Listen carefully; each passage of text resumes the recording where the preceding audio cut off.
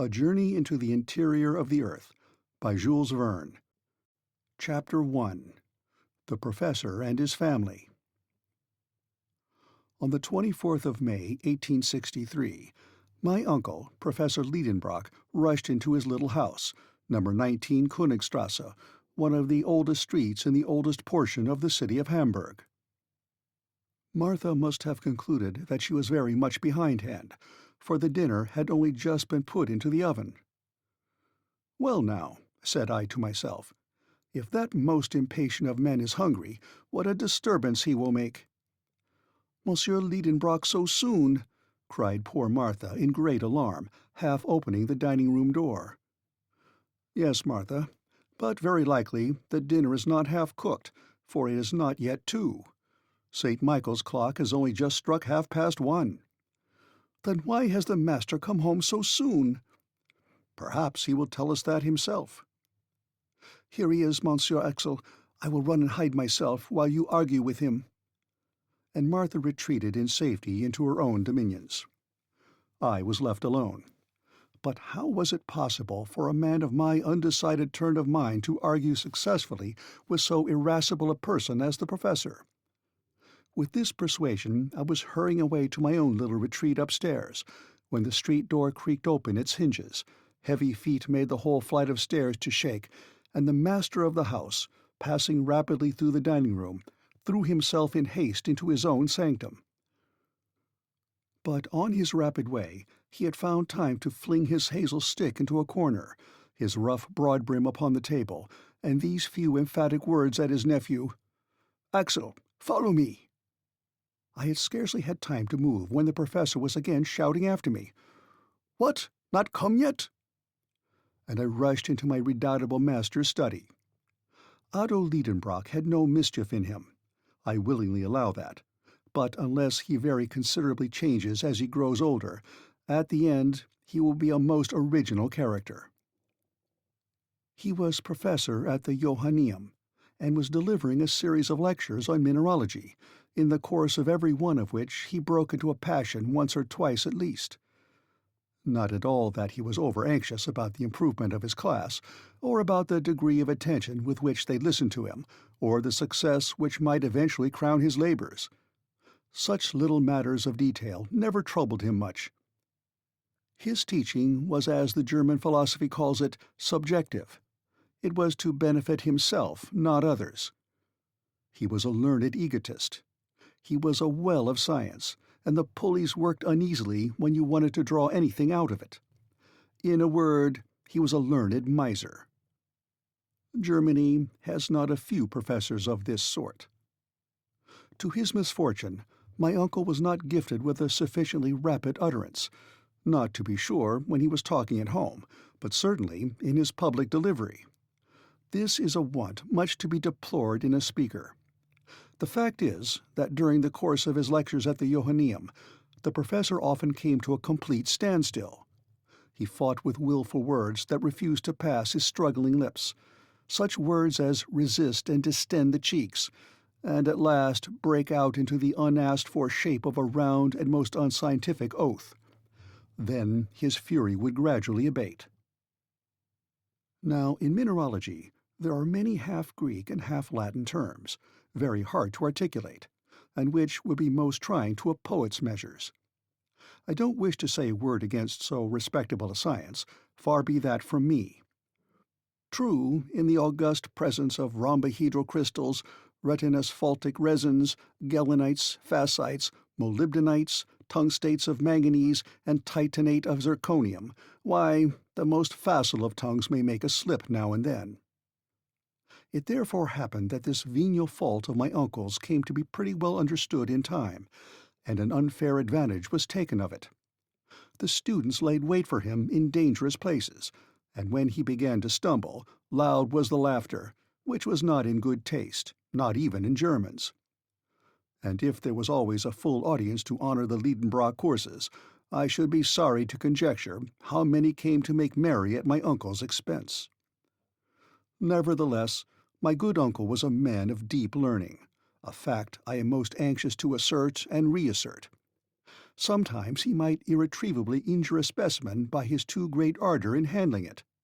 But still he united the genius of a true geologist with the keen eye of the mineralogist. Armed with his hammer, his steel pointer, his magnetic needles, his blowpipe, and his bottle of nitric acid, he was a powerful man of science. He would refer any mineral to its proper place among the 600 elementary substances now enumerated by its fracture, its appearance, its hardness, its fusibility, its sonorousness, its smell, and its taste. The name of Liedenbrock was honorably mentioned in colleges and learned societies. Humphrey Davy, Humboldt, Captain Sir John Franklin, General Sabine never failed to call upon him on their way through Hamburg. Becquerel, Abelman, Brewster, Dumas, Milne Edwards, St. Clair de Vie frequently consulted him upon the most difficult problems in chemistry, a science which was indebted to him for considerable discoveries. For in 1853 there had appeared at Leipzig an imposing folio by Otto Liedenbrock, entitled A Treatise upon Transcendental Chemistry, with plates, a work, however, which failed to cover its expenses. To all these titles to honor, let me add that my uncle was the curator of the Museum of Mineralogy formed by Monsieur Struve, the Russian ambassador, a most valuable collection, the fame of which is European. Such was the gentleman who addressed me in that impetuous manner. Fancy a tall, spare man, of an iron constitution, and with a fair complexion which took off a good 10 years from the 50 he must own to. His restless eyes were in incessant motion behind his full-sized spectacles. His long, thin nose was like a knife-blade. Boys have been heard to remark that that organ was magnetized and attracted iron filings. But this was merely a mischievous report. It had no attraction except for snuff, which it seemed to draw to itself in great quantities. When I have added, to complete my portrait, that my uncle walked by mathematical strides of 1.5 yards, and that in walking he kept his fists firmly closed, a sure sign of an irritable temperament, I think I shall have said enough to disenchant anyone who should by mistake have coveted much of his company. He lived in his own little house in Königstrasse, a structure half brick and half wood, with a gable cut into steps. It looked upon one of those winding canals which intersect each other in the middle of the ancient quarter of Hamburg, and which the great fire of 1842 had fortunately spared. It is true that the old house stood slightly off the perpendicular, and bulged out a little towards the street. Its roof sloped a little to one side, like the cap over the left ear of a Tugendbund student. Its lines wanted accuracy, but after all it stood firm, thanks to an old elm which buttressed it in front, and which often in spring sent its young sprays through the window-panes. My uncle was tolerably well off for a German professor.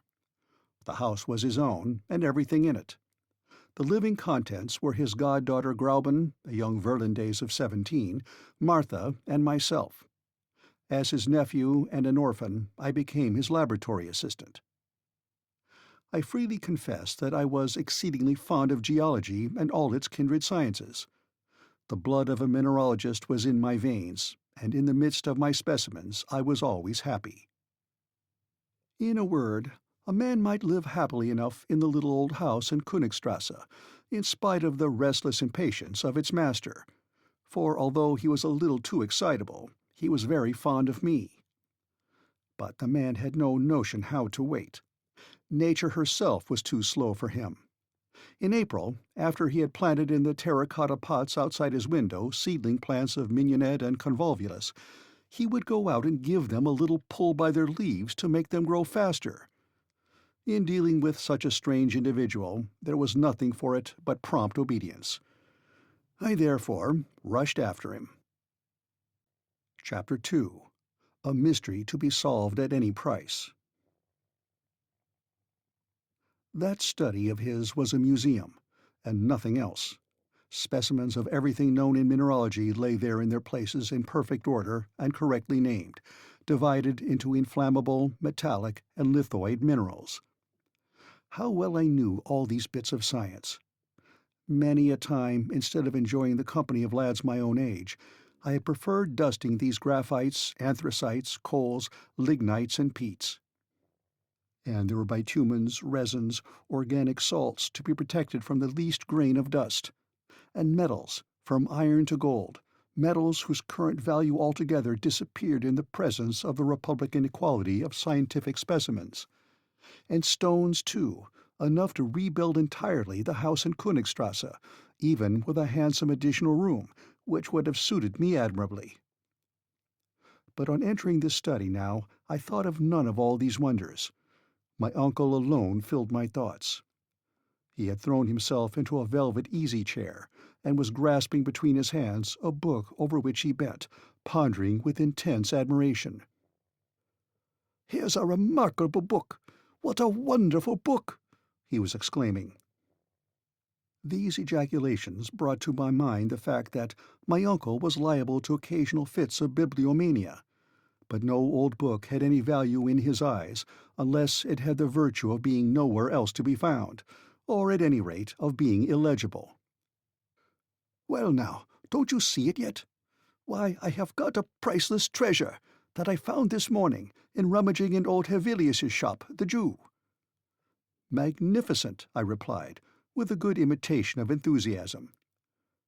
What was the good of all this fuss about an old quarto, bound in rough calf, a yellow, faded volume, with a ragged seal depending from it? But for all that, there was no lull yet in the admiring exclamations of the professor. "See," he went on, both asking the questions and supplying the answers.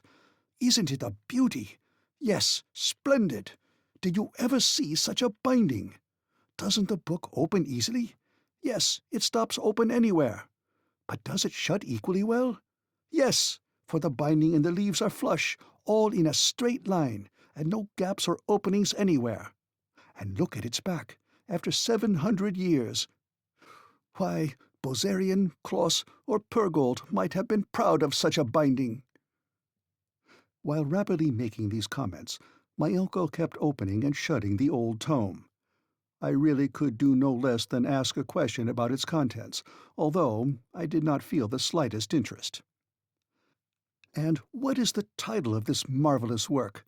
I asked, with an affected eagerness which he must have been very blind not to see through.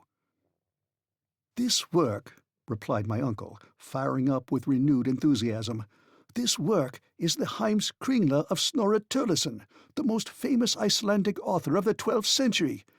It is the chronicle of the Norwegian princes who ruled in Iceland." "Indeed," I cried, keeping up wonderfully. "Of course it is a German translation." "What?" sharply replied the professor.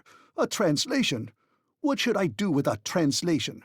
This is the Icelandic original, in the magnificent idiomatic vernacular, which is both rich and simple, and admits of an infinite variety of grammatical combinations and verbal modifications." "Like German?" I happily ventured. "Yes," replied my uncle, shrugging his shoulders. "But in addition to all this, the Icelandic has 3 numbers like the Greek, and irregular declensions of nouns proper like the Latin." "Ah," said I, a little moved out of my indifference. "And is the type good?" "Type? What do you mean by talking of type, wretched Axel? Type? Do you take it for a printed book, you ignorant fool?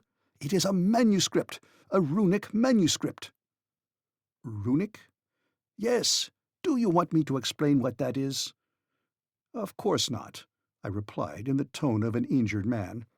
But my uncle persevered, and told me, against my will, of many things I cared nothing about. "Runic characters were in use in Iceland in former ages. They were invented, it is said, by Odin himself. Look there, and wonder, impious young man, and admire these letters, the invention of the Scandinavian god." Well, well, not knowing what to say, I was going to prostrate myself before this wonderful book, a way of answering equally pleasing to gods and kings, and which has the advantage of never giving them any embarrassment, when a little incident happened to divert conversation into another channel. This was the appearance of a dirty slip of parchment, which slipped out of the volume and fell upon the floor. My uncle pounced upon this shred with incredible avidity. An old document, enclosed in immemorial time within the folds of this old book, had for him an immeasurable value. "What's this?" he cried. And he laid out upon the table a piece of parchment, 5 inches by 3, and along which were traced certain mysterious characters. Here is the exact facsimile. I think it important to let these strange signs be publicly known, for they were the means of drawing on Professor Liedenbrock and his nephew to undertake the most wonderful expedition of the 19th century. The professor mused a few moments over this series of characters. Then, raising his spectacles, he pronounced, "These are runic letters. They are exactly like those of the manuscript of Snorre Turleson. But what on earth is their meaning?"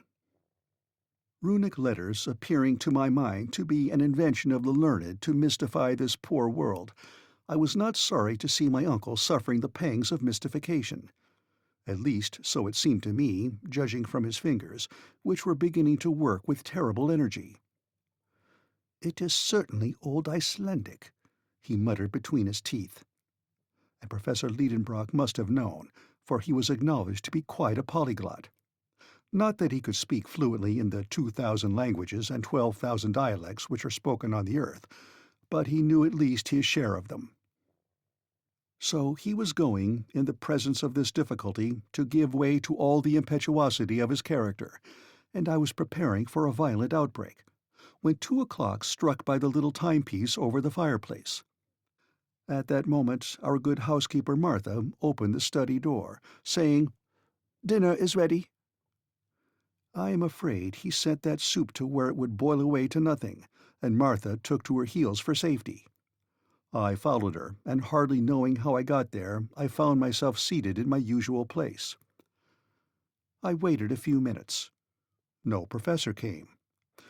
Never, within my remembrance, had he missed the important ceremonial of dinner. And yet what a good dinner it was!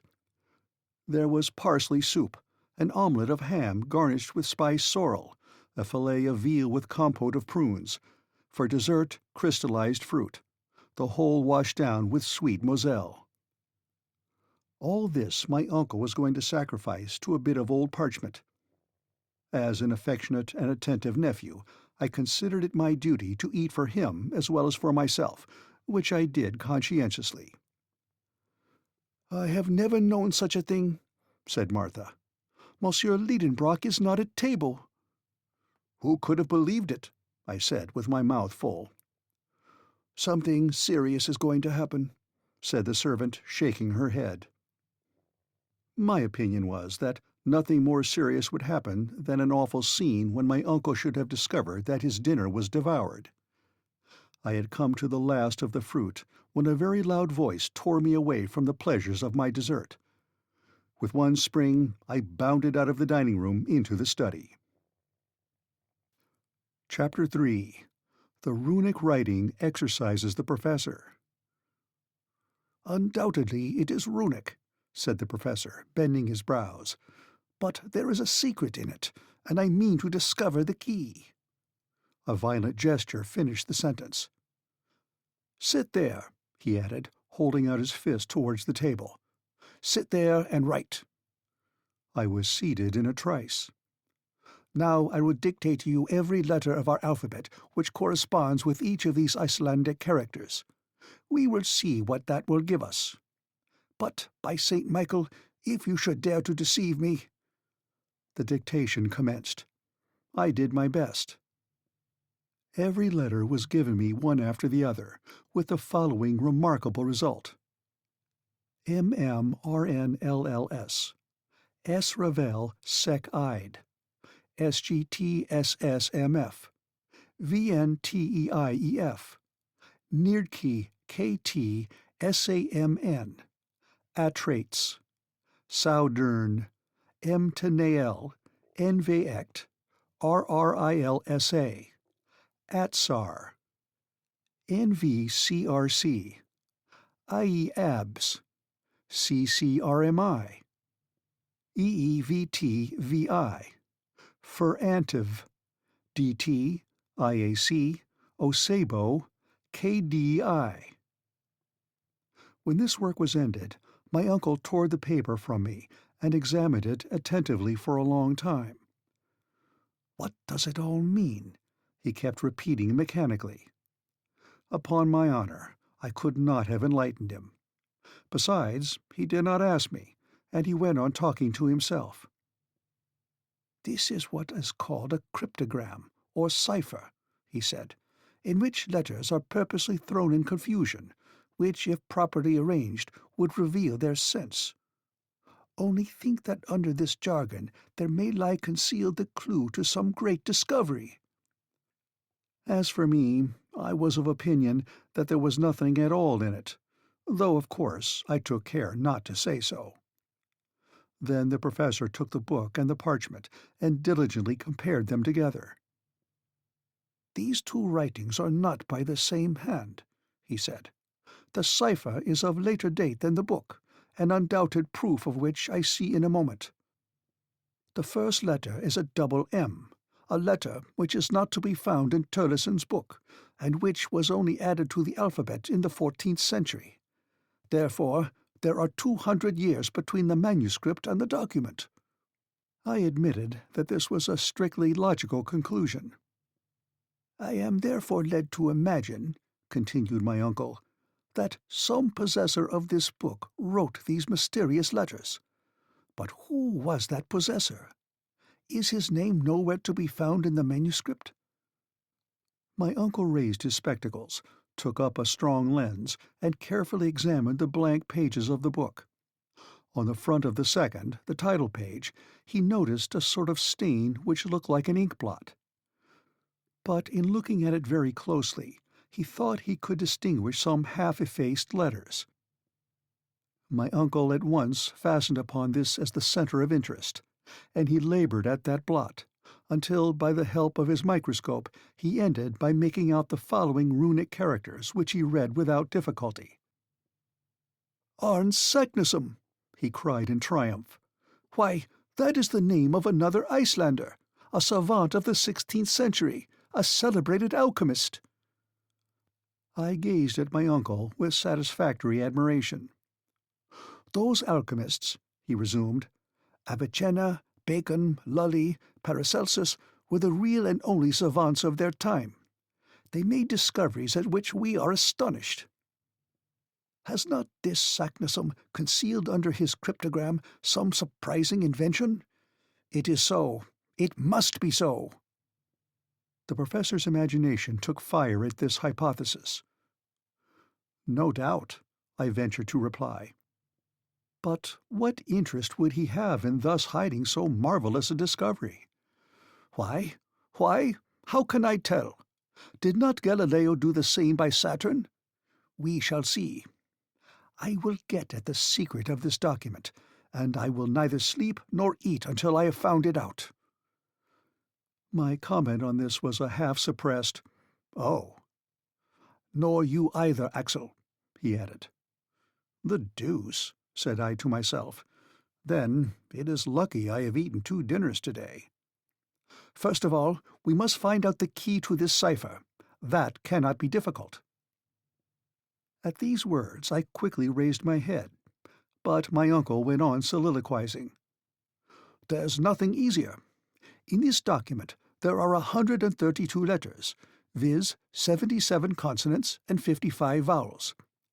This is the proportion found in southern languages, whilst northern tongues are much richer in consonants. Therefore, this is a southern language." These were very fair conclusions, I thought. But what language is it? Here I looked for a display of learning, but I met instead with profound analysis. "This Saknussemm," he went on, "was a very well-informed man. Now, since he was not writing in his own mother tongue, he would naturally select that which was currently adopted by the choice spirits of the 16th century. I mean Latin. If I am mistaken, I can but try Spanish, French, Italian, Greek, or Hebrew. But the savants of the 16th century generally wrote in Latin. I am therefore entitled to pronounce this a priori to be Latin. It is Latin." I jumped up in my chair. My Latin memories rose in revolt against the notion that these barbarous words could belong to the sweet language of Virgil. "Yes, it is Latin," my uncle went on, "but it is Latin confused and in disorder. Perturbata seu inordinata, as Euclid has it." Very well, thought I. If you can bring order out of that confusion, my dear uncle, you are a clever man. "Let us examine carefully," said he again, taking up the leaf upon which I had written. "Here is a series of 132 letters in apparent disorder. There are words consisting of consonants only, as knurls; others, on the other hand, in which vowels predominate, as, for instance, the fifth, uneef, or the last but one, usebo. Now, this arrangement has evidently not been premeditated. It has arisen mathematically in obedience to the unknown law which has ruled in the succession of these letters. It appears to me a certainty that the original sentence was written in a proper manner, and afterwards distorted by a law which we have yet to discover. Whoever possesses the key of this cipher will read it with fluency. What is that key? Axel, have you got it?" I answered not a word, and for a very good reason. My eyes had fallen upon a charming picture, suspended against the wall, the portrait of Grauben. My uncle's ward was at that time at Altona, staying with a relation, and in her absence I was very downhearted, for, I may confess it to you now, the pretty Virlandaise and the professor's nephew loved each other with a patience and a calmness entirely German. We had become engaged unknown to my uncle, who was too much taken up with geology to be able to enter into such feelings as ours. Grauben was a lovely blue-eyed blonde, rather given to gravity and seriousness, but that did not prevent her from loving me very sincerely. As for me, I adored her, if there is such a word in the German language.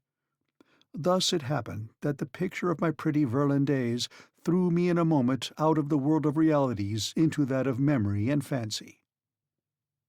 There looked down upon me the faithful companion of my labours and my recreations. Every day she helped me to arrange my uncle's precious specimens. She and I labelled them together. Mademoiselle Grauben was an accomplished mineralogist. She could have taught a few things to a savant. She was fond of investigating abstruse scientific questions.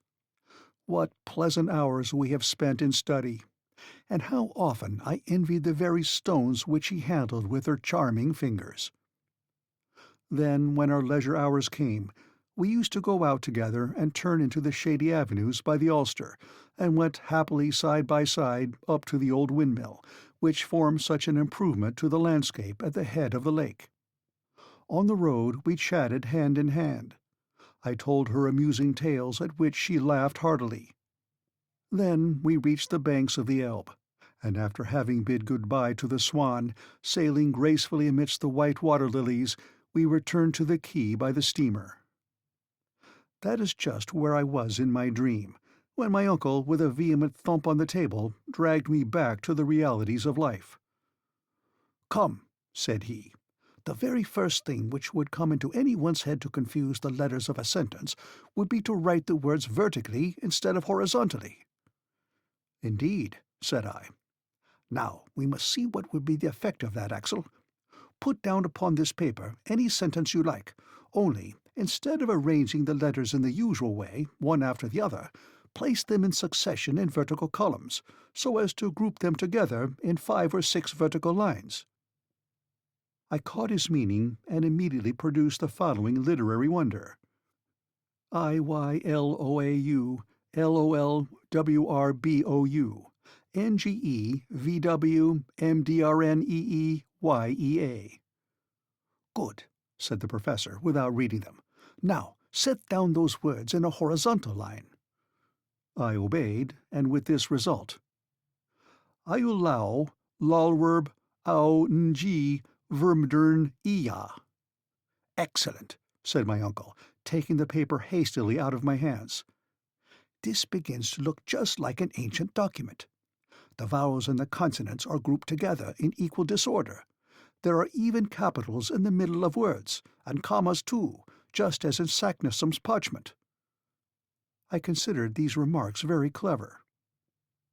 "Now," said my uncle, looking straight at me, "to read the sentence which you have just written, and with which I am wholly unacquainted, I shall only have to take the first letter of each word, then the second, the third, and so forth." And my uncle, to his great astonishment and my much greater, read, "I love you well, my own dear Gräuben." "Hullo!" cried the professor. Yes, indeed, without knowing what I was about, like an awkward and unlucky lover, I had compromised myself by writing this unfortunate sentence. "Aha! You are in love with Gräuben," he said, with the right look for a guardian. "Yes, no," I stammered. "You love Gräuben," he went on once or twice dreamily. "Well, let us apply the process I have suggested to the document in question." My uncle, falling back into his absorbing contemplations, had already forgotten my imprudent words. I merely say imprudent, for the great mind of so learned a man, of course, had no place for love affairs, and happily the grand business of the document gained me the victory.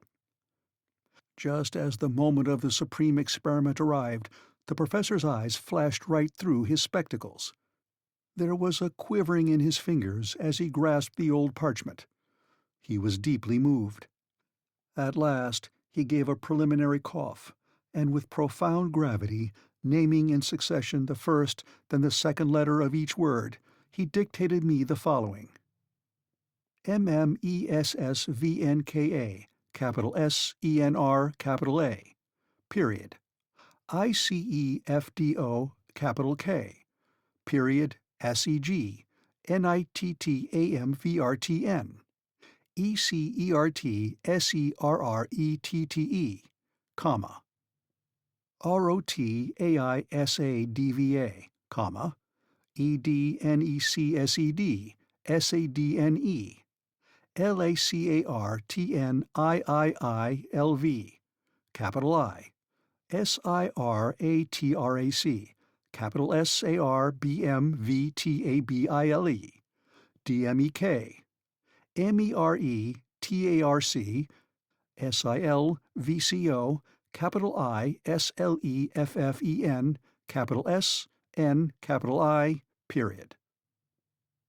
I confess I felt considerably excited in coming to the end. These letters named, one at a time, had carried no sense to my mind. I therefore waited for the professor with great pomp to unfold the magnificent but hidden Latin of this mysterious phrase. But who could have foretold the result? A violent thump made the furniture rattle, and spilt some ink, and my pen dropped from between my fingers. "That's not it!" cried my uncle. "There's no sense in it!" Then, darting out like a shot, bowling downstairs like an avalanche, he rushed into the Königstrasse and fled. Chapter 4. The Enemy to be Starved into Submission. "He is gone!" cried Martha, running out of her kitchen at the noise of the violent slamming of doors. "Yes," I replied, "completely gone." "Well, and how about his dinner?" said the old servant. "He won't have any." "And his supper?" "He won't have any." "What?" cried Martha, with clasped hands. "No, my dear Martha, he will eat no more. No one in the house is to eat anything at all. Uncle Liedenbrock is going to make us all fast until he has succeeded in deciphering an undecipherable scrawl." "Oh, my dear, must we then all die of hunger?" I hardly dared to confess that, with so absolute a ruler as my uncle, this fate was inevitable. The old servant, visibly moved, returned to the kitchen, moaning piteously. When I was alone, I thought I would go and tell Gräuben all about it. But how should I be able to escape from the house? The professor might return at any moment. And suppose he called me? And suppose he tackled me again with the Slogomachy, which might vainly have been set before ancient Oedipus? And if I did not obey his call, who could answer for what might happen? The wisest course was to remain where I was. A mineralogist at Besançon had just sent us a collection of siliceous nodules, which I had to classify. So I set to work. I sorted, labeled, and arranged in their own glass case all these hollow specimens, in the cavity of each of which was a nest of little crystals. But this work did not succeed in absorbing all my attention. That old document kept working in my brain. My head throbbed with excitement, and I felt an undefined uneasiness. I was possessed with a presentiment of coming evil. In an hour my nodules were all arranged upon successive shelves. Then I dropped down into the old velvet armchair, my head thrown back and my hands joined over it. I lighted my long crooked pipe, with a painting on it of an idle-looking naiad. Then I amused myself watching the process of the conversion of the tobacco into carbon, which was by slow degrees making my naiad into a negress. Now and then I listened to hear whether a well-known step was on the stairs. No. Where could my uncle be at that moment?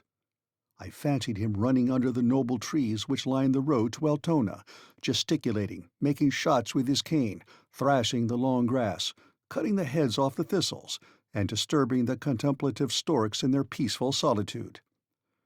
Would he return in triumph or in discouragement? Which would get the upper hand, he or the secret? I was thus asking myself questions, and mechanically taking between my fingers the sheet of paper mysteriously disfigured with the incomprehensible succession of letters I had written down. And I repeated to myself, what does it all mean? I sought to group the letters as to form words. Quite impossible. When I put them together by twos, threes, fives, or sixes, nothing came of it but nonsense.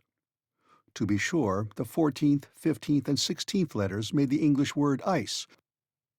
The 83rd and two following made sir, and in the midst of the document, in the second and third lines, I observed the words rots, mutable, ira, net, atra. Come now, I thought, these words seem to justify my uncle's view about the language of the document. In the fourth line appeared the word leuco, which means a sacred wood. It is true that in the third line was the word tabald, which looked like Hebrew, and in the last the purely French words mer, arc, mir. All this was enough to drive a poor fellow crazy. 4 different languages in this ridiculous sentence. What connection could there possibly be between such words as ice, sir, anger, cruel, sacred wood, changeable, mother, bow, and sea? The first and the last might have something to do with each other. It was not at all surprising that in a document written in Iceland there should be mention of a sea of ice. But it was quite another thing to get to the end of this cryptogram with so small a clue. So I was struggling with an insurmountable difficulty. My brain got heated, my eyes watered over that sheet of paper. Its 132 letters seemed to flutter and fly around me, like those motes of mingled light and darkness which float in the air around the head when the blood is rushing upwards with undue violence. I was prey to a kind of hallucination. I was stifling. I wanted air. Unconsciously, I fanned myself with the bit of paper, the back and front of which successively came before my eyes. What was my surprise when, in one of those rapid revolutions, at the moment when the back was turned to me, I thought I caught sight of the Latin words craterum, terrestre, and others. A sudden light burst in upon me. These hints alone gave me the first glimpse of the truth. I had discovered the key to the cipher. To read the document, it would not even be necessary to read it through the paper. Such as it was, just such as it had been dictated to me, so it might be spelt out with ease. All those ingenious professorial combinations were coming right. He was right as to the arrangement of the letters. He was right as to the language. He had been within a hair's breadth of reading this Latin document from end to end, but that hair's breadth chance had given it to me. You may be sure I felt stirred up. My eyes were dim. I could scarcely see. I laid the paper upon the table. At a glance, I could tell the whole secret. At last, I became more calm. I made a wise resolve to walk twice round the room quietly and settle my nerves, and then I returned into the deep gulf of the huge armchair. "Now I'll read it," I cried, after having well distended my lungs with air. I leaned over the table. I laid my fingers successively upon every letter, and, without a pause, without one moment's hesitation, I read off the whole sentence aloud. Stupefaction, terror. I sat overwhelmed as if with a sudden deadly blow. What? That which I read had actually, really been done. A mortal man had had the audacity to penetrate. "Ah!" I cried, springing up. But no, no, my uncle shall never know it. He would insist upon doing it too. He would want to know all about it. Ropes could not hold him, such a determined geologist as he is. He would start, he would, in spite of everything and everybody, and he would take me with him, and we should never get back. No, never, never. My overexcitement was beyond all description. "No, no, it shall not be," I declared energetically, "and, as it is in my power to prevent the knowledge of it coming into the mind of my tyrant, I will do it. By dint of turning this document round and round, he too might discover the key. I will destroy it." There was a little fire left on the hearth. I seized not only the paper, but Saknussemm's parchment. With a feverish hand I was about to fling it all upon the coals and utterly destroy and abolish this dangerous secret, when the study door opened and my uncle appeared. Chapter 5. Famine, then Victory, followed by Dismay. I had only just time to replace the unfortunate document upon the table. Professor Liedenbrock seemed to be greatly abstracted. The ruling thought gave him no rest. Evidently, he had gone deeply into the matter, analytically and with profound scrutiny. He had brought all the resources of his mind to bear upon it during his walk, and he had come back to apply some new combination. He sat in his armchair, and pen in hand he began what looked very much like algebraic formula. I followed with my eyes his trembling hands. I took count of every movement. Might not some unhoped-for result come of it? I trembled, too, very unnecessarily, since the true key was in my hands, and no other would open the secret. For 3 long hours my uncle worked on without a word, without lifting his head. Rubbing out, beginning again, then rubbing out again, and so on 100 times. I knew very well that if he succeeded in setting down these letters in every possible relative position, the sentence would come out. But I knew also that 20 letters alone could form 2 quintillions, 432 quadrillions, 902 trillions, 8 billions, 176,640,000 combinations. Now here were 132 letters in this sentence, and these 132 letters would give a number of different sentences, each made up of at least 133 figures, a number which passed far beyond all calculation or conception. So I felt reassured as far as regarded this heroic method of solving the difficulty. But time was passing away. Night came on. The street noises ceased. My uncle, bending over his task, noticed nothing, not even Martha half opening the door. He heard not a sound, not even that excellent woman saying, "Will not monsieur take any supper tonight?"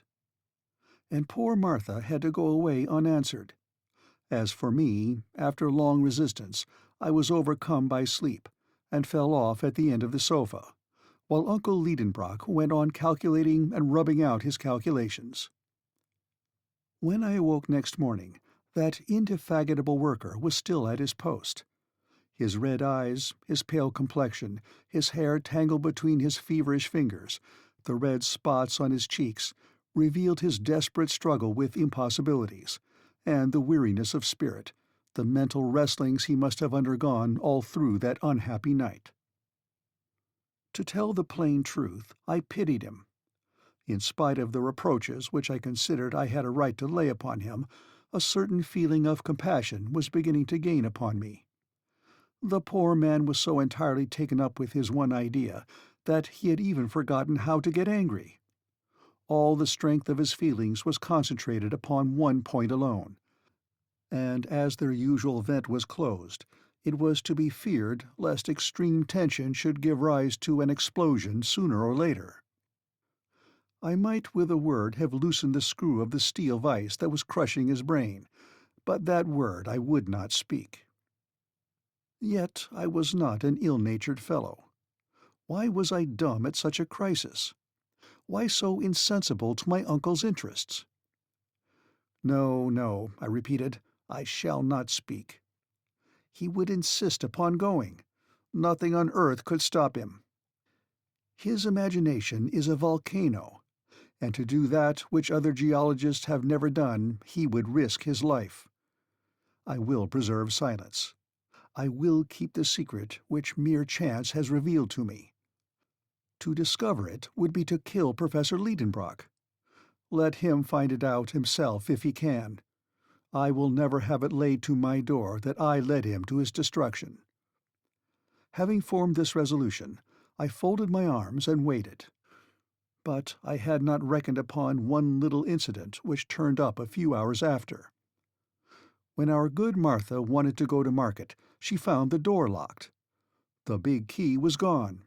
Who could have taken it out? Assuredly, it was my uncle, when he returned the night before from his hurried walk. Was this done on purpose, or was it a mistake? Did he want to reduce us by famine? This seemed like going rather too far. What, should Martha and I be victims of a position of things in which we had not the smallest interest? It was a fact that, a few years before this, whilst my uncle was working at his great classification of minerals, he was 48 hours without eating, and all his household were obliged to share in this scientific fast. As for me, what I remember is that I got severe cramps in my stomach, which hardly suited the constitution of a hungry growing lad. Now it appeared to me as if breakfast was going to be wanting, just as supper had been the night before. Yet I resolved to be a hero, and not to be conquered by the pangs of hunger. Martha took it very seriously, and, poor woman, was very much distressed. As for me, the impossibility of leaving the house distressed me a good deal more, and for a very good reason. A caged lover's feelings may easily be imagined. My uncle went on working. His imagination went off rambling into the ideal world of combinations. He was far away from the earth, and really far away from earthly wants. About noon, hunger began to stimulate me severely. Martha had, without thinking any harm, cleared out the larder the night before, so that now there was nothing left in the house. Still, I held out. I made it a point of honor. 2 o'clock struck. This was becoming ridiculous. Worse than that, unbearable.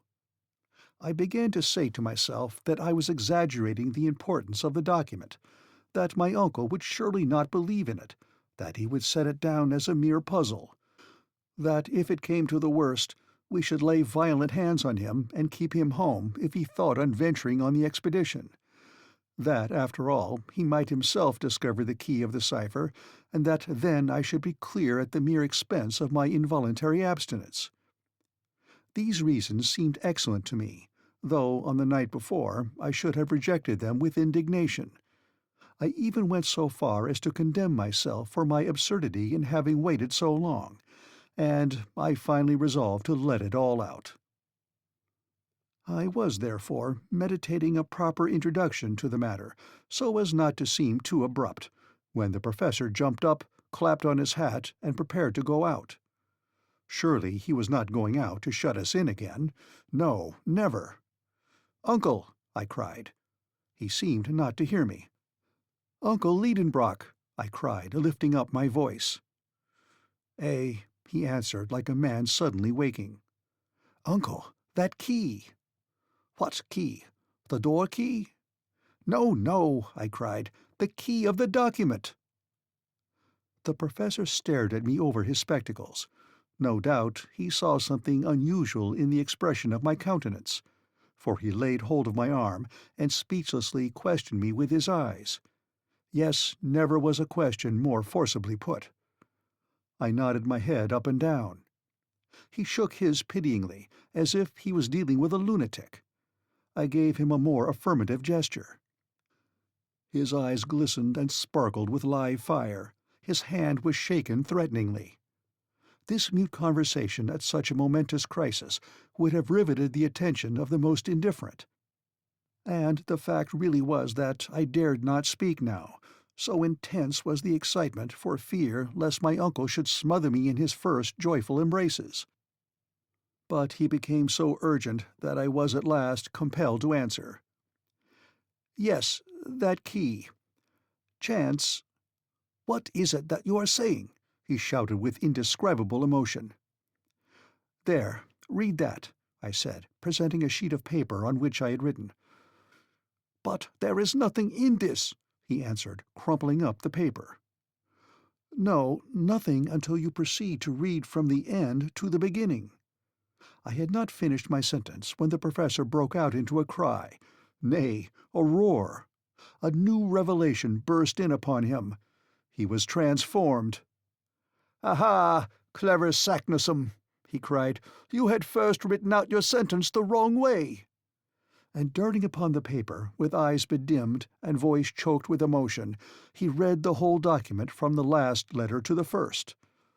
It was conceived in the following terms: In Sneffels joculis, cretirum quem delibat, umbra scataris Juliae intra calendas descende, audax viator, et terrestre centrum attinges, quod feci Arn Saknussemm.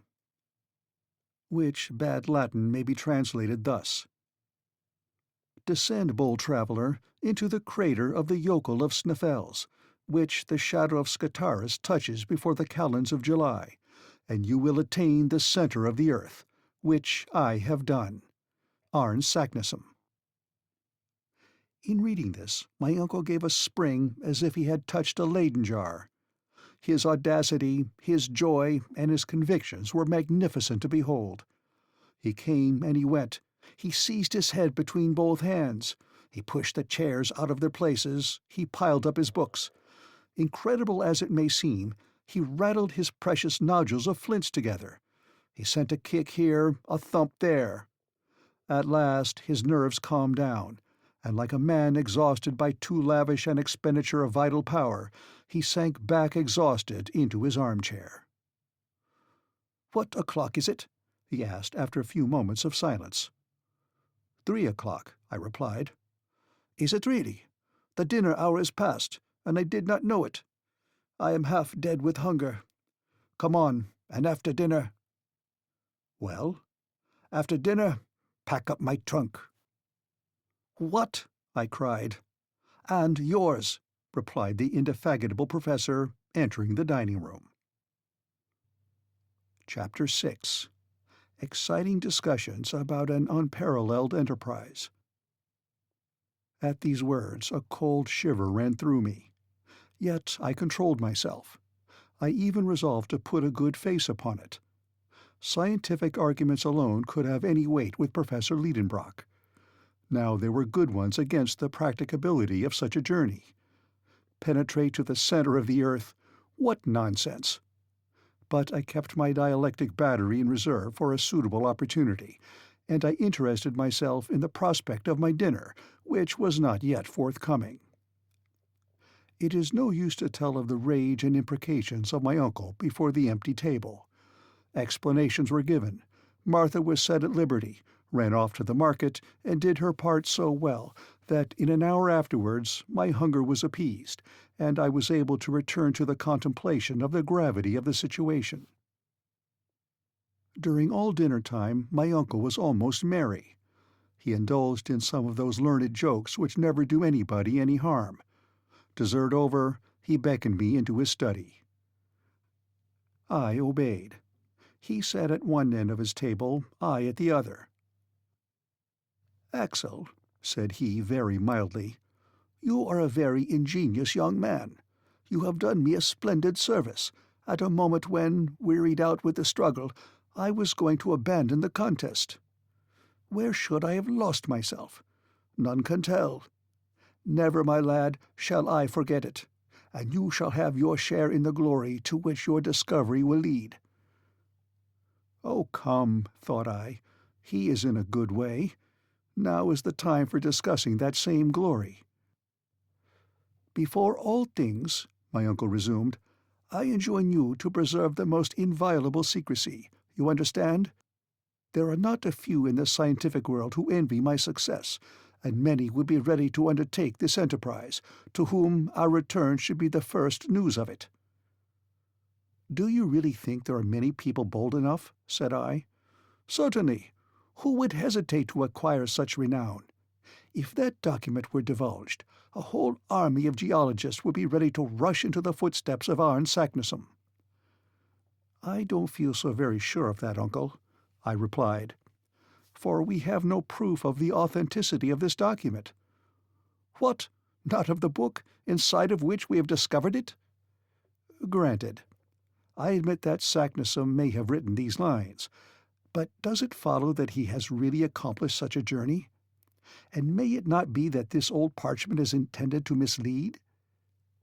I almost regretted having uttered this last word, which dropped from me in an unguarded moment. The professor bent his shaggy brows, and I feared I had seriously compromised my own safety. Happily, no great harm came of it. A smile flitted across the lip of my severe companion, and he answered, "That is what we shall see." "Ah," said I, rather put out. "But do let me exhaust all the possible objections against this document. Speak, my boy, don't be afraid. You are quite at liberty to express your opinions. You are no longer my nephew only, but my colleague. Pray, go on." "Well, in the first place, I wish to ask what are this yokel, this Sneffels, and this Scartaris, names which I have never heard before?" "Nothing easier. I received not long ago a map from my friend Augustus Petermann at Leipzig. Nothing could be more apropos. Take down the third atlas in the second shelf in the large bookcase, Series Z, Plate 4. I rose, and with the help of such precise instructions could not fail to find the required atlas. My uncle opened it and said, "Here is one of the best maps of Iceland, that of Henderson, and I believe this will solve the worst of our difficulties." I bent over the map. "You see this volcanic island?" said the professor. "Observe that all the volcanoes are called jokels, a word which means glacier in Icelandic. And under the high latitude of Iceland nearly all the active volcanoes discharge through beds of ice. Hence, this term of yokel is applied to all the eruptive mountains in Iceland." "Very good," said I. "But what of Sneffels?"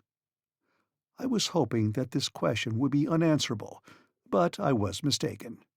My uncle replied, "Follow my finger along the west coast of Iceland. Do you see Reykjavik, the capital? You do. Well, ascend the innumerable fjords that indent those sea-beaten shores, and stop at the 65th degree of latitude. What do you see there?" "I see a peninsula looking like a thigh bone with the knee bone at the end of it." "A very fair comparison, my lad. Now, do you see anything upon that knee bone?" "Yes, a mountain rising out of the sea." "Right. That is Sneffel." "That's Sneffel?" "It is. It is a mountain 5,000 feet high, one of the most remarkable in the world, if its crater leads down to the center of the earth." "But that is impossible," I said, shrugging my shoulders, and disgusted at such a ridiculous supposition. "Impossible?" said the professor severely. "And why, pray?" "Because this crater is evidently filled with lava and burning rocks, and therefore—" "But suppose it is an extinct volcano?" "Extinct?" "Yes. The number of active volcanoes on the surface of the globe is at the present time only about 300, but there is a very much larger number of extinct ones. Now Sneffel is one of these." Since historic times, there has been but one eruption of this mountain, that of 1219. From that time it has quieted down more and more, and now it is no longer reckoned among active volcanoes." To such positive statements I could make no reply. I therefore took refuge in other dark passages of the document. "What is the meaning of this word Scartaris? And what have the calends of July to do with it?" My uncle took a few minutes to consider. For one short moment I felt a ray of hope, speedily to be extinguished, for soon he answered thus: "What is darkness to you is light to me. This proves the ingenious care with which Saknussemm guarded and defined his discovery. Sneffels, or Sneffel, has several craters. It was therefore necessary to point out which of these leads to the center of the globe. What did the Icelandic sage do? He observed that at the approach of the calends of July, that is to say, in the last days of June, one of the peaks, called Scartaris, flung its shadow down the mouth of that particular crater, and he committed that fact to his document. Could there possibly have been a more exact guide? As soon as we have arrived at the summit of Sneffel, we shall have no hesitation as to the proper road to take." Decidedly, my uncle had answered every one of my objections. I saw that his position on the old parchment was impregnable. I therefore ceased to press him upon that part of the subject, and as above all things he must be convinced, I passed on to scientific objections, which, in my opinion, were far more serious. "Well, then," I said, "I am forced to admit that Saknussemm's sentence is clear, and leaves no room for doubt. I will even allow that the document bears every mark and evidence of authenticity. That learned philosopher did get to the bottom of Sneffels. He has seen the shadow of Scartaris touch the edge of the crater before the calends of July. He may even have heard the legendary stories told in his day about that crater reaching to the center of the world. But as for reaching it himself, as for performing the journey and returning, if he ever went, I say no. He never did that." "Now for your reason," said my uncle ironically. "All the theories of science demonstrate such a feat to be impracticable." "The theories say that, do they?" replied the professor, in the tone of a meek disciple. "Oh, unpleasant theories! How the theories will hinder us, won't they?" I saw that he was only laughing at me, but I went on all the same. "Yes, it is perfectly well known that the internal temperature rises 1 degree for every 70 feet in depth. Now, admitting this proportion to be constant, and the radius of the earth being 1,500 leagues, there must be a temperature of 360,032 degrees at the center of the earth. Therefore, all the substances that compose the body of this earth must exist there in a state of incandescent gas. For the metals that most resist the action of heat, gold and platinum, and the hardest of rocks, can never be either solid or liquid under such a temperature. I have therefore good reason for asking if it is possible to penetrate through such a medium." "So, Axel, it is the heat that troubles you?" "Of course it is. Were we to reach a depth of 30 miles, we should have arrived at the limit of the terrestrial crust, for there the temperature will be more than 2,372 degrees. Are you afraid of being put into a state of fusion?"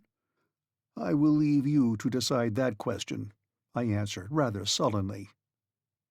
"This is my decision," replied Professor Liedenbrock, putting on one of his grandest airs.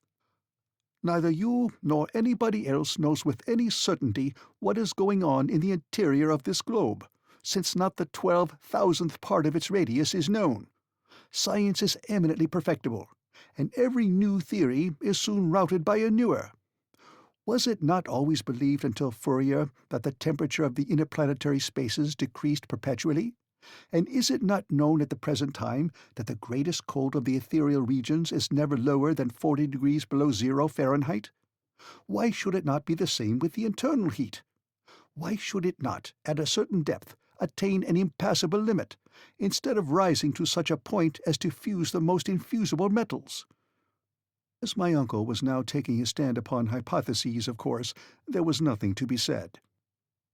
"Well, I will tell you that true savants, amongst them Poisson, have demonstrated that if a heat of 360,000 degrees existed in the interior of the globe, the fiery gases arising from the fused matter would acquire an elastic force which the crust of the earth would be unable to resist, and that it would explode like the plates of a bursting boiler." "That is Poisson's opinion, my uncle, nothing more." "Granted. But it is likewise the creed adopted by other distinguished geologists that the interior of the globe is neither gas nor water, nor any of the heaviest minerals known, for in none of these cases would the earth weigh what it does." "Oh, with figures you may prove anything." "But is it the same with facts? Is it not known that the number of volcanoes has diminished since the first days of creation? And if there is central heat, may we not thence conclude that it is in the process of diminution?" "My good uncle, if you will enter into the legion of speculation, I can discuss the matter no longer." "But I have to tell you that the highest names have come to the support of my views. Do you remember a visit paid to me by the celebrated chemist Humphrey Davy in 1825? "Not at all, for I was not born until 19 years afterwards." "Well, Humphrey Davy did call upon me on his way through Hamburg. We were long engaged in discussing, amongst other problems, the hypothesis of the liquid structure of the terrestrial nucleus. We were agreed that it could not be in a liquid state, for a reason which science has never been able to confute." "What is that reason?" I said, rather astonished. "Because this liquid mass would be subject, like the ocean, to the lunar attraction, and therefore twice every day there would be internal tides, which, upheaving the terrestrial crust, would cause periodical earthquakes." "Yet it is evident that the surface of the globe has been subject to the action of fire," I replied, "and it is quite reasonable to suppose that the external crust cooled down first, whilst the heat took refuge down to the centre." "Quite a mistake," my uncle answered. "The earth has been heated by combustion on its surface, that is all. Its surface was composed of a great number of metals, such as potassium and sodium, which have the peculiar property of igniting at the mere contact with air and water. These metals kindled when the atmospheric vapours fell in rain upon the soil, and by, when the waters penetrated into the fissures of the crust of the earth, they broke out into fresh combustion with explosions and eruptions. Such was the cause of the numerous volcanoes at the origin of the earth." "Upon my word, this is a very clever hypothesis," I exclaimed, in spite rather of myself. "And which Humphrey Davy demonstrated to me by a simple experiment. He formed a small ball of the metals which I have named, and which was a very fair representation of our globe. Whenever he caused a fine dew of rain to fall upon its surface, it heaved up into little monticules. It became oxidized and formed miniature mountains. A crater broke open at one of its summits. The eruption took place, and communicated to the whole of the ball such a heat that it could not be held in the hand." In truth, I was beginning to be shaken by the professor's arguments, besides which he gave additional weight to them by his usual ardour and fervent enthusiasm. "You see, Axel," he added, "the condition of the terrestrial nucleus has given rise to various hypotheses among geologists. There is no proof at all for this internal heat. My opinion is that there is no such thing. It cannot be. Besides, we shall see for ourselves, and like Arne Saknussemm, we shall know exactly what to hold as truth concerning this grand question."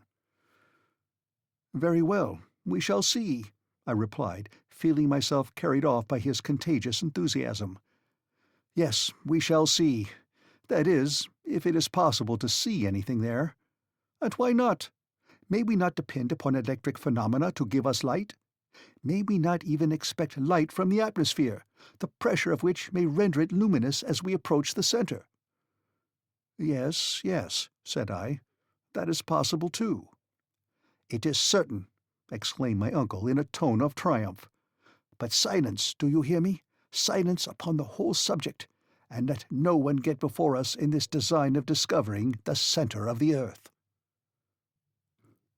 Chapter 7. A Woman's Courage. Thus ended this memorable séance. That conversation threw me into a fever. I came out of my uncle's study as if I had been stunned, and as if there was not air enough in all the streets of Hamburg to put me right again. I therefore made for the banks of the Elbe, where the steamer lands her passengers, which forms the communication between the city and the Hamburg railway. Was I convinced of the truth of what I had heard? Had I not bent under the iron rule of the Professor Liedenbrock? Was I to believe him in earnest in his intention to penetrate to the center of this massive globe? Had I been listening to the mad speculations of a lunatic, or to the scientific conclusions of a lofty genius? Where did the truth stop? Where did error begin? I was all adrift amongst 1,000 contradictory hypotheses, but I could not lay hold of one. Yet I remembered that I had been convinced, although now my enthusiasm was beginning to cool down. But I felt a desire to start at once, and not to lose time and courage by calm reflection. I had at that moment quite courage enough to strap my knapsack to my shoulders and start. But I must confess that in another hour this unnatural excitement abated, my nerves became unstrung, and from the depths of the abysses of this earth I ascended to its surface again. "It is quite absurd," I cried. "There is no sense about it. No sensible young man should for a moment entertain such a proposal. The whole thing is non-existent. I have had a bad night. I have been dreaming of horrors." But I had followed the banks of the Elbe and passed the town. After passing the port, too, I had reached the Altona road. I was led by a presentiment, soon to be realized, for shortly I espied my little Gräuben bravely returning with her light step to Hamburg. "Gräuben!" I cried from afar off. The young girl stopped, rather frightened perhaps to hear her name called after her on the high road. 10 yards more, and I had joined her. "Axel!" she cried, surprised. "What, have you come to meet me? Is this why you are here, sir?" But when she had looked upon me, Gräuben could not fail to see the uneasiness and distress of my mind. "What is the matter?" she said, holding out her hand. "What is the matter, Gräuben?" I cried. In a couple of minutes my pretty Virlandaise was fully informed of the position of affairs. For a time she was silent. Did her heart palpitate as mine did? I don't know about that, but I know that her hand did not tremble in mine. We went on 100 yards without speaking. At last she said, "Axel." "My dear Gräuben." "That will be a splendid journey." I gave a bound at these words. "Yes, Axel, a journey worthy of the nephew of a savant. It is a good thing for a man to be distinguished by some great enterprise." "What, Gräuben? Won't you dissuade me from such an undertaking?" "No, my dear Axel, and I would willingly go with you, but that a poor girl would only be in your way." "Is that quite true?" "It is true." Ah, women and young girls, how incomprehensible are your feminine hearts! When you are not the timidest, you are the bravest of creatures. Reason has nothing to do with your actions. What, did this child encourage me in such an expedition? Would she not be afraid to join it herself? And she was driving me to do it, one whom she loved. I was disconcerted, and, if I must tell the whole truth, I was ashamed. "Gräuben, we will see whether you will say the same thing tomorrow." "Tomorrow, dear Axel, I will say what I say today." Gräuben and I, hand in hand, but in silence, pursued our way. The emotions of that day were breaking my heart. After all, I thought, the calends of July are a long way off, and between this and then many things may take place which will cure my uncle of his desire to travel underground. It was night when we arrived at the house in Königstrasse. I expected to find all quiet there, my uncle in bed, as was his custom, and Martha giving her last touches with a feather-brush. But I had not taken into account the professor's impatience. I found him shouting, and working himself up amidst a crowd of porters and messengers, who were all depositing various loads in the passage. Our old servant was at her wits' end. "Come, Axel, come, you miserable wretch!" my uncle cried from as far off as we could see. "Your boxes are not packed, and my papers are not arranged. Where's the key of my carpet-bag, and what have you done with my gaiters?" I stood thunderstruck. My voice failed. Scarcely could my lips utter the words, "Are we really going?" "Of course, you unhappy boy. Could I have dreamed that you would have gone out for a walk instead of hurrying your preparations forward?" "Are we to go?" I asked again, with sinking hopes. "Yes, the day after tomorrow, early." I could hear no more. I fled for refuge into my own little room. All hope was now at an end. My uncle had been all the morning making purchases of a part of the tools and apparatus required for this desperate undertaking. The passage was encumbered with rope ladders, knotted cords, torches, flasks, grappling irons, alpenstocks, pickaxes, iron-shod sticks, enough to load 10 men. I spent an awful night. Next morning I was called early. I had quite decided I would not open the door. But how was I to resist the sweet voice which was always music to my ears, saying, "My dear Axel"? I came out of my room. I thought my pale countenance and my red and sleepless eyes would work upon Gräuben's sympathies and change her mind. "Ah, my dear Axel," she said, "I see you are better. A night's rest has done you good." "Done me good?" I exclaimed. I rushed to the glass. Well, in fact, I did look better than I had expected. I could hardly believe my own eyes. "Axel," she said, "I have had a long talk with my guardian. He is a bold philosopher, a man of immense courage, and you must remember that his blood flows in your veins. He has confided to me his plans, his hopes, and why and how he hopes to attain his object. He will no doubt succeed. My dear Axel, it is a grand thing to devote yourself to science. What honor will fall upon Herr Liedenbrock, and so be reflected upon his companion? When you return, Axel, you will be a man, his equal, free to speak and to act independently, and free to—" The dear girl only finished the sentence by blushing. Her words revived me. Yet I refused to believe we should start. I drew Gräuben into the professor's study. "Uncle, is it true that we are to go? Why do you doubt?" "Well, I don't doubt," I said, not to vex him. "But I ask, what need is there to hurry?" "Time, time, flying with irreparable rapidity." "But it is only the 16th May, and until the end of June." "What, you monument of ignorance! Do you think you can get to Iceland in a couple of days? If you had not deserted me like a fool, I should have taken you to the Copenhagen office, to Liffender and Company, and you would have learned then that there is only one trip every month from Copenhagen to Reykjavik, on the 22nd. "Well?" "Well, if we waited for the 22nd June, we should be too late to see the shadow of Scartaris touch the crater of Sneffels. Therefore, we must get to Copenhagen as fast as we can to secure our passage.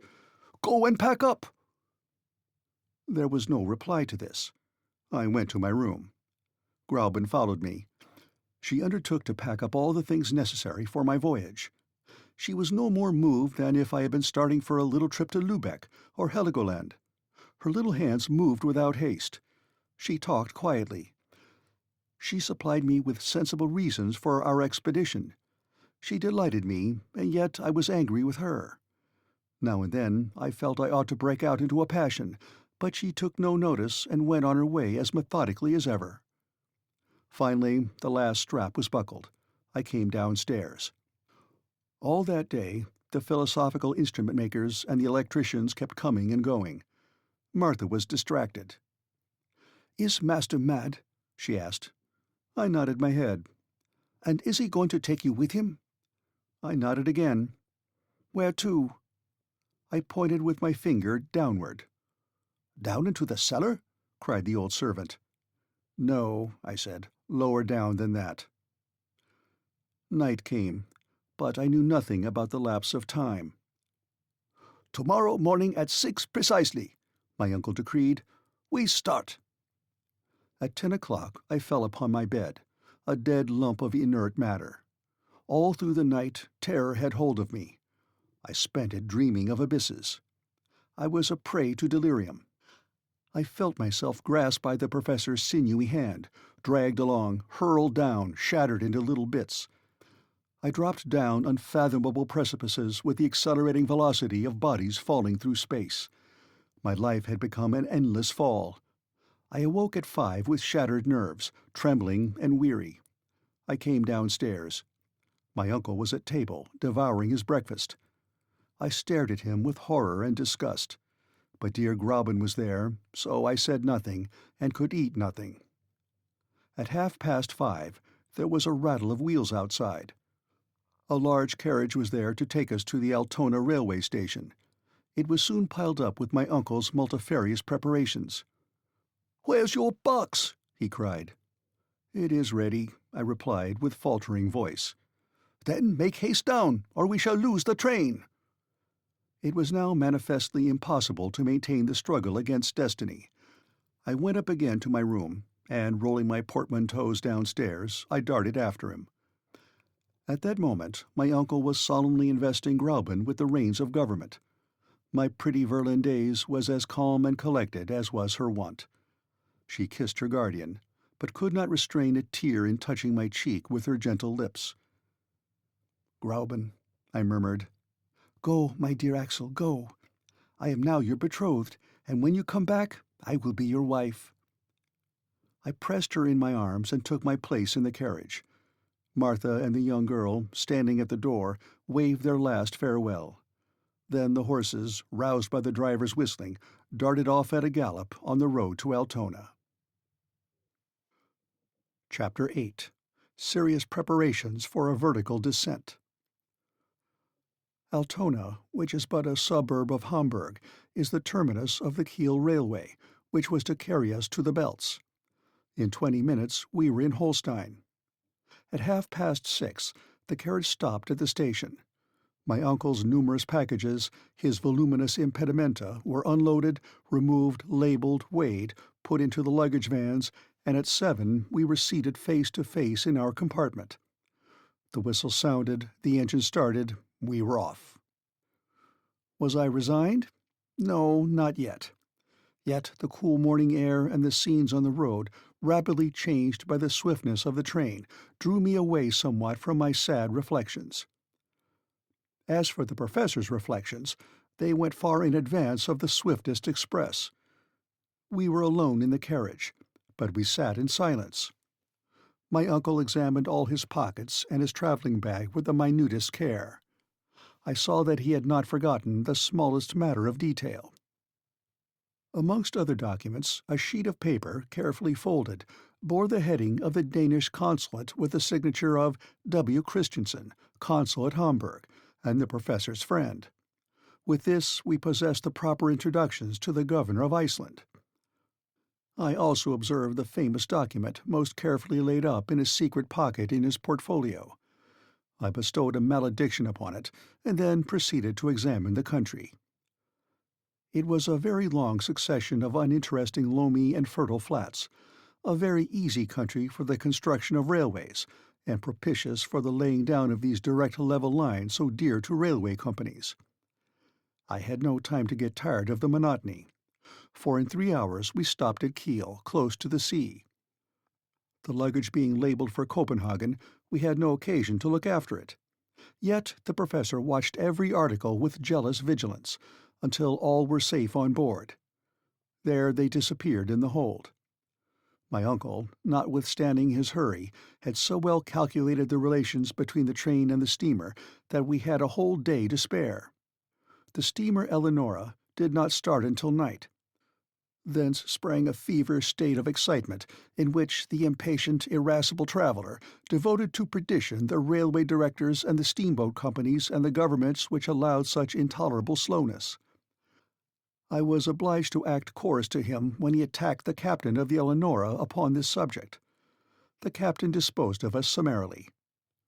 At Kiel, as elsewhere, we must do something to while away the time. What with walking on the verdant shores of the bay within which nestles the little town, exploring the thick woods which made it look like a nest embowered amongst thick foliage, Admiring the villas, each provided with a little bathing house, and moving about and grumbling, at last 10 o'clock came. The heavy coils of smoke from the Eleanor's funnel unrolled in the sky. The bridge shook with the quivering of the struggling steam. We were on board, and owners for the time of 2 berths, one over the other, in the only saloon cabin on board. At 1/4 past, the moorings were loosed and the throbbing steamer pursued her way over the dark waters of the Great Belt. The night was dark. There was a sharp breeze and a rough sea. A few lights appeared on shore through the thick darkness.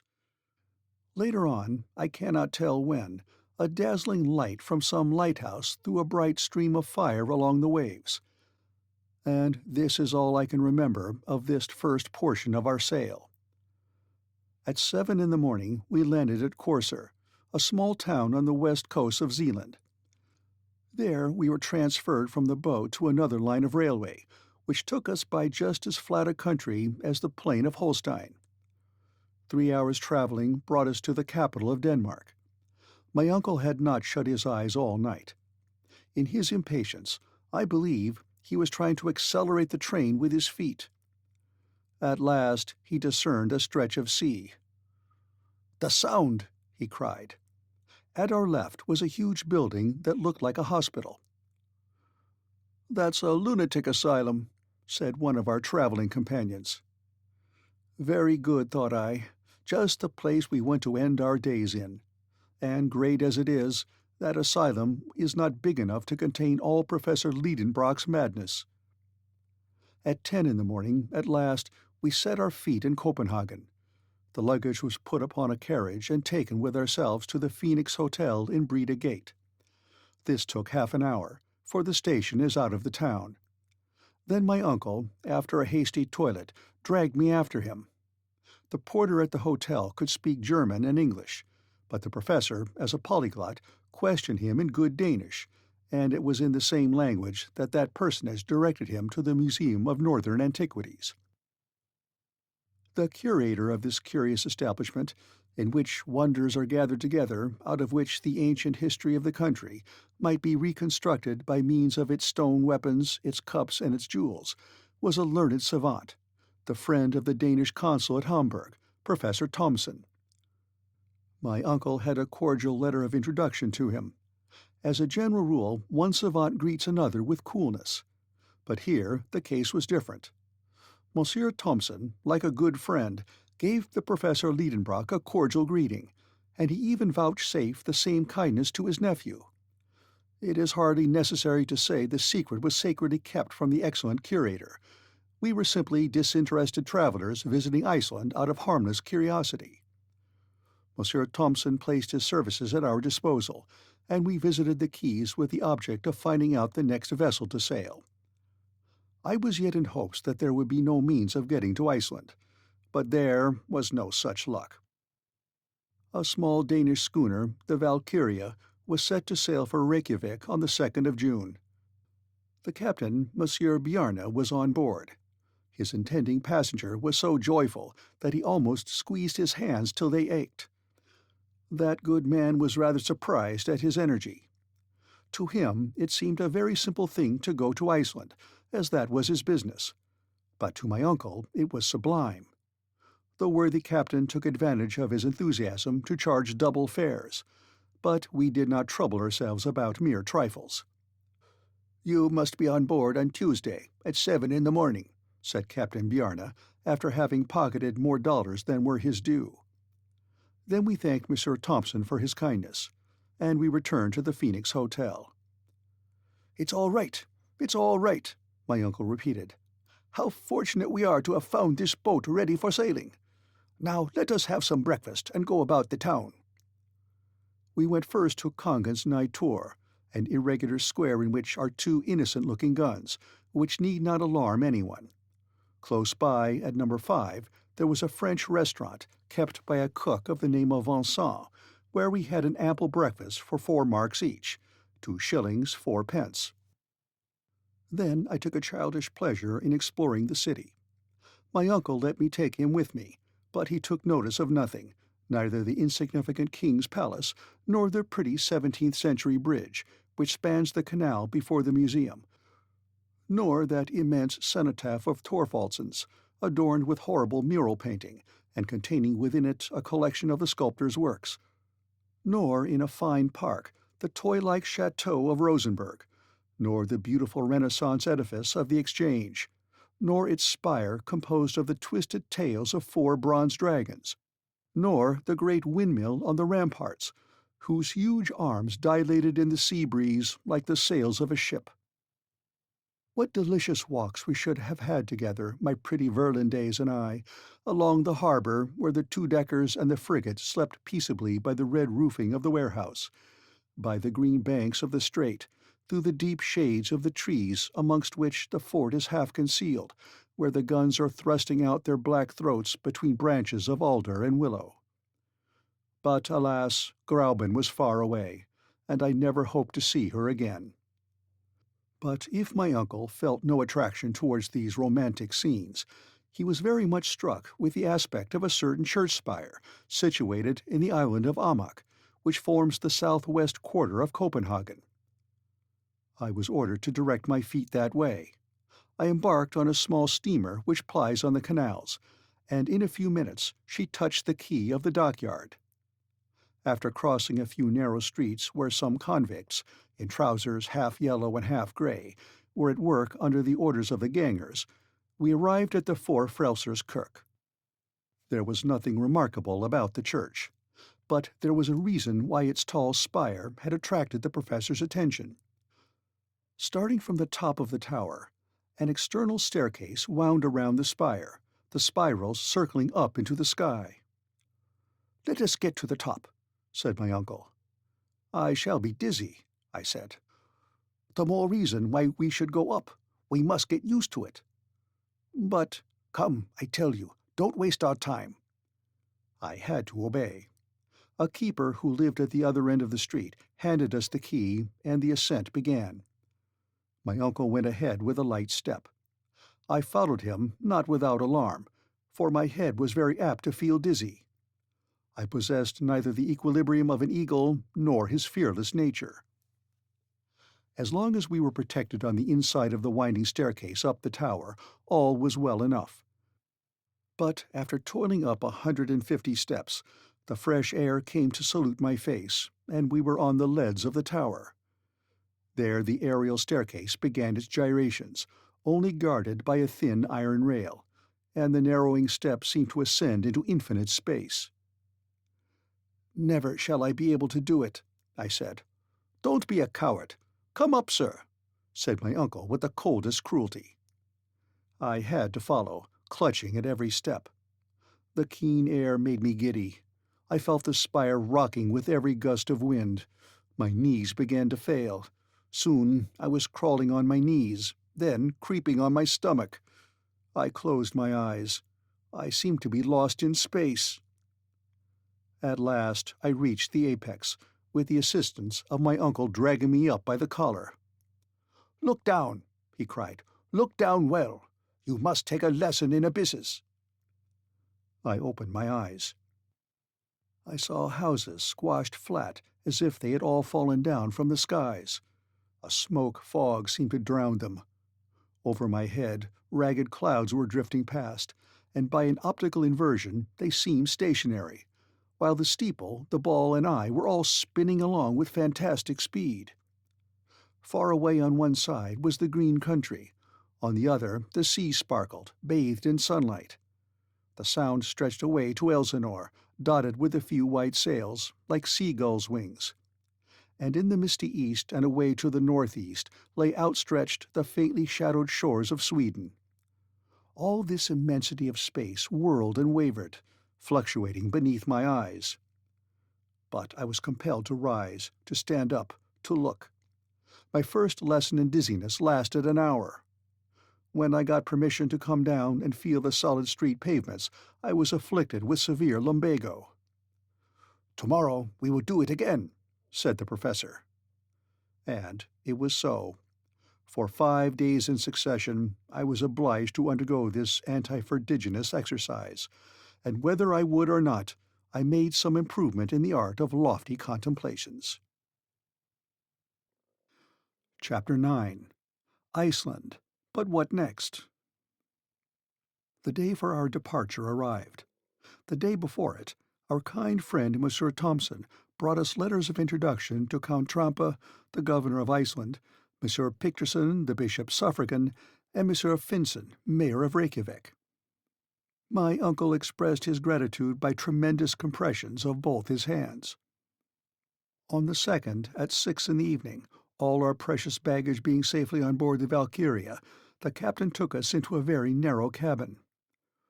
"Is the wind favourable?" my uncle asked. "Excellent," replied Captain Bjarne. "A southeaster. We shall pass down the Sound full speed, with all sails set." In a few minutes, the schooner, under her mizzen, brigantine, topsail, and topgallant sail, loosed from her moorings and made full sail through the straits.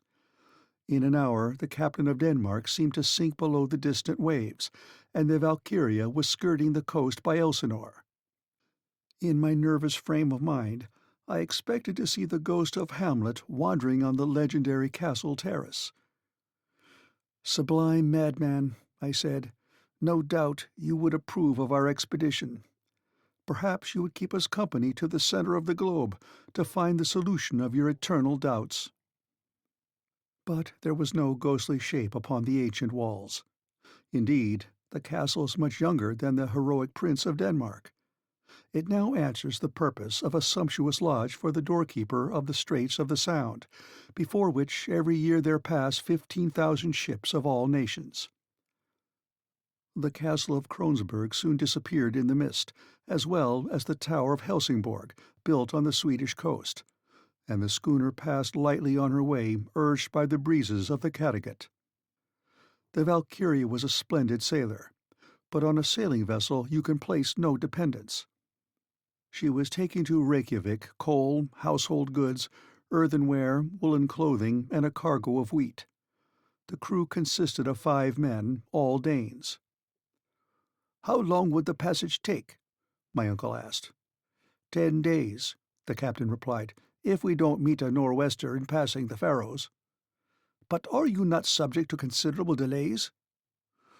"No, Monsieur Liedenbrock, don't be uneasy. We shall get there in very good time."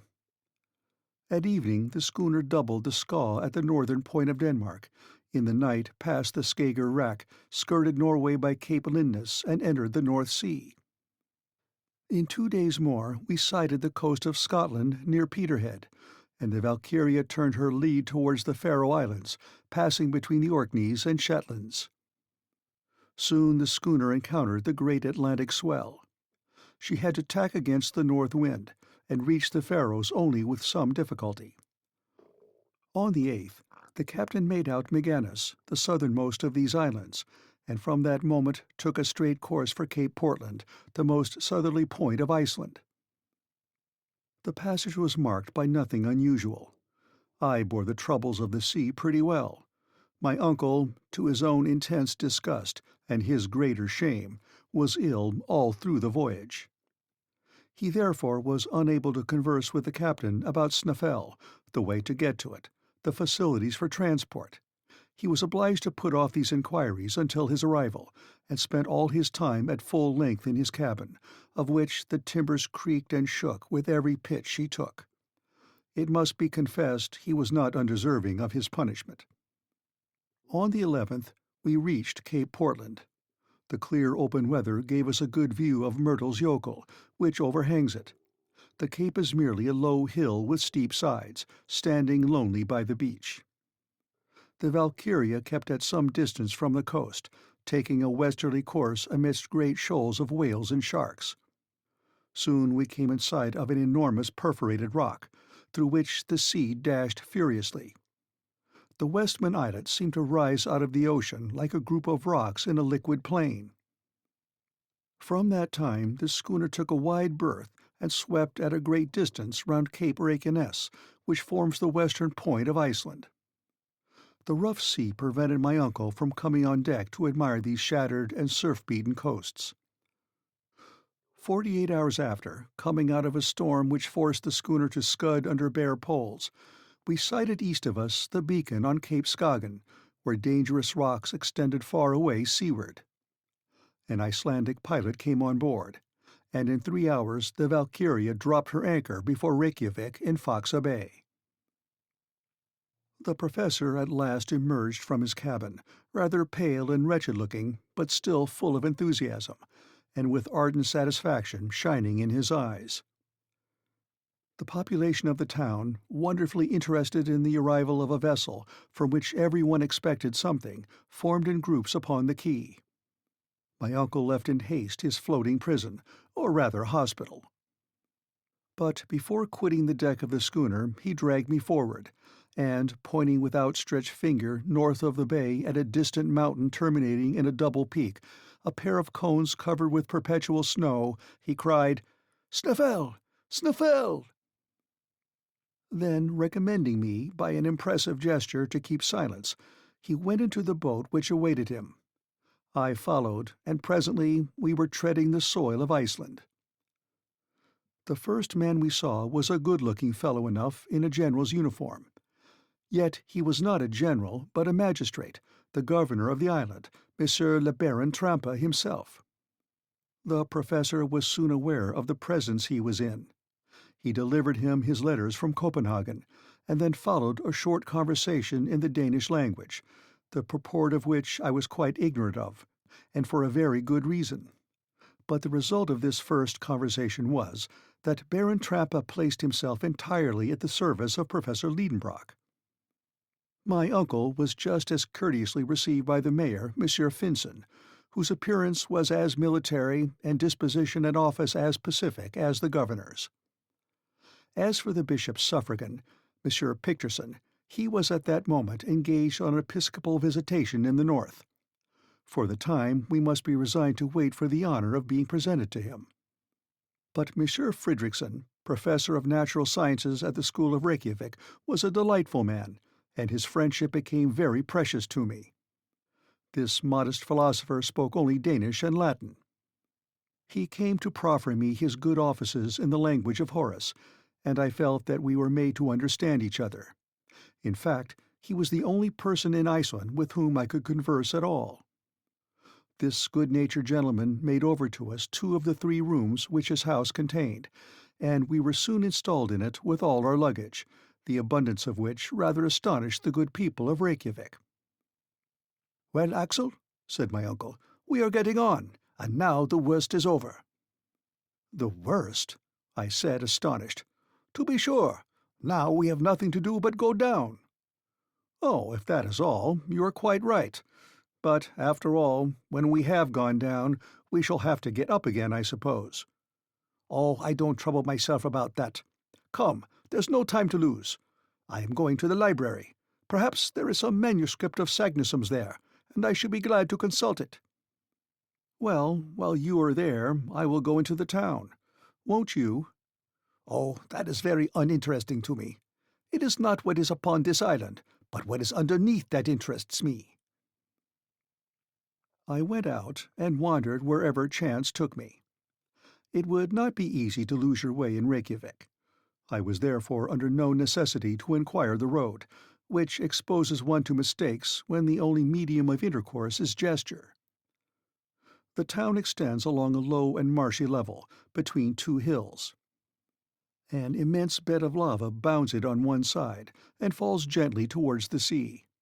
On the other extends the vast bay of Faxa, shut in at the north by the enormous glacier of the Snaefell, and of which the Valkyria was for the time the only occupant. Usually the English and French conservators of fisheries moor in this bay, but just then they were cruising about the western coasts of the island. The longest of the only 2 streets that Reykjavik possesses was parallel with the beach. Here live the merchants and traders, in wooden cabins made of red planks set horizontally. The other street, running west, ends at the little lake between the house of the bishop and other non-commercial people. I had soon explored these melancholy ways. Here and there I got a glimpse of faded turf, looking like a worn-out bit of carpet, or some appearance of kitchen garden, the sparse vegetables of which, potatoes, cabbages, and lettuces, would have figured appropriately upon a Lilliputian table. A few sickly wallflowers were trying to enjoy the air and sunshine. About the middle of the tin commercial street, I found the public cemetery, enclosed in a mud wall, and where there seemed plenty of room. Then a few steps brought me to the governor's house, a butt compared with the town of Hamburg, a palace in comparison with the cabins of the Icelandic population.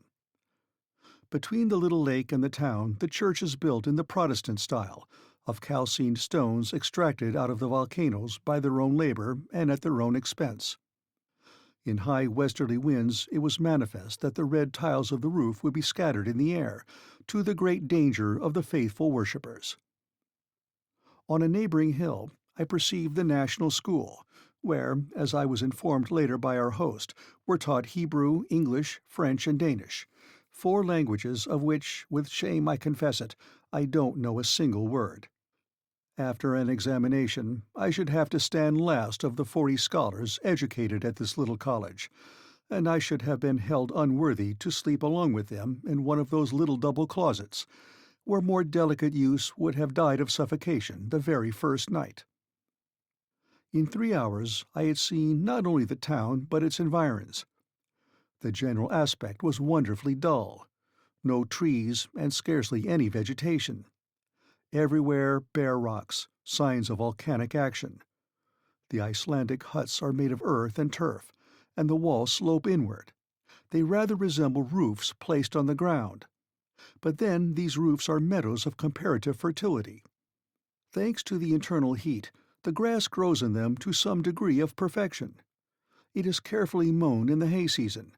If it were not, the horses would come to pasture on these green abodes. In my excursion I met but few people. On returning to the main street, I found the greater part of the population busied in drying, salting, and putting on board codfish, their chief export. The men looked like robust but heavy blond Germans with pensive eyes, conscious of being far removed from their fellow creatures, poor exiles relegated to this land of ice, poor creatures who should have been Eskimo, since nature had condemned them to live only just outside the Arctic Circle. In vain did I try to detect a smile upon their lips. Sometimes, by a spasmodic and involuntary contraction of the muscles, they seemed to laugh, but they never smiled. Their costume consisted of a coarse jacket of black woolen cloth called in Scandinavian lands a vadmo, a hat with a very broad brim, trousers with a narrow edge of red, and a bit of leather rolled round the foot for shoes. The women looked as sad and as resigned as the men. Their faces were agreeable but expressionless, and they wore gowns and petticoats of dark vadmo. As maidens, they wore over their braided hair a little knitted brown cap. When married, they put around their heads a colored handkerchief, crowned with a peak of white linen. After a good walk, I returned to Monsieur Fridrikssen's house, where I found my uncle already in his host's company. Chapter 10. Interesting Conversations with Icelandic Savants. Dinner was ready. Professor Liedenbrock devoured his portion voraciously, for his compulsory fast on board had converted his stomach into a vast, unfathomable gulf. There was nothing remarkable in the meal itself, but the hospitality of our host, more Danish than Icelandic, reminded me of the heroes of old. It was evident that we were more at home than he was himself.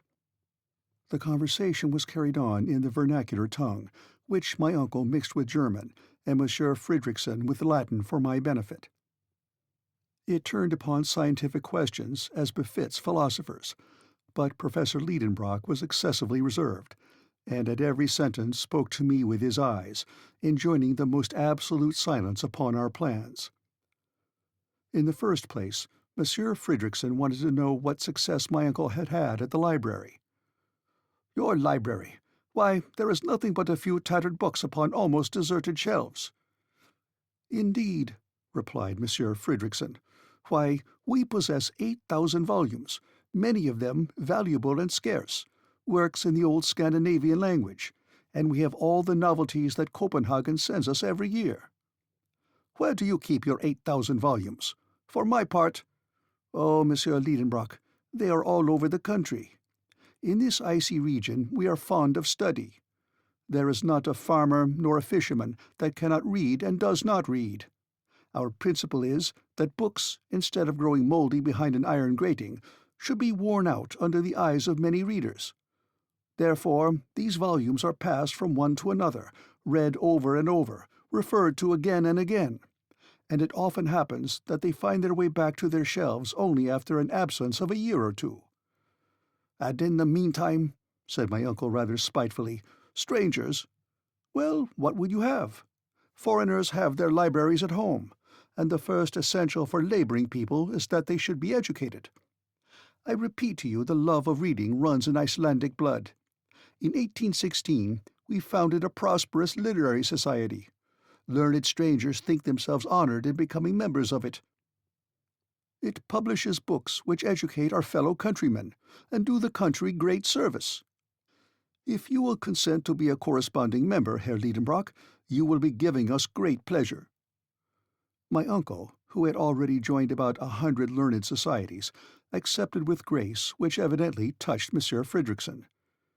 "Now," said he, "will you be kind enough to tell me what books you hope to find in our library, and I may perhaps enable you to consult them?" My uncle's eyes and mine met. He hesitated. This direct question went to the root of the matter. But after a moment's reflection, he decided on speaking. "Monsieur Fridriksson, I wish to know if amongst your ancient books you possessed any of the works of Arne Sagnason." "Arne Sagnason," replied the Reykjavik professor. "You mean that learned 16th-century savant, a naturalist, a chemist, and a traveler?" "Just so." "One of the glories of Icelandic literature and science?" "That's the man." "An illustrious man anywhere?" "Quite so."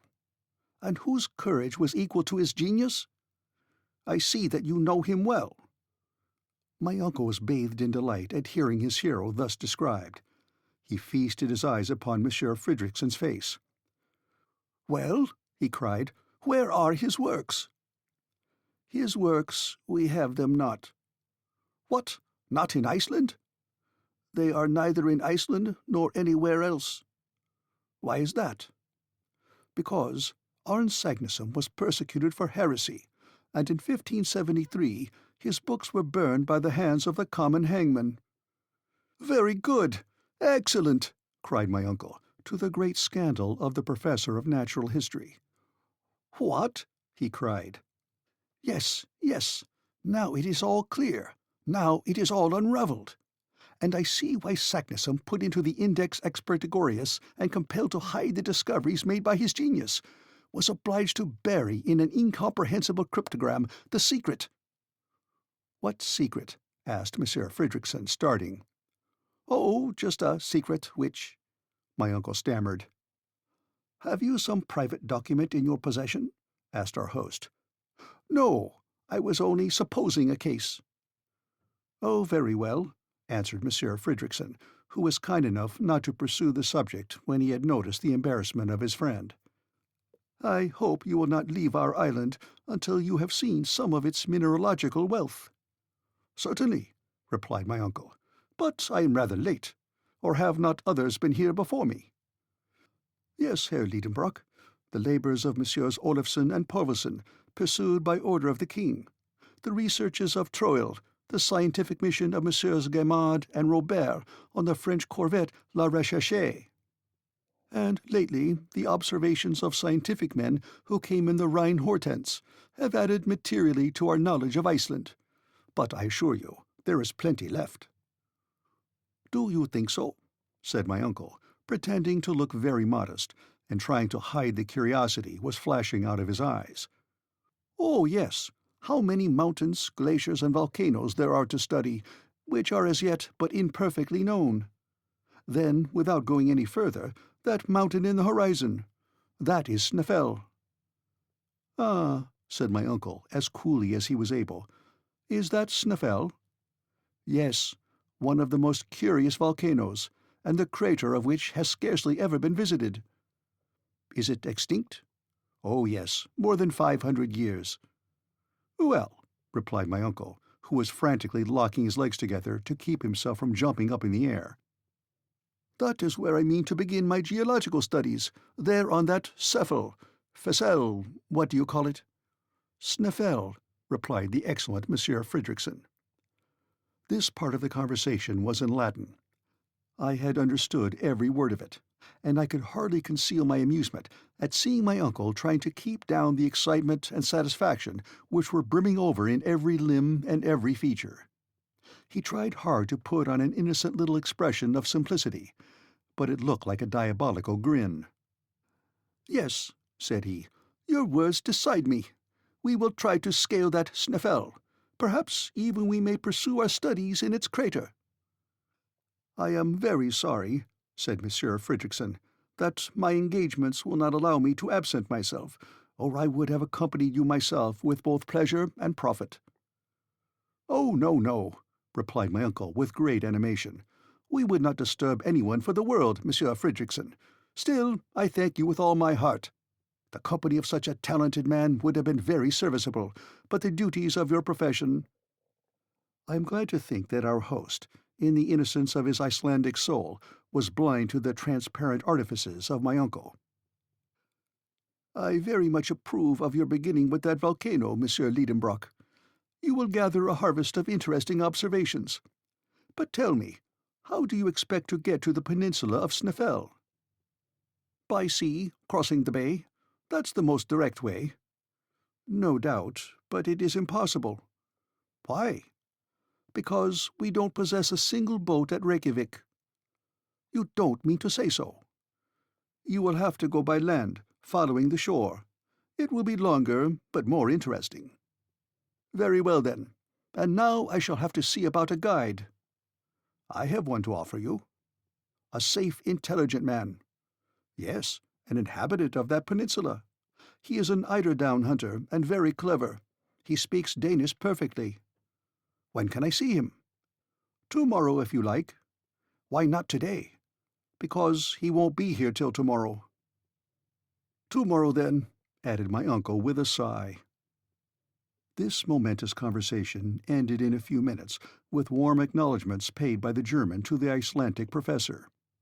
At this dinner, my uncle had just elicited important facts, amongst others the history of Saknussemm, the reason of the mysterious document, that his host would not accompany him in his expedition, and that the very next day a guide would be waiting upon him. Chapter 11. A Guide Found to the Center of the Earth. In the evening I took a short walk on the beach, and returned at night to my plank bed, where I slept soundly all night. When I awoke, I heard my uncle talking at a great rate in the next room. I immediately dressed and joined him. He was conversing in the Danish language with a tall man of robust build. This fine fellow must have been possessed of great strength. His eyes, set in a large and ingenuous face, seemed to me very intelligent. They were of a dreamy sea blue. Long hair, which would have been called red even in England, fell in long meshes upon his broad shoulders. The movements of this native were lithe and supple, but he made little use of his arms in speaking, like a man who knew nothing or cared nothing about the language of gestures. His whole appearance bespoke perfect calmness and self-possession, not indolence but tranquillity.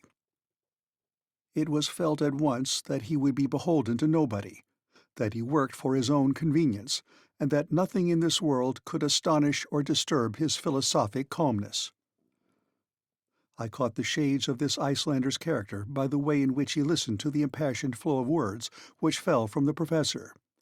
He stood with arms crossed, perfectly unmoved by my uncle's incessant gesticulations. A negative was expressed by a slow movement of the head from left to right, an affirmative by a slight bend, so slight that his long hair scarcely moved. He carried economy of motion even to parsimony. Certainly I should never have dreamt in looking at this man that he was a hunter. He did not look likely to frighten his game, nor did he seem as if he would even get near it. But the mystery was explained when Monsieur Fridriksson informed me that this tranquil personage was only a hunter of the eider duck, whose under plumage constitutes the chief wealth of the island. This is the celebrated eiderdown, and it requires no great rapidity of movement to get it. Early in the summer, the female, a very pretty bird, goes to build her nest among the rocks of the fjords with which the coast is fringed. After building the nest, she feathers it with down plucked from her own breast. Immediately the hunter, or rather the trader, comes and robs the nest, and the female recommences her work. This goes on as long as she has any down left. When she has stripped herself bare, the male takes his turn to pluck himself. But as the coarse and hard plumage of the male has no commercial value, the hunter does not take the trouble to rob the nest of this. The female, therefore, lays her eggs in the spoils of her mate, the young are hatched, and next year the harvest begins again. Now, as the eider duck does not select steep cliffs for her nest, but rather the smooth terraced rocks which slope to the sea, the Icelandic hunter might exercise his calling without any inconvenient exertion. He was a farmer who was not obliged either to sow or reap his harvest, but merely to gather it in. This grave, phlegmatic, and silent individual was called Hans Bjelke, and he came recommended by Monsieur Fridriksson. He was our future guide. His manners were a singular contrast with my uncle's. Nevertheless, they soon came to understand each other. Neither looked at the amount of the payment. The one was ready to accept whatever was offered. The other was ready to give whatever was demanded. Never was bargain more readily concluded. The result of the treaty was that Hans engaged on his part to conduct us to the village of Stapi, on the south shore of the Snaefell Peninsula, at the very foot of the volcano. By land this would be about 22 miles, to be done, said my uncle, in 2 days. But when he learnt that the Danish mile was 24,000 feet long, he was obliged to modify his calculations and allow 7 or 8 days for the march. 4 horses were to be placed at our disposal, 2 to carry him and me, 2 for the baggage. Hans, as was his custom, would go on foot. He knew all that part of the coast perfectly, and promised to take us the shortest way. His engagement was not to terminate with our arrival at Stapi. He was to continue in my uncle's service for the whole period of his scientific researches, for the remuneration of 3 riksdales a week, about 12 shillings.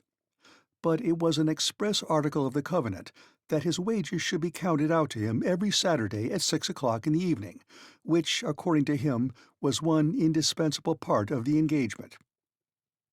The start was fixed for the 16th of June. My uncle wanted to pay the hunter a portion in advance, but he refused with one word. "After," he said. "After," said the professor for my edification. The treaty concluded, Hans silently withdrew. "A famous fellow," cried my uncle, "but he little thinks of the marvelous part he has to play in the future." "So he is to go with us as far as the center of the earth, Axel." 48 hours were left before our departure. To my great regret, I had to employ them in preparations, for all our ingenuity was required to pack every article to the best advantage. Instruments here, arms there, tools in this package, provisions in that, 4 sets of packages in all. The instruments were, 1. An Eigel centigrade thermometer, graduated up to 150 degrees, 302 degrees Fahrenheit, which seemed to me too much or too little. Too much if the internal heat was to rise so high, for in this case we should be baked, not enough to measure the temperature of springs or any matter in a state of fusion. 2. An aneroid barometer, to indicate extreme pressures of the atmosphere. An ordinary barometer would not have answered the purpose, as the pressure would increase during our descent to a point which the mercurial barometer would not register. 3.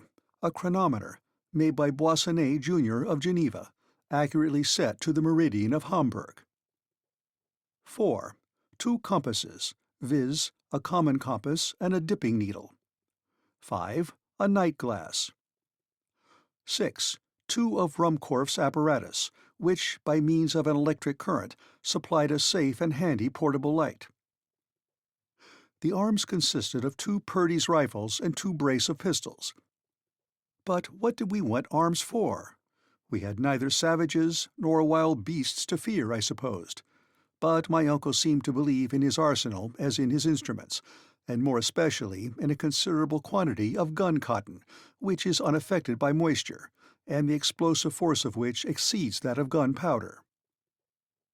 The tools comprise 2 pickaxes, 2 spades, a silk rope ladder, 3 iron-tipped sticks, a hatchet, a hammer, a dozen wedges and iron spikes, and a long knotted rope.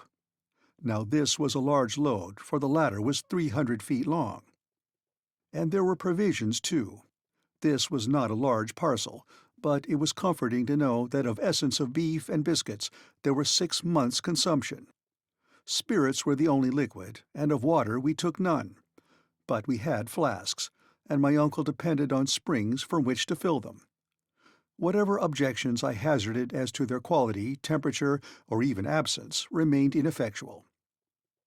To complete the exact inventory of all our traveling accompaniments, I must not forget a pocket medicine chest, containing blunt scissors, splints for broken limbs, a piece of tape of unbleached linen, bandages and compresses, lint, a lancet for bleeding, all dreadful articles to take with one. Then there was a row of phials containing dextrine, alcoholic ether, liquid acetate of lead, vinegar, and ammonia drugs which afforded me no comfort. Finally, all the articles needful to supply Ruhmkorff's apparatus. My uncle did not forget a supply of tobacco, coarse-grained powder, and amadou, or a leather belt in which he carried a sufficient quantity of gold, silver, and paper money. 6 pairs of boots and shoes, made waterproof with a composition of India rubber and naphtha, were packed amongst the tools. "Clothed, shod, and equipped like this," said my uncle, "there is no telling how far we may go." The 14th was wholly spent in arranging all our different articles. In the evening we dined with Baron Tramps, the mayor of Reykjavik, and Dr. Hjaltalin, the first medical man of the place, being of the party. Monsieur Fridriksson was not there. I learned afterwards that he and the governor disagreed upon some question of administration, and did not speak to each other. I therefore knew not a single word of all that was said at this semi-official dinner, but I could not help noticing that my uncle talked the whole time. On the 15th our preparations were all made. Our host gave the professor very great pleasure by presenting him with a map of Iceland, far more complete than that of Henderson. It was the map of Monsieur Olaf Nicholas Olsen, in the proportion of 1 to 480,000 of the actual size of the island, and published by the Icelandic Literary Society. It was a precious document for a mineralogist. Our last evening was spent in intimate conversation with Monsieur Fridriksson, with whom I felt the liveliest sympathy. Then, after the talk, succeeded, for me at any rate, a disturbed and restless night. At 5 in the morning I was awoke by the neighing and pawing of 4 horses under my window. I dressed hastily and came down into the street. Hans was finishing our packing, almost as it were without moving a limb, and yet he did his work cleverly. My uncle made more noise than execution, and the guide seemed to pay very little attention to his energetic directions. At 6 o'clock our preparations were over. Monsieur Fridriksson shook hands with us. My uncle thanked him heartily for his extreme kindness. I constructed a few fine Latin sentences to express my cordial farewell. Then we bestrode our steeds, and with his last adieu, Monsieur Fridriksson treated me to a line of Virgil eminently applicable to such uncertain wanderers as we were likely to be. Et quacumque viam dident fortuna sequamur. Wherever fortune clears a way, thither our ready footsteps stray. Chapter 12. A Barren Land. We had started under a sky overcast but calm. There was no fear of heat, none of disastrous rain. It was just the weather for tourists. The pleasure of riding on horseback over an unknown country made me easy to be pleased at our first start. I threw myself wholly into the pleasure of the trip, and enjoyed the feeling of freedom and satisfied desire. I was beginning to take a real share in the enterprise. Besides, I said to myself, where's the risk? Here we are traveling all through a most interesting country. We are about to climb a very remarkable mountain, At the worst, we are going to scramble down an extinct crater. It is evident that Saknussemm did nothing more than this. As for a passage leading to the center of the globe, it is mere rubbish, perfectly impossible. Very well, then. Let us get all the good we can out of this expedition, and don't let us haggle about the chances. This reasoning having settled my mind, we got out of Reykjavik. Hans moved steadily on, keeping ahead of us at an even, smooth, and rapid pace. The baggage horses followed him without giving any trouble. Then came my uncle and myself, looking not so very ill-mounted on our small but hardy animals. Iceland is one of the largest islands in Europe. Its surface is 14,000 square miles, and it contains but 16,000 inhabitants. Geographers have divided it into 4 quarters, and we were crossing diagonally the southwest quarter, called the Sudvester Fjorddung. On leaving Reykjavik, Hans took us by the seashore. We passed lean pastures which were trying very hard, but in vain, to look green. Yellow came out best. The rugged peaks of the trachyte rocks presented faint outlines on the eastern horizon. At times a few patches of snow, concentrating the vague light, glittered upon the slopes of the distant mountains. Certain peaks, boldly uprising, passed through the grey clouds and reappeared above the moving mists, like breakers emerging in the heavens. Often these chains of barren rocks made a dip towards the sea, and encroached upon the scanty pasturage. But there was always enough room to pass. Besides, our horses instinctively chose the easiest places without ever slackening their pace. My uncle was refused even the satisfaction of stirring up his beast with whip or voice. He had no excuse for being impatient. I could not help smiling to see so tall a man on so small a pony, and as his long legs nearly touched the ground, he looked like a 6-legged centaur. "Good horse, he kept saying. "You will see, Axel, that there is no more sagacious animal than the Icelandic horse. He is stopped by neither snow nor storm, nor impassable roads, nor rocks, glaciers, or anything. He is courageous, sober, and sure-footed. He never makes a false step, never shies. If there is a river or fjord to cross, and we shall meet with many, you will see him plunge in at once, just as if he were amphibious, and gain the opposite bank. But we must not hurry him. We must let him have his way, and we shall get on at the rate of 30 miles a day." "We may, but how about our guide?" "Oh, never mind him. People like him get over the ground without a thought. There is so little action in this man that he will never get tired. And besides, if he wants it, he shall have my horse. I shall get cramped if I don't have a little action. The arms are all right, but the legs want exercise." We were advancing at a rapid pace. The country was already almost a desert. Here and there was a lonely farm, called a boer, built either of wood or of sods or of pieces of lava, looking like a poor beggar by the wayside. These ruinous huts seemed to solicit charity from passers-by, and on very small provocation we should have given alms for the relief of the poor inmates. In this country there were no roads and paths, and the poor vegetation, however slow, would soon efface the rare traveller's footsteps. Yet this part of the province, at a very small distance from the capital, is reckoned among the inhabited and cultivated portions of Iceland. What, then, must other tracts be, more desert than this desert? In the first half-mile we had not seen one farmer standing before his cabin door, nor one shepherd tending a flock less wild than himself, nothing but a few cows and sheep left to themselves. What, then, would be those convulsed regions upon which we were advancing, regions subject to the dire phenomena of eruptions, the offspring of volcanic explosions and subterranean convulsions? We were to know them before long, but on consulting Olsen's map, I saw that they would be avoided by winding along the seashore. In fact, the great plutonic action is confined to the central portion of the island. There, rocks of the trappean and volcanic class, including trachyte, basalt, and tuffs, and agglomerates associated with streams of lava, have made this a land of supernatural horrors. I had no idea of the spectacle which was awaiting us in the peninsula of Snæfell, where these ruins of a fiery nature have formed a frightful chaos. In 2 hours from Reykjavik We arrived at the burgh of Gafuns, called Alkirkia, or Principal Church. There was nothing remarkable here but a few houses, scarcely enough for a German hamlet. Hans stopped here half an hour. He shared with us our frugal breakfast, answering my uncle's questions about the road and our resting place that night with merely yes or no, except when he said Gardar. I consulted the map to see where Gardar was. I saw there was a small town of that name on the banks of the Hjalfjord, 4 miles from Reykjavik. I showed it to my uncle.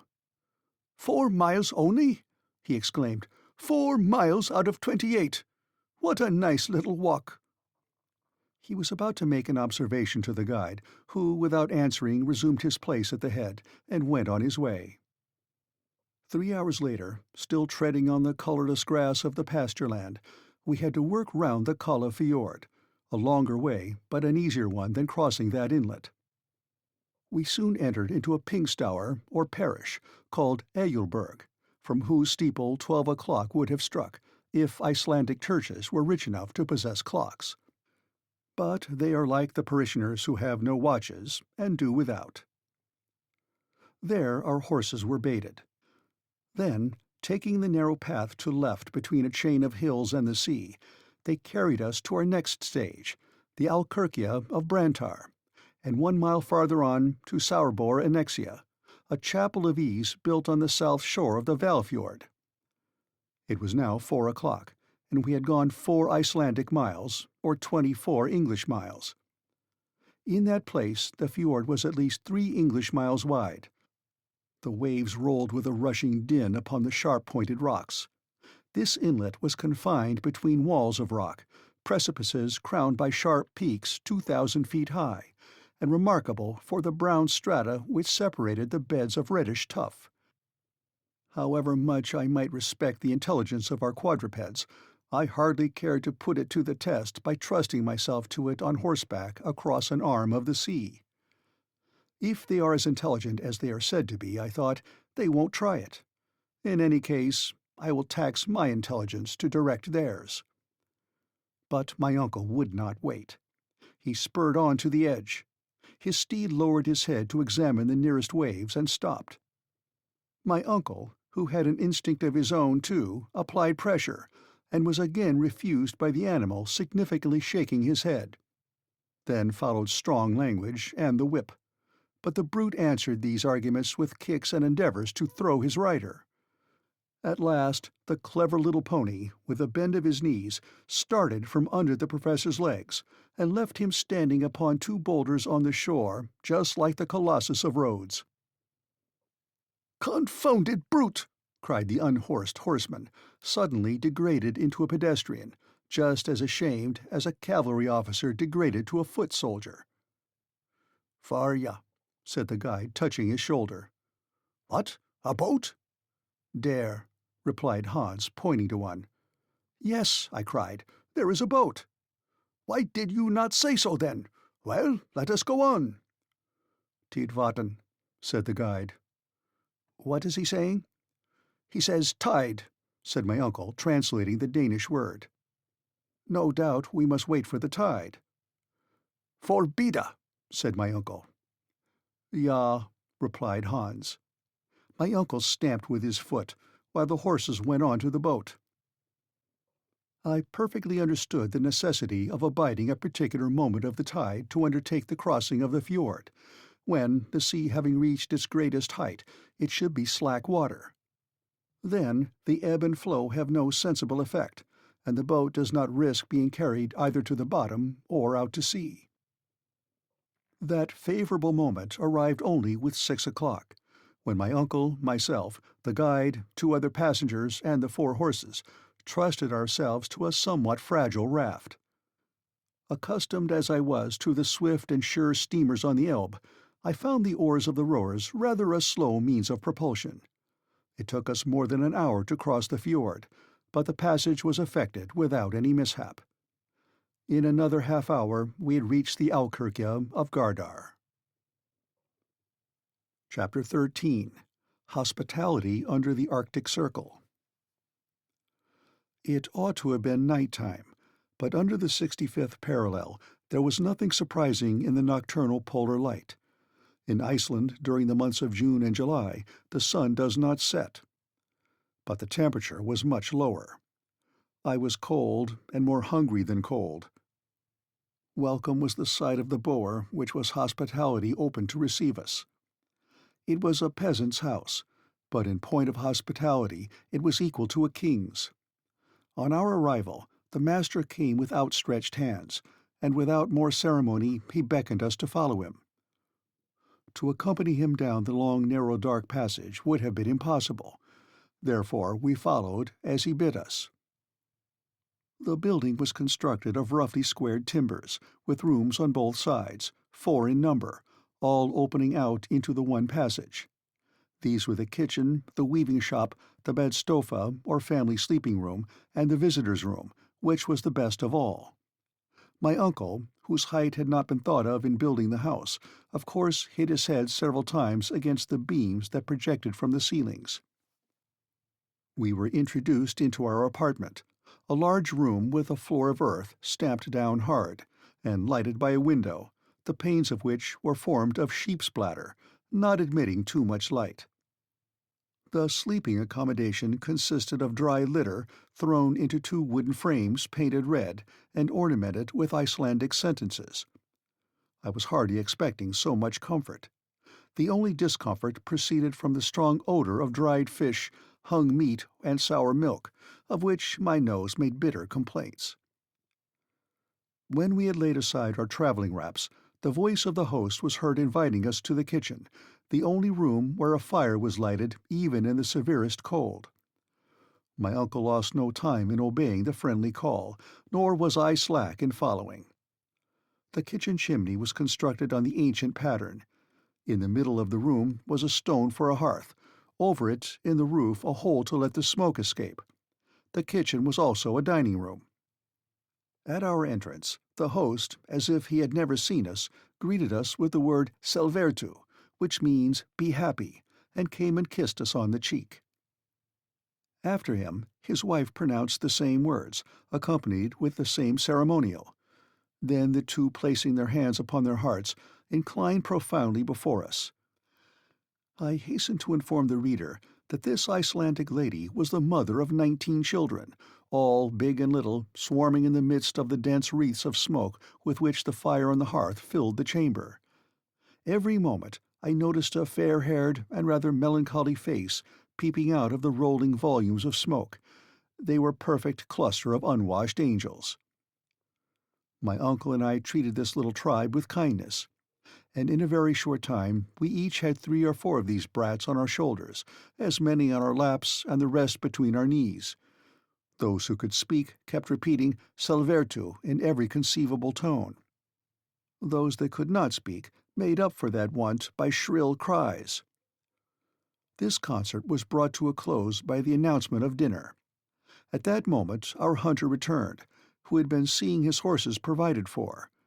That is to say, he had economically let them loose in the fields, where the poor beasts had to content themselves with the scanty moss they could pull off the rocks, and a few meagre seaweeds, and the next day they would not fail to come of themselves and resume the labors of the previous day. "Selvertu," said Hans. Then calmly, automatically, and dispassionately he kissed the host, the hostess, and their 19 children. This ceremony over, we sat at table, 24 in number, and therefore one upon another. The luckiest had only 2 urchins upon their knees. But silence reigned in all this little world at the arrival of the soup, and the national taciturnity resumed its empire even over the children.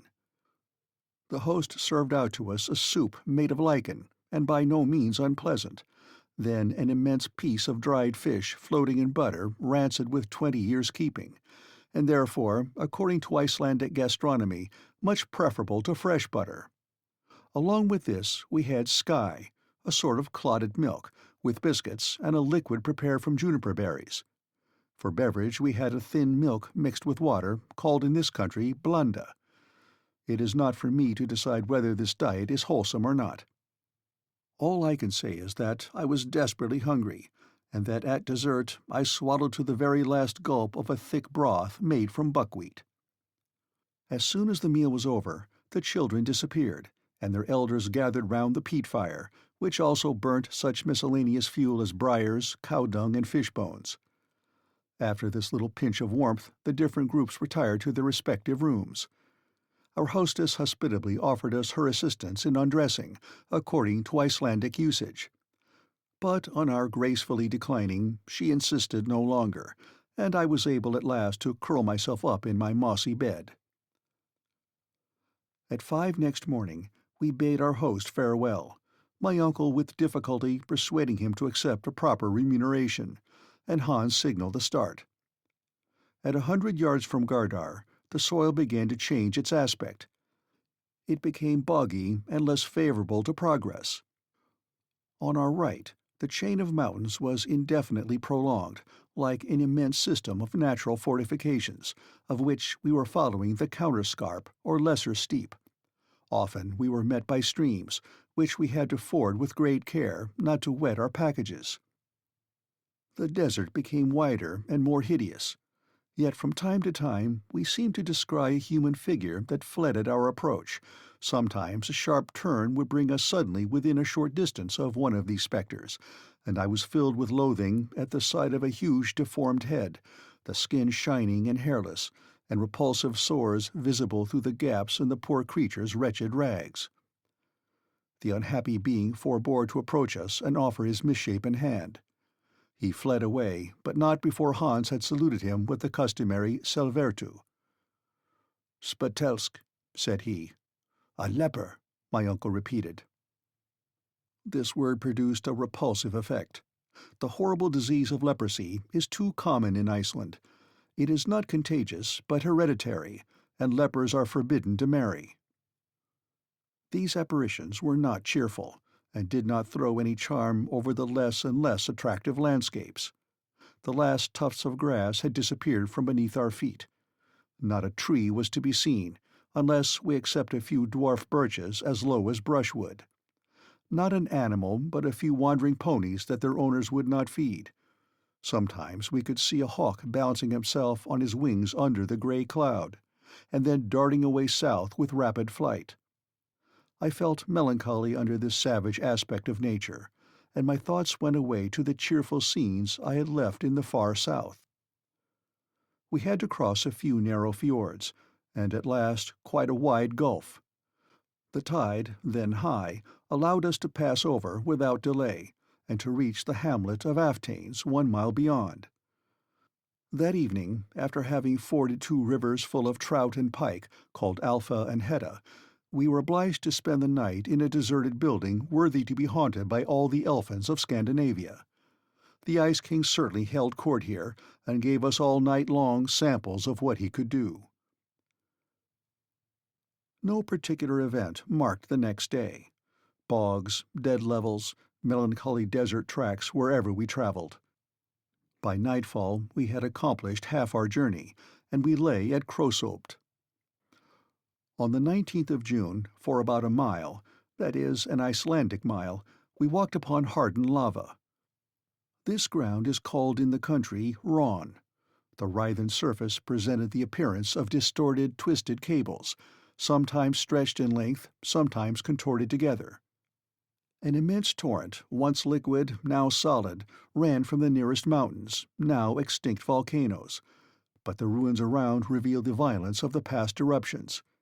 Yet here and there were a few jets of steam from hot springs. We had no time to watch these phenomena. We had to proceed on our way. Soon at the foot of the mountains the boggy land reappeared, intersected by little lakes. Our route now lay westward. We had turned the great bay of Faxa, and the twin peaks of Snæfell rose white into the cloudy sky at the distance of at least 5 miles. The horses did their duty well.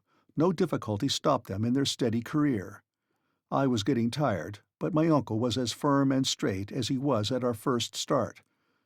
I could not help admiring his persistency, as well as the hunters, who treated our expedition like a mere promenade. June 20. At 6 p.m. we reached Budir, a village on the seashore. and the guide there claiming his due, my uncle settled with him. It was Hans' own family, that is, his uncles and cousins, who gave us hospitality. We were kindly received, and without taxing too much the goodness of these folks, I would willingly have tarried here to recruit after my fatigues. But my uncle, who wanted no recruiting, would not hear of it, and the next morning we had to bestride our beasts again.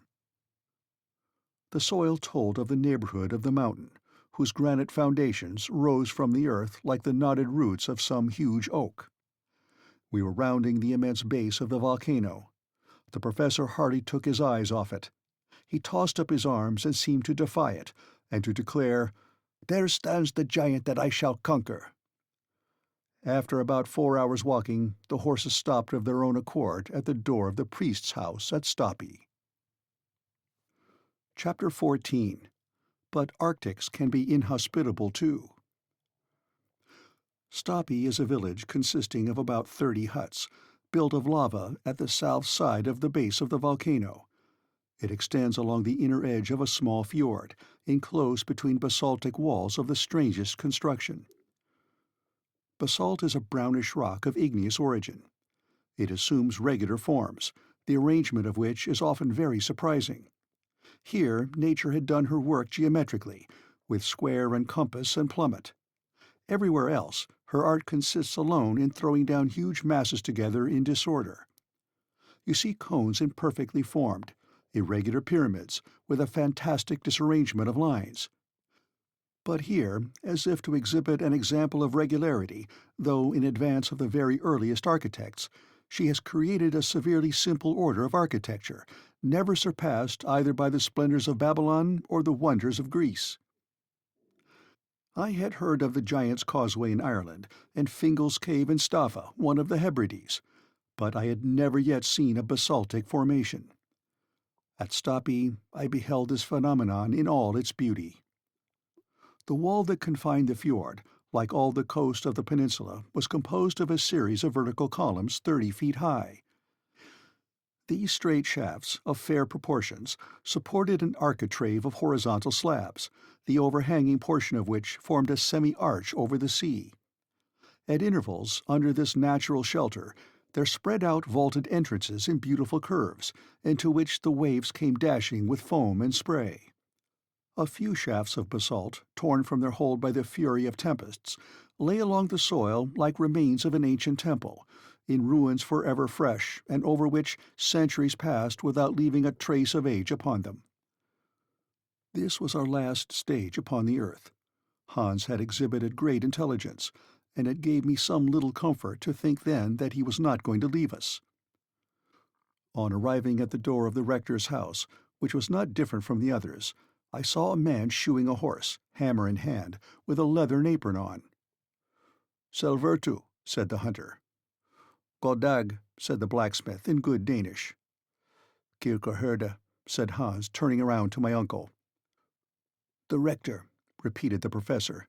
"It seems, Axel, that this good man is the rector." Our guide in the meanwhile was making the Kirkerherde aware of the position of things. When the latter, suspending his labors for a moment, uttered a sound no doubt understood between horses and farriers, and immediately a tall and ugly hag appeared from the hut. She must have been 6 feet at the least. I was in great alarm lest she should treat me to the Icelandic kiss, but there was no occasion to fear, nor did she do the honors at all too gracefully. The visitor's room seemed to me the worst in the whole cabin. It was close, dirty, and evil-smelling. But we had to be content. The rector did not go in for antique hospitality. Very far from it. Before the day was over, I saw that we had to do with a blacksmith, a fisherman, a hunter, a joiner, but not at all with a minister of the gospel. To be sure, it was a weekday. Perhaps on a Sunday he made amends. I don't mean to say anything against these poor priests, who, after all, are very wretched. They receive from the Danish government a ridiculously small pittance, and they get from the parish the 4th part of the tithe, which does not come to 60 marks a year, about £4. Hence the necessity to work for their livelihood. But after fishing, hunting, and shoeing horses for any length of time, One soon gets into the ways and manners of fishermen, hunters, and farriers, and other rather crude and uncultivated people. And that evening I found out that temperance was not among the virtues that distinguished my host. My uncle soon discovered what sort of a man he had to do with. Instead of a good and learned man, he found a rude and coarse peasant. He therefore resolved to commence the grand expedition at once, and to leave this inhospitable parsonage. He cared nothing about fatigue, and resolved to spend some days upon the mountain. The preparations for our departure were therefore made the very day after our arrival at Stapi. Hans hired the services of 3 Icelanders to do the duty of the horses in the transport of the burdens, but as soon as we had arrived at the crater, these natives were to turn back and leave us to our own devices. This was to be clearly understood. My uncle now took the opportunity to explain to Hans that it was his intention to explore the interior of the volcano to its farthest limits. Hans merely nodded. There or elsewhere, down in the bowels of the earth, or anywhere on the surface, all was alike to him. For my own part, the incidents of the journey had hitherto kept me amused, and made me forgetful of coming evils. But now my fears again were beginning to get the better of me. But what could I do? The place to resist the professor would have been Hamburg, not the foot of Snaefell. One thought, above all others, harassed and alarmed me. It was one calculated to shake firmer nerves than mine. Now, thought I, here we are, about to climb Snaefell. Very good. We will explore the crater. Very good, too. Others have done as much without dying for it. But that is not all. If there is a way to penetrate into the very bowels of the island, if that ill-advised Saknussemm has told a true tale, we shall lose our way amidst the deep subterranean passages of this volcano. Now there is no proof that Snaefell is extinct. Who can assure us that an eruption is not brewing at this very moment? Does it follow that because the monster has slept since 1229, he must therefore never awake again? And if he wakes up presently, where shall we be?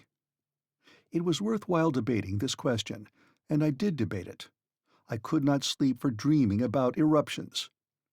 Now, the part of the ejected scoriae and ashes seemed to my mind a very rough one to act. So at last, when I could hold out no longer, I resolved to lay the case before my uncle, as prudently and as cautiously as possible, just under the form of an almost impossible hypothesis. I went to him. I communicated my fears to him, and drew back a step to give him room for the explosion which I knew must follow. But I was mistaken. "I was thinking of that," he replied with great simplicity. What could those words mean? Was he actually going to listen to reason? Was he contemplating the abandonment of his plans? This was too good to be true. After a few moments' silence, during which I dared not question him, he resumed. "I was thinking of that. Ever since we arrived at Stapi, I have been occupied with the important question you have just opened, for we must not be guilty of imprudence." "No, indeed," I replied with forcible emphasis. "For 600 years, Snaefell has been dumb, but he may speak again. Now, eruptions are always preceded by certain well-known phenomena. I have therefore examined the natives. I have studied external appearances, and I can assure you, Axel, that there will be no eruption." At this positive affirmation I stood amazed and speechless. "You don't doubt my word?" said my uncle. "Well, follow me." I obeyed like an automaton. Coming out from the priest's house, the professor took a straight road, which, through an opening in the basaltic wall, led away from the sea. We were soon in the open country, if one may give that name to a vast extent of mounds of volcanic products. This tract seemed crushed under a rain of enormous ejected rocks of trap, basalt, granite, and all kinds of igneous rocks. Here and there I could see puffs and jets of steam curling up into the air, called in Icelandic reykir, issuing from thermal springs, and indicating by their motion the volcanic energy underneath. This seemed to justify my fears. But I fell from the height of my new-born hopes when my uncle said, "You see all these volumes of steam, Axel? Well, They demonstrate that we have nothing to fear from the fury of a volcanic eruption." "Am I to believe that?" I cried. "Understand this clearly," added the professor. "At the approach of an eruption, these jets would redouble their activity, but disappear altogether during the period of the eruption. For the elastic fluids, being no longer under pressure, go off by way of the crater instead of escaping by their usual passages through the fissures in the soil.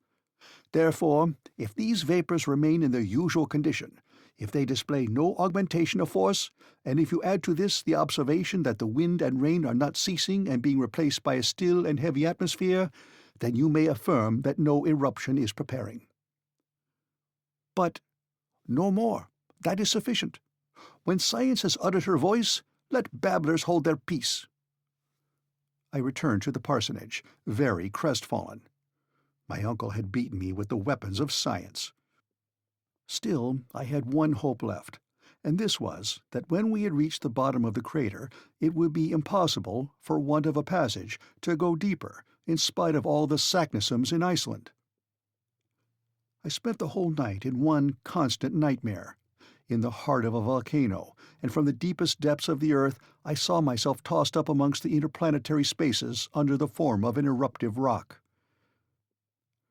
The next day, June 23rd, Hans was awaiting us with his companions carrying provisions, tools, and instruments. 2 iron-pointed sticks, 2 rifles, and 2 shot belts were for my uncle and myself.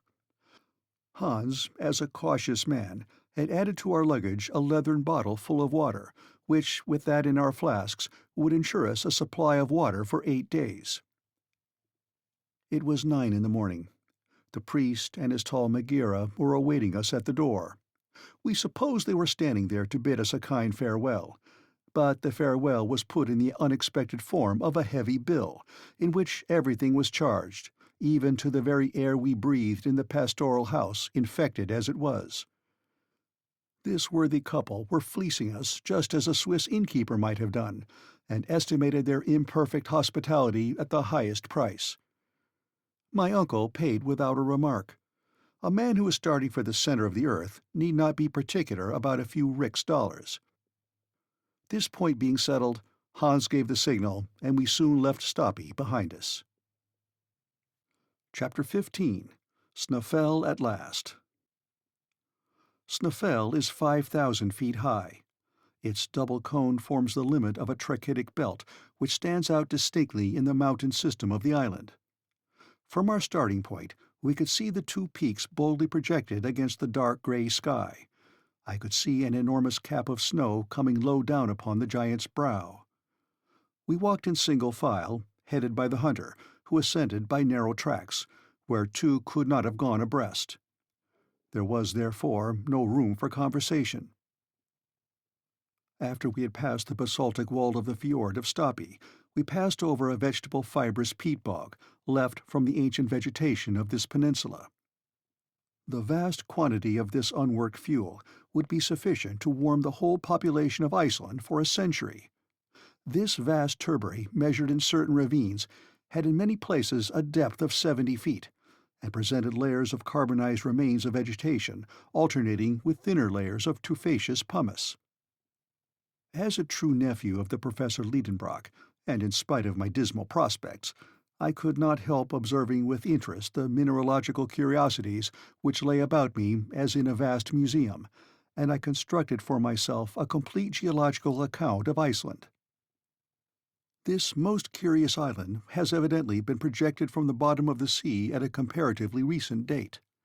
Possibly it may still be subject to gradual elevation. If this is the case, its origin may well be attributed to subterranean fires. Therefore, in this case, the theory of Sir Humphrey Davy, Saknussemm's document, and my uncle's theories would all go off in smoke. This hypothesis led me to examine with more attention the appearance of the surface, and I soon arrived at a conclusion as to the nature of the forces which presided at its birth. Iceland, which is entirely devoid of alluvial soil, is wholly composed of volcanic tufa, that is to say, an agglomeration of porous rocks and stones. Before the volcanoes broke out, it consisted of trap rocks slowly upraised to the level of the sea by the action of central forces. The internal fires had not yet forced their way through. But at a later period, a wide chasm formed diagonally from southwest to northeast, through which was gradually forced out the trachyte which was to form a mountain chain. No violence accompanied this change. The matter thrown out was in vast quantities, and the liquid material oozing out from the abysses of the earth slowly spread in extensive plains or in hillocky masses. To this period belonged the feldspar, syenites, and porphyries. But with the help of this outflow, the thickness of the crust of the island increased materially, and therefore also its powers of resistance. It may easily be conceived what vast quantities of elastic gases, what masses of molten matter accumulated beneath its solid surface whilst no exit was practicable after the cooling of the trachytic crust. Therefore, a time would come when the elastic and explosive forces of the imprisoned gases would upheave this ponderous cover and drive out for themselves openings through tall chimneys. Hence then the volcano would distend and lift up the crust, and then burst through a crater suddenly formed at the summit or thinnest part of the volcano. To the eruption succeeded other volcanic phenomena. Through the outlets now made, first escaped the ejected basalt of which the plain we had just left presented such marvelous specimens. We were moving over gray rocks of dense and massive formation, which in cooling had formed into hexagonal prisms. Everywhere around us we saw truncated cones, formerly so many fiery mouths. After the exhaustion of the basalt, the volcano, the power of which grew by the extinction of the lesser craters, supplied an egress to lava, ashes, and scoriae, of which I could see lengthened screes streaming down the sides of the mountain like flowing hair. Such was the succession of phenomena which produced Iceland, all arising from the action of internal fire. And to suppose that the mass within did not still exist in a state of liquid incandescence was absurd, and nothing could surpass the absurdity of fancying that it was possible to reach the earth's center. So I felt a little comforted as we advanced to the assault of Snaefell. The way was growing more and more arduous, the ascent steeper and steeper. The loose fragments of rock trembled beneath us, and the utmost care was needed to avoid dangerous falls. Hans went on as quietly as if he were on level ground. Sometimes he disappeared altogether behind the huge blocks. Then a shrill whistle would direct us on our way to him. Sometimes he would halt, pick up a few bits of stone, build them up into a recognizable form, and thus made landmarks to guide us in our way back. A very wise precaution in itself, but as things turned out, quite useless. 3 hours' fatiguing march had only brought us to the base of the mountain. There Hans bid us come to a halt, and a hasty breakfast was served out. My uncle swallowed 2 mouthfuls at a time to get on faster. But whether he liked it or not, this was a rest as well as a breakfast hour, and he had to wait till it pleased our guide to move on, which came to pass in an hour. The 3 Icelanders, just as taciturn as their comrade the hunter, never spoke, and ate their breakfasts in silence. We were now beginning to scale the steep sides of Snaefell. Its snowy summit, by an optical illusion not unfrequent in mountains, seemed close to us, and yet how many weary hours it took to reach it. The stones, adhering by no soil or fibrous roots of vegetation, rolled away from under our feet, and rushed down the precipice below with the swiftness of an avalanche. At some places, the flanks of the mountain formed an angle with the horizon of at least 36 degrees. It was impossible to climb them, and these stony cliffs had to be tacked round, not without great difficulty. Then we helped each other with our sticks. I must admit that my uncle kept as close to me as he could. He never lost sight of me, and in many straits his arm furnished me with a powerful support. He himself seemed to possess an instinct for equilibrium, for he never stumbled. The Icelanders, though burdened with our loads, climbed with the agility of mountaineers. To judge by the distant appearance of the summit of Snaefell, it would have seemed too steep to ascend on our side. Fortunately, after an hour of fatigue and athletic exercises, in the midst of the vast surface of snow presented by the hollow between the 2 peaks, a kind of staircase appeared unexpectedly which greatly facilitated our ascent. It was formed by one of those torrents of stones flung up by the eruptions, called sting by the Icelanders. If this torrent had not been arrested in its fall by the formation of the sides of the mountain, it would have gone on to the sea and formed more islands. Such as it was, it did us good service. The steepness increased, but these stone steps allowed us to rise with facility, and even with such rapidity that, having rested for a moment while my companions continued their ascent, I perceived them already reduced by distance to microscopic dimensions. At 7 we had ascended the 2,000 steps of this grand staircase, and we had attained a bulge in the mountain, a kind of bed on which rested the cone proper of the crater. 3,200 feet below us stretched the sea. We had passed the limit of perpetual snow, which, on account of the moisture of the climate, is at a greater elevation in Iceland than the high latitude would give reason to suppose. The cold was excessively keen. The wind was blowing violently. I was exhausted. The professor saw that my limbs were refusing to perform their office, and in spite of his impatience he decided on stopping. He therefore spoke to the hunter, who shook his head, saying, "Off on for—" "It seems we must go higher," said my uncle. Then he asked Hans for his reason. "Mister," replied the guide. "Ja, mister," said one of the Icelanders in a tone of alarm. "What does that word mean?" I asked uneasily. "Look," said my uncle. I looked down upon the plain. An immense column of pulverized pumice, sand and dust was rising with a whirling circular motion like a waterspout. The wind was lashing it on to that side of Snæfell where we were holding on. This dense veil hung across the sun, threw a deep shadow over the mountain. If that huge revolving pillar sloped down, it would involve us in its whirling eddies. This phenomenon, which is not unfrequent when the wind blows from the glaciers, is called in Icelandic mistur. "Hastigt, hastigt," cried our guide. Without knowing Danish, I understood at once that we must follow Hans at the top of our speed. He began to circle round the cone of the crater, but in a diagonal direction so as to facilitate our progress. Presently the dust storm fell upon the mountain, which quivered under the shock. The loose stones, caught with the irresistible blasts of wind, flew about in a perfect hail, as in an eruption. Happily we were on the opposite side, and sheltered from all harm. But for the precaution of our guide, our mangled bodies, torn and pounded into fragments, would have been carried afar like the ruins hurled along by some unknown meteor. Yet Hans did not think it prudent to spend the night upon the sides of the cone. We continued our zigzag climb.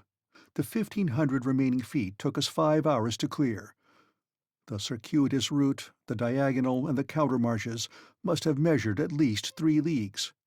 I could stand it no longer. I was yielding to the effects of hunger and cold. The rarefied air scarcely gave play to the action of my lungs. At last, at 11 in the sunlight night, the summit of Snæfell was reached, and before going in for shelter into the crater, I had time to observe the midnight sun, at his lowest point gilding with his pale rays the island that slept at my feet. Chapter 16. Boldly Down the Crater. Supper was rapidly devoured, and the little company housed themselves as best they could. The bed was hard, the shelter not very substantial, and our position an anxious one, at 5,000 feet above the sea level. Yet I slept particularly well. It was one of the best nights I had ever had, and I did not even dream. Next morning we awoke half frozen by the sharp, keen air, but with the light of a splendid sun. I rose from my granite bed and went out to enjoy the magnificent spectacle that lay unrolled before me. I stood on the very summit of the southernmost of Snæfell's peaks. The range of the eye extended over the whole island. By an optical law which obtains at all great heights, the shore seemed raised and the centre depressed. It seemed as if one of Helbesmer's raised maps lay at my feet. I could see deep valleys intersecting each other in every direction, precipices like low walls, lakes reduced to ponds, rivers abbreviated into streams. On my right were numberless glaciers and innumerable peaks, some plumed with feathery clouds of smoke. The undulating surface of these endless mountains, crested with sheets of snow, reminded one of a stormy sea. If I looked westward, there the ocean lay spread out in all its magnificence, like a mere continuation of those flock-like summits. The eye could hardly tell where the snowy ridges ended and the foaming waves began. I was thus steeped in the marvelous ecstasy which all high summits develop in the mind, and now without giddiness, for I was beginning to be accustomed to the sublime aspects of nature. My dazzled eyes were bathed in the bright flood of the solar rays. I was forgetting where and who I was, to live the life of elves and sylphs, the fanciful creation of Scandinavian superstitions. I felt intoxicated with the sublime pleasure of lofty elevations, without thinking of the profound abysses into which I was shortly to be plunged. But I was brought back to the realities of things by the arrival of Hans and the Professor, who joined me on the summit.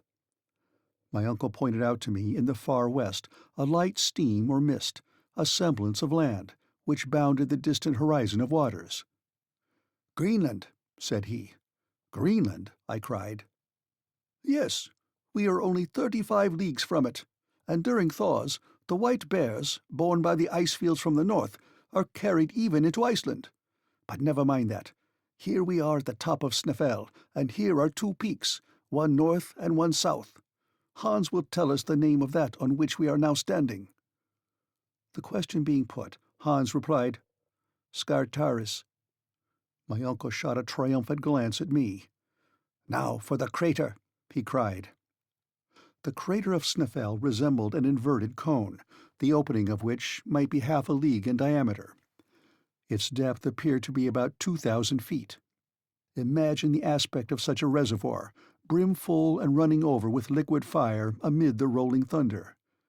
The bottom of the funnel was about 250 feet in circuit, so that the gentle slope allowed its lower brim to be reached without much difficulty.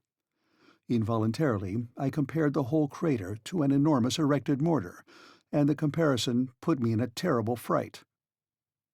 What madness, I thought, to go down into a mortar, perhaps a loaded mortar, to be shot up into the air at a moment's notice. But I did not try to back out of it. Hans, with perfect coolness, resumed the lead, and I followed him without a word. In order to facilitate the descent, Hans wound his way down the cone by a spiral path. Our route lay amidst eruptive rocks, some of which, shaken out of their loosened beds, rushed bounding down the abyss, and in their fall awoke echoes remarkable for their loud and well-defined sharpness. In certain parts of the cone there were glaciers. Here Hans advanced only with extreme precaution, sounding his way with his iron-pointed pole to discover any crevasses in it. At particularly dubious passages, we were obliged to connect ourselves with each other by a long cord, in order that any man who missed his footing might be held up by his companions.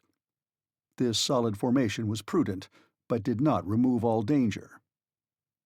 Yet, notwithstanding the difficulties of the descent, down steeps unknown to the guide, the journey was accomplished without accidents, except the loss of a coil of rope, which escaped from the hands of an Icelander and took the shortest way to the bottom of the abyss. At midday we arrived. I raised my head and saw straight above me the upper aperture of the cone, framing a bit of sky of very small circumference, but almost perfectly round. Just upon the edge appeared the snowy peak of Saris, standing out sharp and clear against the endless space. At the bottom of the crater were 3 chimneys, through which, in its eruptions, Snæfell had driven forth fire and lava from its central furnace. Each of these chimneys was 100 feet in diameter. They gaped before us right in our path.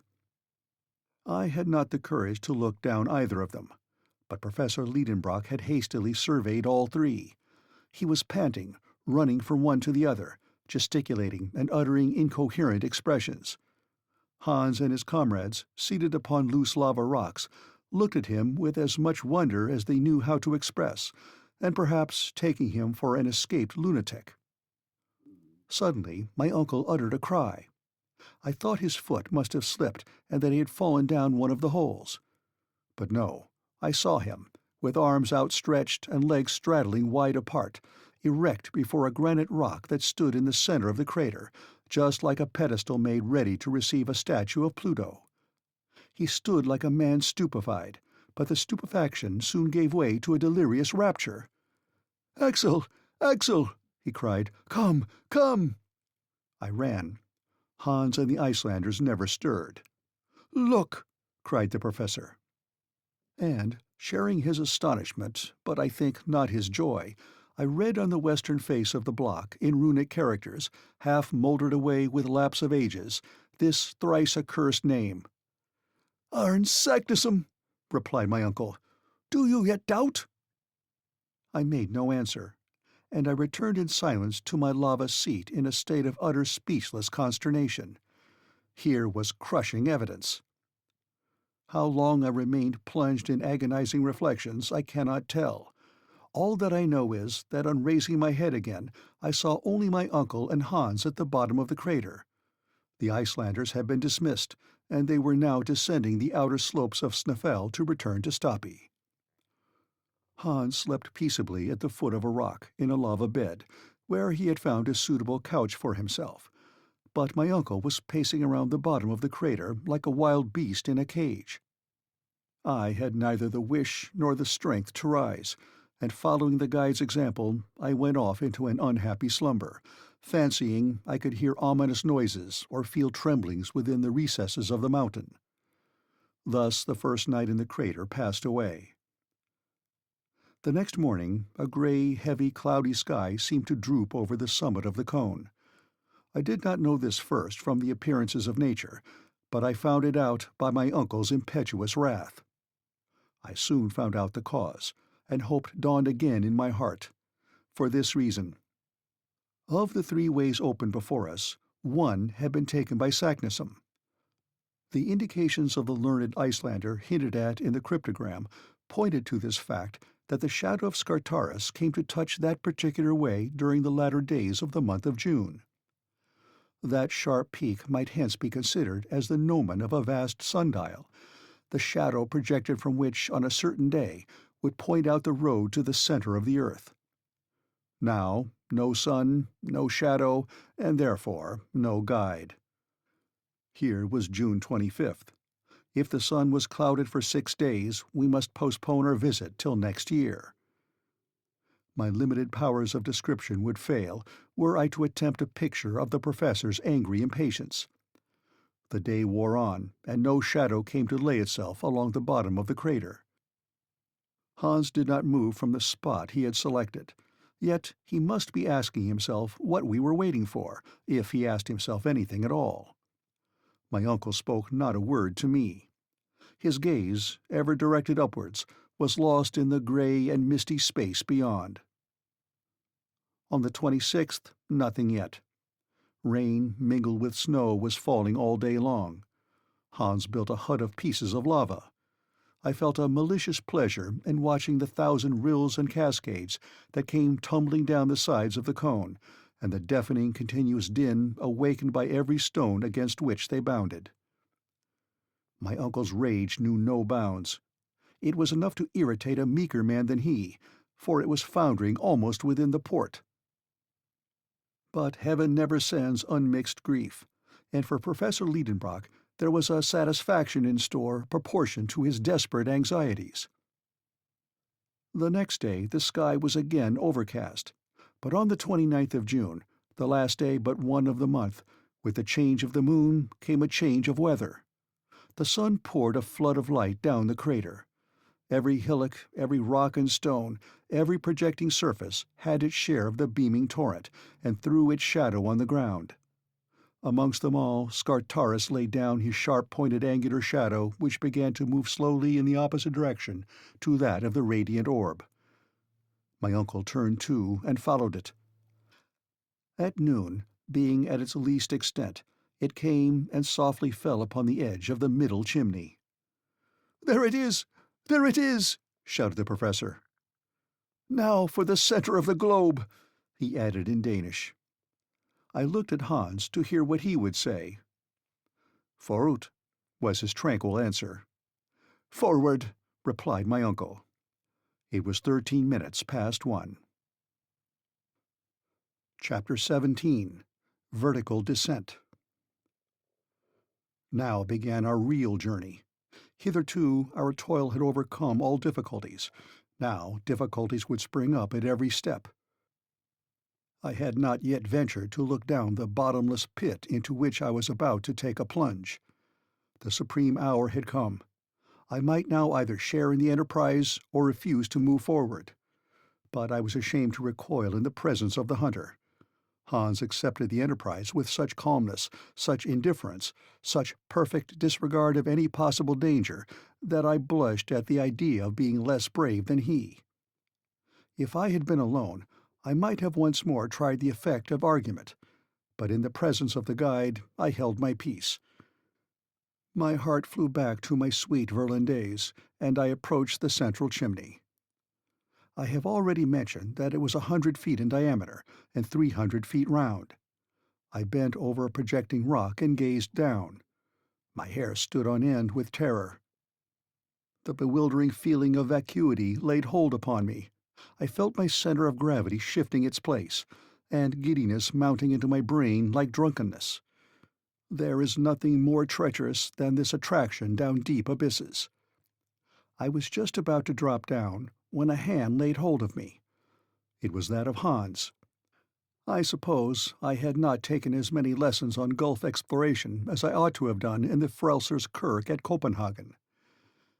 But however short was my examination of this well, I had taken some account of its conformation. Its almost perpendicular walls were bristling with innumerable projections, which would facilitate the descent. But if there was no want of steps, still there was no rail. A rope fastened to the edge of the aperture might have helped us down, but how were we to unfasten it when arrived at the other end? My uncle employed a very simple expedient to obviate this difficulty. He uncoiled a cord of the thickness of a finger, and 400 feet long. First, he dropped half of it down, then he passed it round a lava block that projected conveniently, and threw the other half down the chimney. Each of us could then descend by holding with the hand both halves of the rope, which would not be able to unroll itself from its hold. When 200 feet down, it would be easy to get possession of the whole of the rope by letting one end go and pulling down by the other. Then the exercise would go on again ad infinitum.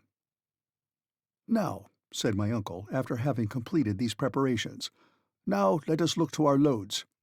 I will divide them into 3 lots. Each of us will strap one upon his back. I mean only fragile articles." Of course, we were not included under that head. "Hans," said he, "will take charge of the tools and a portion of the provisions. You, Axel, will take another third of the provisions and the arms, and I will take the rest of the provisions and the delicate instruments." "But," said I, "the clothes and that mass of ladders and ropes, what is to become of them?" "They will go down by themselves." "How so?" I asked. "You will see presently." My uncle was always willing to employ magnificent resources. Obeying orders, Hans tied all the non-fragile articles in one bundle, corded them firmly, and sent them bodily down the gulf before us. I listened to the dull thuds of the descending bale. My uncle, leaning over the abyss, followed the descent of the luggage with a satisfied nod, and only rose erect when he had quite lost sight of it. "Very well. Now it is our turn." Now I ask any sensible man if it was possible to hear those words without a shudder. The professor fastened his package of instruments upon his shoulders. Hans took the tools, I took the arms, and the descent commenced in the following order: Hans, my uncle, and myself. It was effected in profound silence, broken only by the descent of loosened stones down the dark gulf. I dropped, as it were, frantically clutching the double cord with one hand and buttressing myself from the wall with the other by means of my stick. One idea overpowered me almost: fear lest the rock should give way from which I was hanging. This cord seemed a fragile thing for 3 persons to be suspended from. I made as little use of it as possible, performing wondrous feats of equilibrium upon the lava projections, which my foot seemed to catch hold of like a hand. When one of these slippery steps shook under the heavier form of Hans, he said in his tranquil voice, "Give acht." "Attention," repeated my uncle. In half an hour we were standing upon the surface of a rock jammed in across the chimney from one side to the other. Hans pulled the rope by one of its ends. The other rose in the air. After passing the higher rock it came down again, bringing with it a rather dangerous shower of bits of stone and lava. Leaning over the edge of our narrow standing ground, I observed that the bottom of the hole was still invisible. The same maneuver was repeated with the cord, and half an hour after we had descended another 200 feet. I don't suppose the maddest geologist under such circumstances would have studied the nature of the rocks that we were passing. I am sure I did trouble my head about them. Pliocene, Miocene, Eocene, Cretaceous, Jurassic, Triassic, Permian, Carboniferous, Devonian, Silurian, or Primitive was all one to me. But the professor, no doubt, was pursuing his observations or taking notes, for in one of our halts he said to me, "The farther I go, the more confidence I feel. The order of these volcanic formations affords the strongest confirmation to the theories of Davy. We are now among the primitive rocks, upon which the chemical operations took place which are produced by the contact of elementary bases of metals with water. I repudiate the notion of central heat altogether. We shall see further proof of that very soon." No variation, always the same conclusion. Of course, I was not inclined to argue. My silence was taken for consent, and the descent went on. Another 3 hours, and I saw no bottom to the chimney yet. When I lifted my head, I perceived the gradual contraction of its aperture. Its walls, by a gentle incline, were drawing closer to each other, and it was beginning to grow darker. Still we kept descending. It seemed to me that the falling stones were meeting with an earlier resistance, and that the concussion gave a more abrupt and deadened sound. As I had taken care to keep an exact account of our maneuvers with the rope, which I knew that we had repeated 14 times, each descent occupying half an hour, the conclusion was easy that we had been 7 hours plus 14 quarters of rest, making 10 hours and a half. We had started at 1.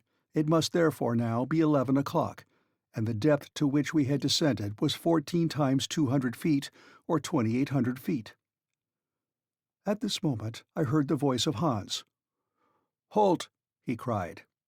I stopped short just as I was going to place my feet upon my uncle's head. "We are there!"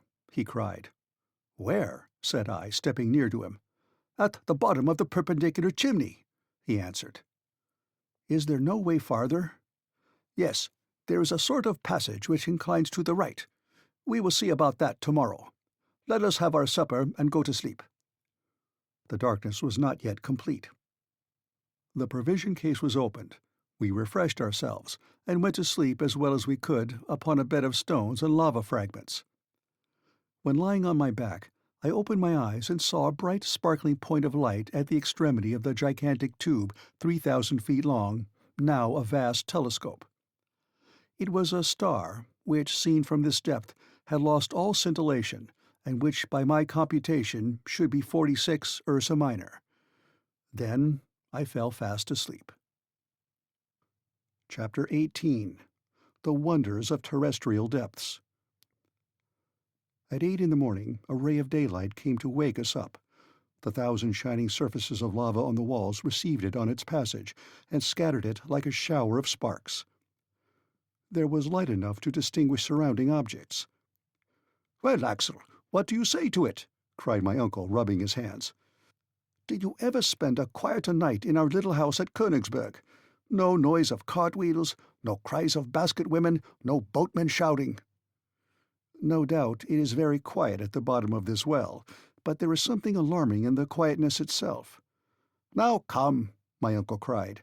"If you are frightened already, what will you be by and by? We have not gone a single inch yet into the bowels of the earth." "What do you mean?"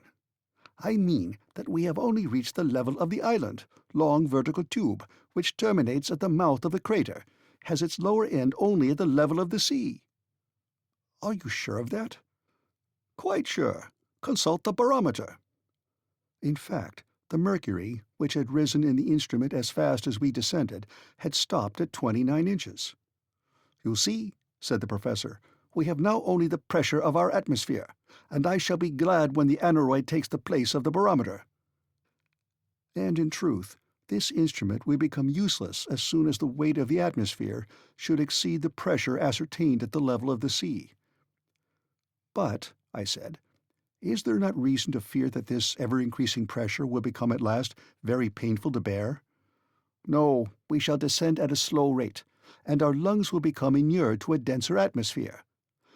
Aeronauts find the want of air as they rise to high elevations, but we shall perhaps have too much. Of the two, this is what I should prefer. Don't let us lose a moment. Where is the bundle we sent down before us?" I then remembered that we had searched for it in vain the evening before. My uncle questioned Hans, who, after having examined attentively with the eye of a huntsman, replied, "Der Hupe." "Up there." And so it was. The bundle had been caught by a projection 100 feet above us. Immediately the Icelander climbed up like a cat, and in a few minutes the package was in our possession. "Now," said my uncle, "let us breakfast. But we must lay in a good stock, for we don't know how long we may have to go on." The biscuit and extract of meat were washed down with a draught of water mingled with a little gin. Breakfast over, my uncle drew from his pocket a small notebook intended for scientific observations. He consulted his instruments and recorded, "Monday, July 1st. Chronometer, 8:17 a.m. Barometer, 297 inches. Thermometer, 6 degrees. Direction, east-southeast."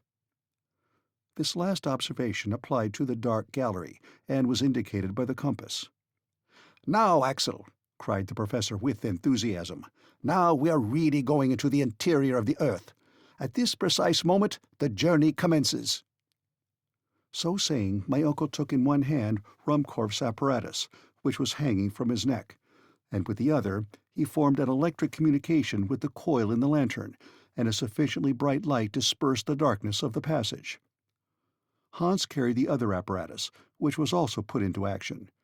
This ingenious application of electricity would enable us to go on for a long time, by creating an artificial light even in the midst of the most inflammable gases. "Now march!" cried my uncle. Each shouldered his package. Hans drove before him the load of cords and clothes, and myself walking last, we entered the gallery. At the moment of becoming engulfed in this dark gallery, I raised my head and saw for the last time through the length of that vast tube the sky of Iceland, which I was never to behold again. The lava, in the last eruption of 1229, had forced a passage through this tunnel. It still lined the walls with a thick and glistening coat. The electric light was here intensified 100-fold by reflection. The only difficulty in proceeding lay in not sliding too fast down an incline of about 45 degrees. Happily certain asperities and a few blisterings here and there formed steps, and we descended, letting our baggage slip before us from the end of a long rope. But that which formed steps under our feet became stalactites overhead. The lava, which was porous in many places, had formed a surface covered with small rounded blisters, crystals of opaque quartz, set with limpid tiers of glass, and hanging like clustered chandeliers from the vaulted roof, seemed as if were to kindle and form a sudden illumination as we passed on our way. It seemed as if the genii of the depths were lighting up their palace to receive their terrestrial guests. "It is magnificent!" I cried spontaneously. "My uncle, what a sight! Don't you admire those blending hues of lava, passing from reddish-brown to bright yellow by imperceptible shades? And these crystals are just like globes of light." "Ah, you think so, do you, Axel, my boy? Well, you will see greater splendors than these, I hope. Now let us march, march!" He had better have said slide, for we did nothing but drop down the steep inclines. It was the Facifs Descensus Averni of Virgil. The compass, which I consulted frequently, gave our direction as southeast with inflexible steadiness. This lava stream deviated neither to the right nor to the left. Yet there was no sensible increase of temperature. This justified Davy's theory, and more than once I consulted the thermometer with surprise. 2 hours after our departure it only marked 10 degrees, an increase of only 4 degrees. This gave reason for believing that our descent was more horizontal than vertical.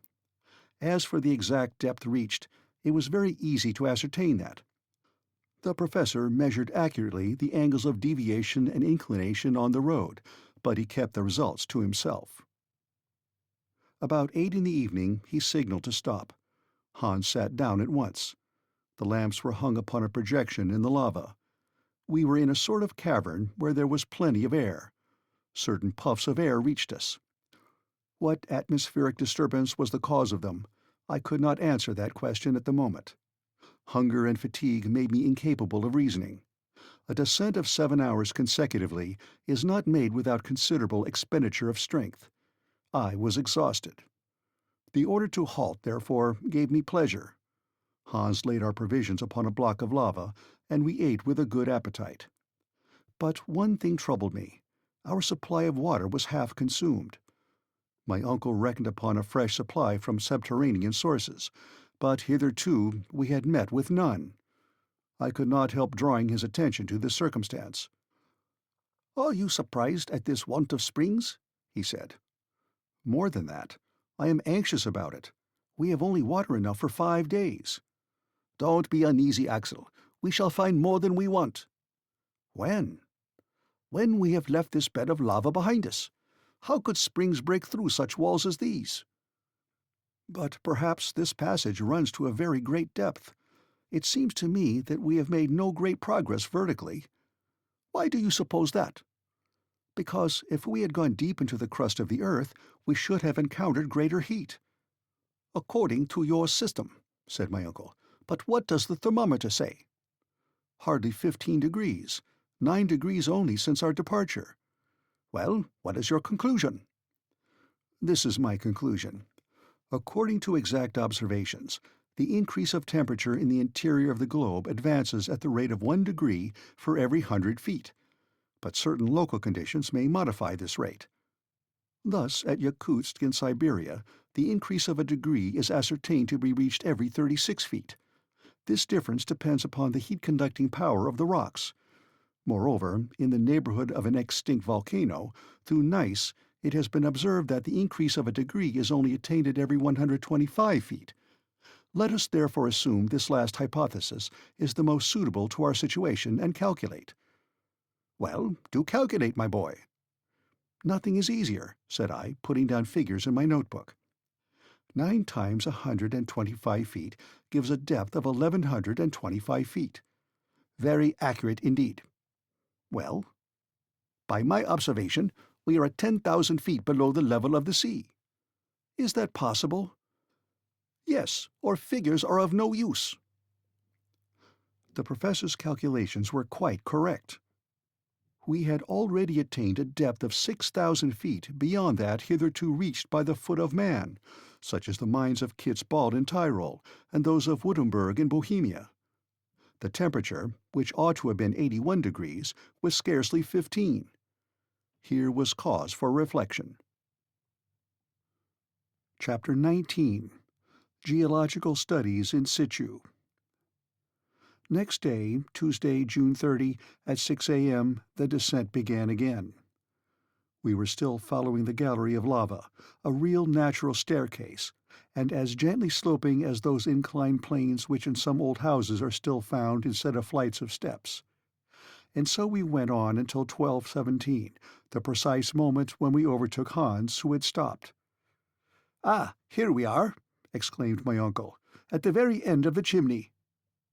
I looked around me. We were standing at the intersection of 2 roads, both dark and narrow. Which were we to take? This was a difficulty.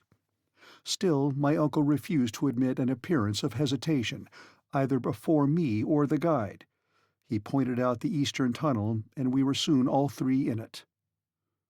Besides, there would have been interminable hesitation before this choice of roads, for since there was no indication whatever to guide our choice, We were obliged to trust to chance.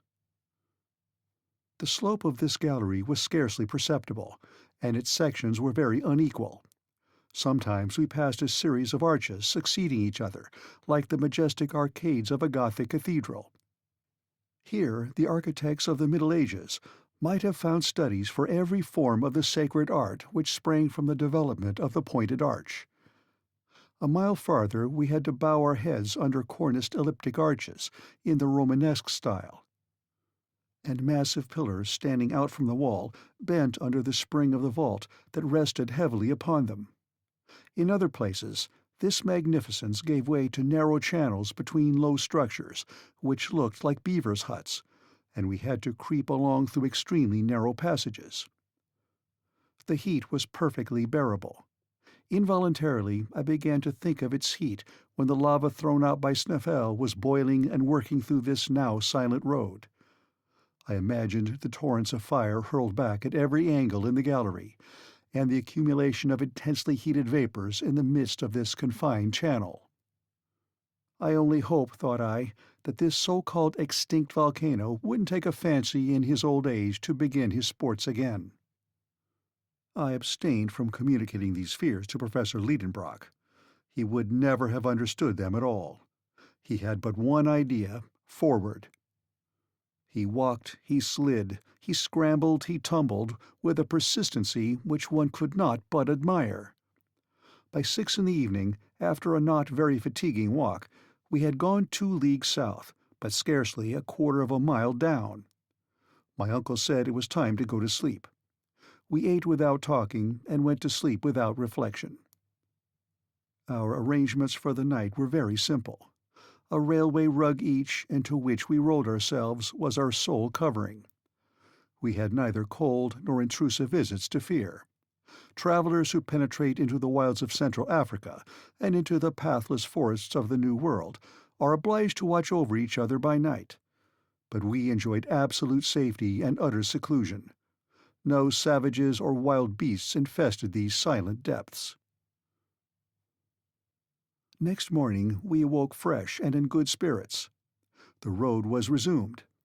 As the day before, we followed the path of the lava. It was impossible to tell what rocks we were passing. The tunnel, instead of tending lower, approached more and more nearly to a horizontal direction. I even fancied a slight rise. But about 10 this upward tendency became so evident, and therefore so fatiguing, that I was obliged to slacken my pace. "Well, Axel?" demanded the professor impatiently. "Well, I cannot stand it any longer," I replied. "What, after 3 hours' walk over such easy ground?" "It may be easy, but it is tiring all the same." "What, when we have nothing to do but keep going down?" "Going up, if you please." "Going up," said my uncle with a shrug. "No doubt. For the last half-hour the inclines have gone the other way, and at this rate we shall soon arrive upon the level soil of Iceland." The professor nodded slowly and uneasily, like a man that declines to be convinced. I tried to resume the conversation. He answered not a word, and gave the signal for a start. I saw that his silence was nothing but ill-humor. Still, I had courageously shouldered my burden again, and was rapidly following Hans, whom my uncle preceded. I was anxious not to be left behind. My greatest care was not to lose sight of my companions. I shuddered at the thought of being lost in the mazes of this vast subterranean labyrinth. Besides, if the ascending road did become steeper, I was comforted with the thought that it was bringing us nearer to the surface. There was hope in this. Every step confirmed me in it, and I was rejoicing at the thought of meeting my little Gräuben again. By midday there was a change in the appearance of this wall of the gallery. I noticed it by a diminution of the amount of light reflected from the sides. Solid rock was appearing in the place of the lava coating. The mass was composed of inclined and sometimes vertical strata. We were passing through rocks of the transition or Silurian system. "It is evident," I cried, "the marine deposits formed in the second period, the shales, limestones, and sandstones. We are turning away from the primary granite." We are just as if we were people of Hamburg going to Lübeck by way of Hanover." I had better have kept my observations to myself, but my geological instinct was stronger than my prudence, and Uncle Liedenbrock heard my exclamation. "What's that you are saying?" he asked. "See," I said, pointing to the varied series of sandstones and limestones and the first indication of slate. "Well?" "We are at the period when the first plants and animals appeared." "Do you think so?" "Look close and examine."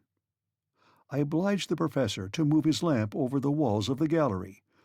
I expected some signs of astonishment, but he spoke not a word and went on. Had he understood me or not? Did he refuse to admit, out of self-love as an uncle and a philosopher, that he had mistaken his way when he chose the eastern tunnel, or was he determined to examine this passage to his farthest extremity? It was evident that we had left the lava path, and that this road could not possibly lead to the extinct furnace of Sneffels. Yet I asked myself if I was not depending too much on this change in the rock. Might I not myself be mistaken? Were we really crossing the layers of rock which overlie the granite foundation? If I am right, I thought, I must soon find some fossil remains of primitive life, and then we must yield to evidence. I will look. I had not gone 100 paces before incontestable proofs presented themselves. It could not be otherwise, for in the Silurian age the seas contained at least 1,500 vegetable and animal species. My feet, which had become accustomed to the indurated lava floor, suddenly rested upon a dust composed of the debris of plants and shells.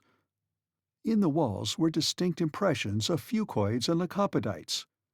Professor Liedenbrock could not be mistaken, I thought, and yet he pushed on, with, I suppose, his eyes resolutely shut. This was only invincible obstinacy. I could hold out no longer. I picked out a perfectly formed shell, which had belonged to an animal not unlike the woodlouse. Then, joining my uncle, I said, "Look at this." "Very well," said he quietly. "It is the shell of a crustacean, of an extinct species called a trilobite. Nothing more." "But don't you conclude—" "Just what you conclude yourself. Yes, I do perfectly. We have left the granite and the lava. It is possible that I may be mistaken, but I cannot be sure of that until I have reached the very end of this gallery." "You are right in doing this, my uncle, and I should quite approve of your determination, if there were not a danger threatening us nearer and nearer." "What danger?" "The want of water." "Well, Axel, we will put ourselves upon rations." Chapter 20. The First Signs of Distress. In fact, we had to ration ourselves. Our provision of water could not last more than 3 days. I found that out for certain when supper time came, and to our sorrow we had little reason to expect to find a spring in these transition beds. The whole of the next day the gallery opened before us its endless arcades. We moved on almost without a word. Han's silence seemed to be infecting us. The road was now not ascending, at least not perceptibly. Sometimes even it seemed to have a slight fall. But this tendency, which was very trifling, could not do anything to reassure the professor, for there was no change in the beds, and the transitional characteristics became more and more decided. The electric light was reflected in sparkling splendor from the schist, limestone, and old red sandstone of the walls. It might have been thought that we were passing through a section of Wales, of which an ancient people gave its name to this system. Specimens of magnificent marbles clothed the walls, some of a greyish agate fantastically veined with white, others of rich crimson or yellow dashed with splotches of red. Then came dark cherry-coloured marbles relieved by the lighter tints of limestone. The greater part of these bore impressions of primitive organisms. Creation had evidently advanced since the day before. Instead of rudimentary trilobites, I noticed remains of a more perfect order of beings, amongst others ganoid fishes, and some of those sauroids in which paleontologists have discovered the earliest reptile forms. The Devonian seas were peopled by animals of these species, and deposited them by thousands in the rocks of the newer formation. It was evident that we were ascending that scale of animal life in which man fills the highest place, but Professor Liedenbrock seemed not to notice it. He was awaiting one of two events, either the appearance of a vertical well opening before his feet, down which our descent might be resumed, or that of some obstacle which should effectually turn us back on our own footsteps. But evening came, and neither wish was gratified. On Friday, after a night during which I felt pangs of thirst, our little troop again plunged into the winding passages of the gallery. After 10 hours' walking, I observed a singular deadening of the reflection of our lamps on the side walls. The marble, the schist, the limestone, and the sandstone were giving way to a dark and lustreless lining. At one moment, the tunnel becoming very narrow, I leaned against the wall. When I removed my hand, it was black. I looked nearer, and found we were in a coal formation. "A coal mine!" I cried. "A mine without miners," my uncle replied. "Who knows?" I asked. "I know," the professor pronounced decidedly. "I am certain that this gallery driven through beds of coal was never pierced by the hand of man. But whether it be the hand of nature or not does not matter. Supper time is come. Let us sup." Hans prepared some food. I scarcely ate, and I swallowed down the few drops of water rationed out to me. One flask half full was all we had left to slake the thirst of 3 men. After their meal, my 2 companions laid themselves down upon their rugs, and found in sleep a solace for their fatigue. But I could not sleep, and I counted every hour until morning. On Saturday at 6 we started afresh. In 20 minutes we reached a vast open space. I then knew that the hand of man had not hollowed out this mine. The vaults would have been shored up, and as it was, they seemed to be held up by a miracle of equilibrium. This cavern was about 100 feet wide and 150 in height. A large mass had been rent asunder by a subterranean disturbance. Yielding to some vast power from below, it had broken asunder, leaving this great hollow into which human beings were now penetrating for the first time. The whole history of the Carboniferous period was written upon these gloomy walls, and a geologist might with ease trace all its diverse phases. The beds of coal were separated by strata of sandstone or compact clays, and appeared crushed under the weight of overlaying strata. At the age of the world which preceded the Secondary period, the earth was clothed with immense vegetable forms, the product of the double influence of tropical heat and constant moisture. A vapory atmosphere surrounded the earth, still veiling the direct rays of the sun. Thence arises the conclusion that the high temperature then existing was due to some other source than the heat of the sun. Perhaps even the orb of day may not have been ready yet to play the splendid part he now acts. There were no climates as yet, and a torrid heat, equal from pole to equator, was spread over the whole surface of the globe. Whence this heat? Was it from the interior of the earth? Notwithstanding the theories of Professor Liedenbrock, a violent heat did at that time brood within the body of the spheroid. Its action was felt to the very last coats of the terrestrial crust. The plants, unacquainted with the beneficent influences of the sun, yielded neither flowers nor scent, but the roots drew vigorous life from the burning soil of the early days of this planet. There were but few trees. Herbaceous plants alone existed. There were tall grasses, ferns, lycopods, besides sigillaria, asterophyllites, now scarce plants, but then the species might be counted by thousands. The coal measures owe their origin to this period of profuse vegetation. The yet elastic and yielding crust of the earth obeyed the fluid forces beneath. Thence innumerable fissures and depressions. The plants, sunk underneath the waters, formed by degrees into vast accumulated masses. Then came the chemical action of nature. In the depths of the seas, the vegetable accumulations first became peat.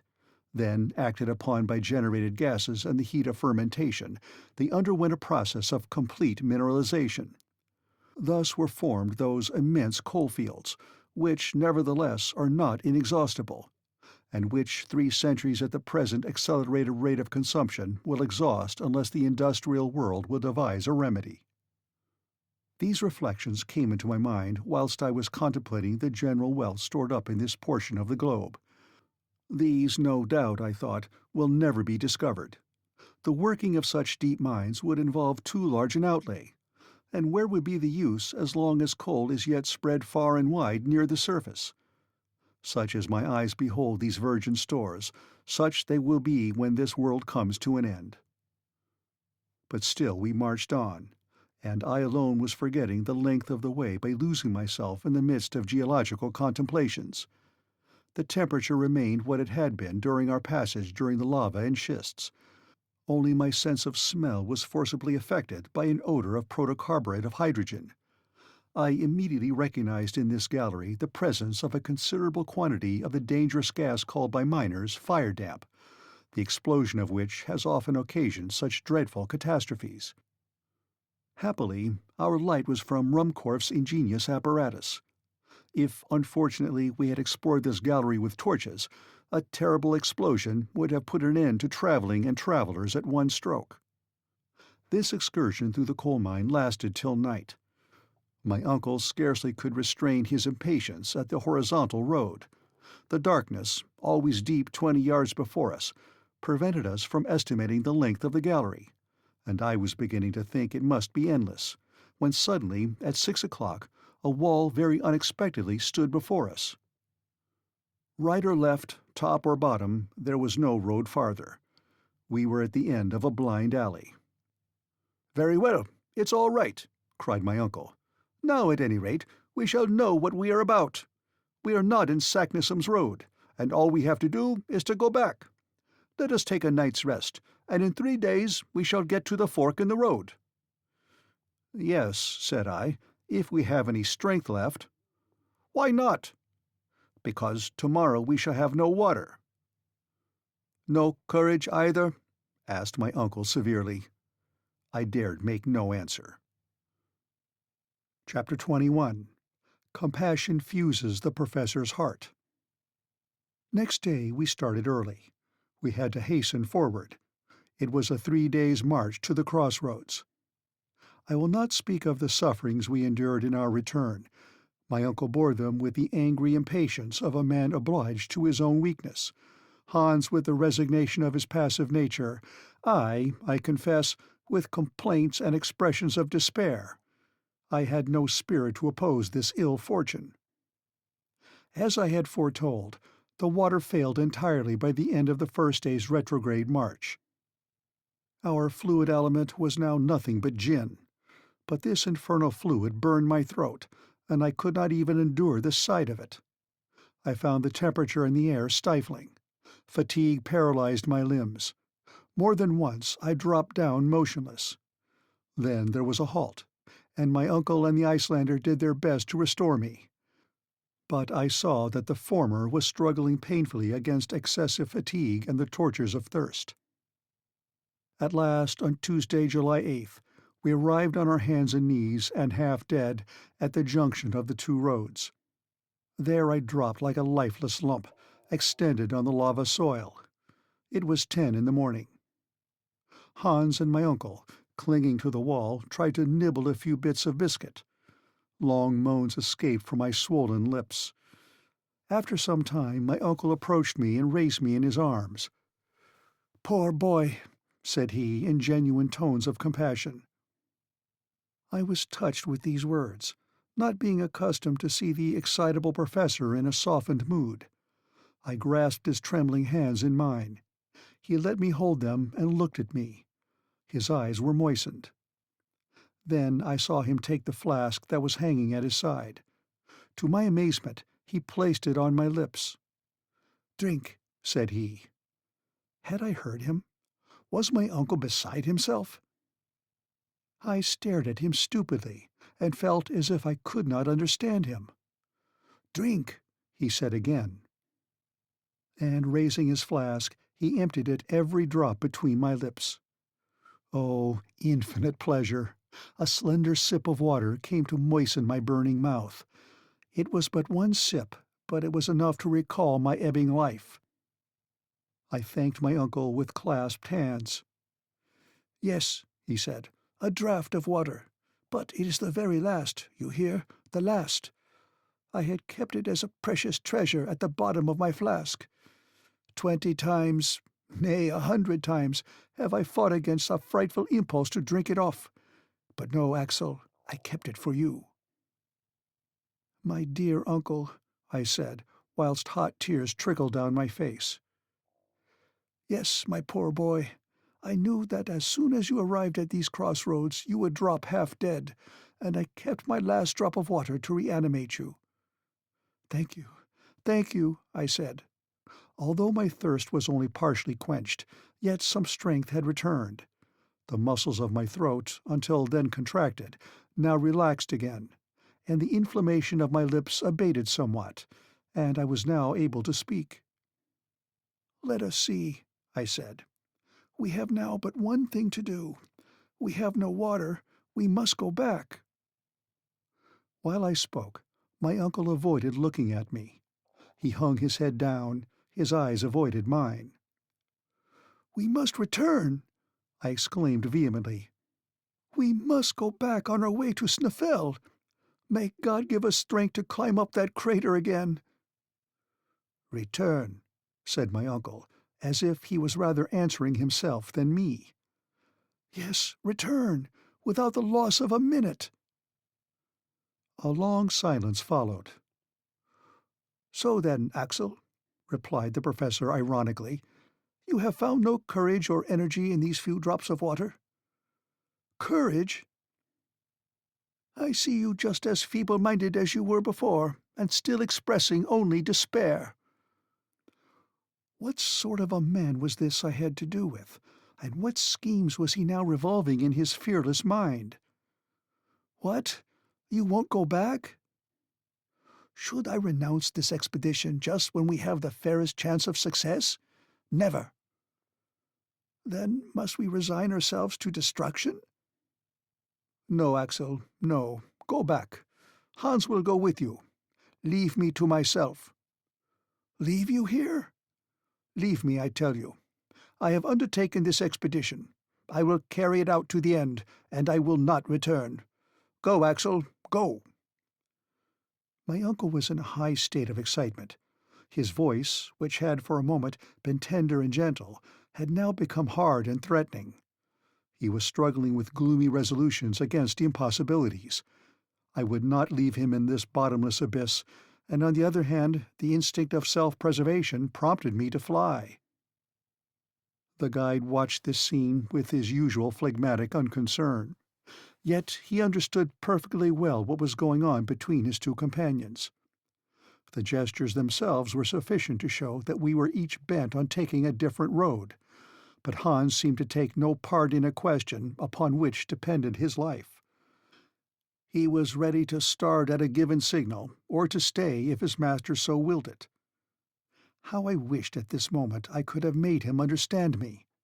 My words, my complaints, my sorrow would have had some influence over that frigid nature. Those dangers which our guide could not understand I could have demonstrated and proved to him.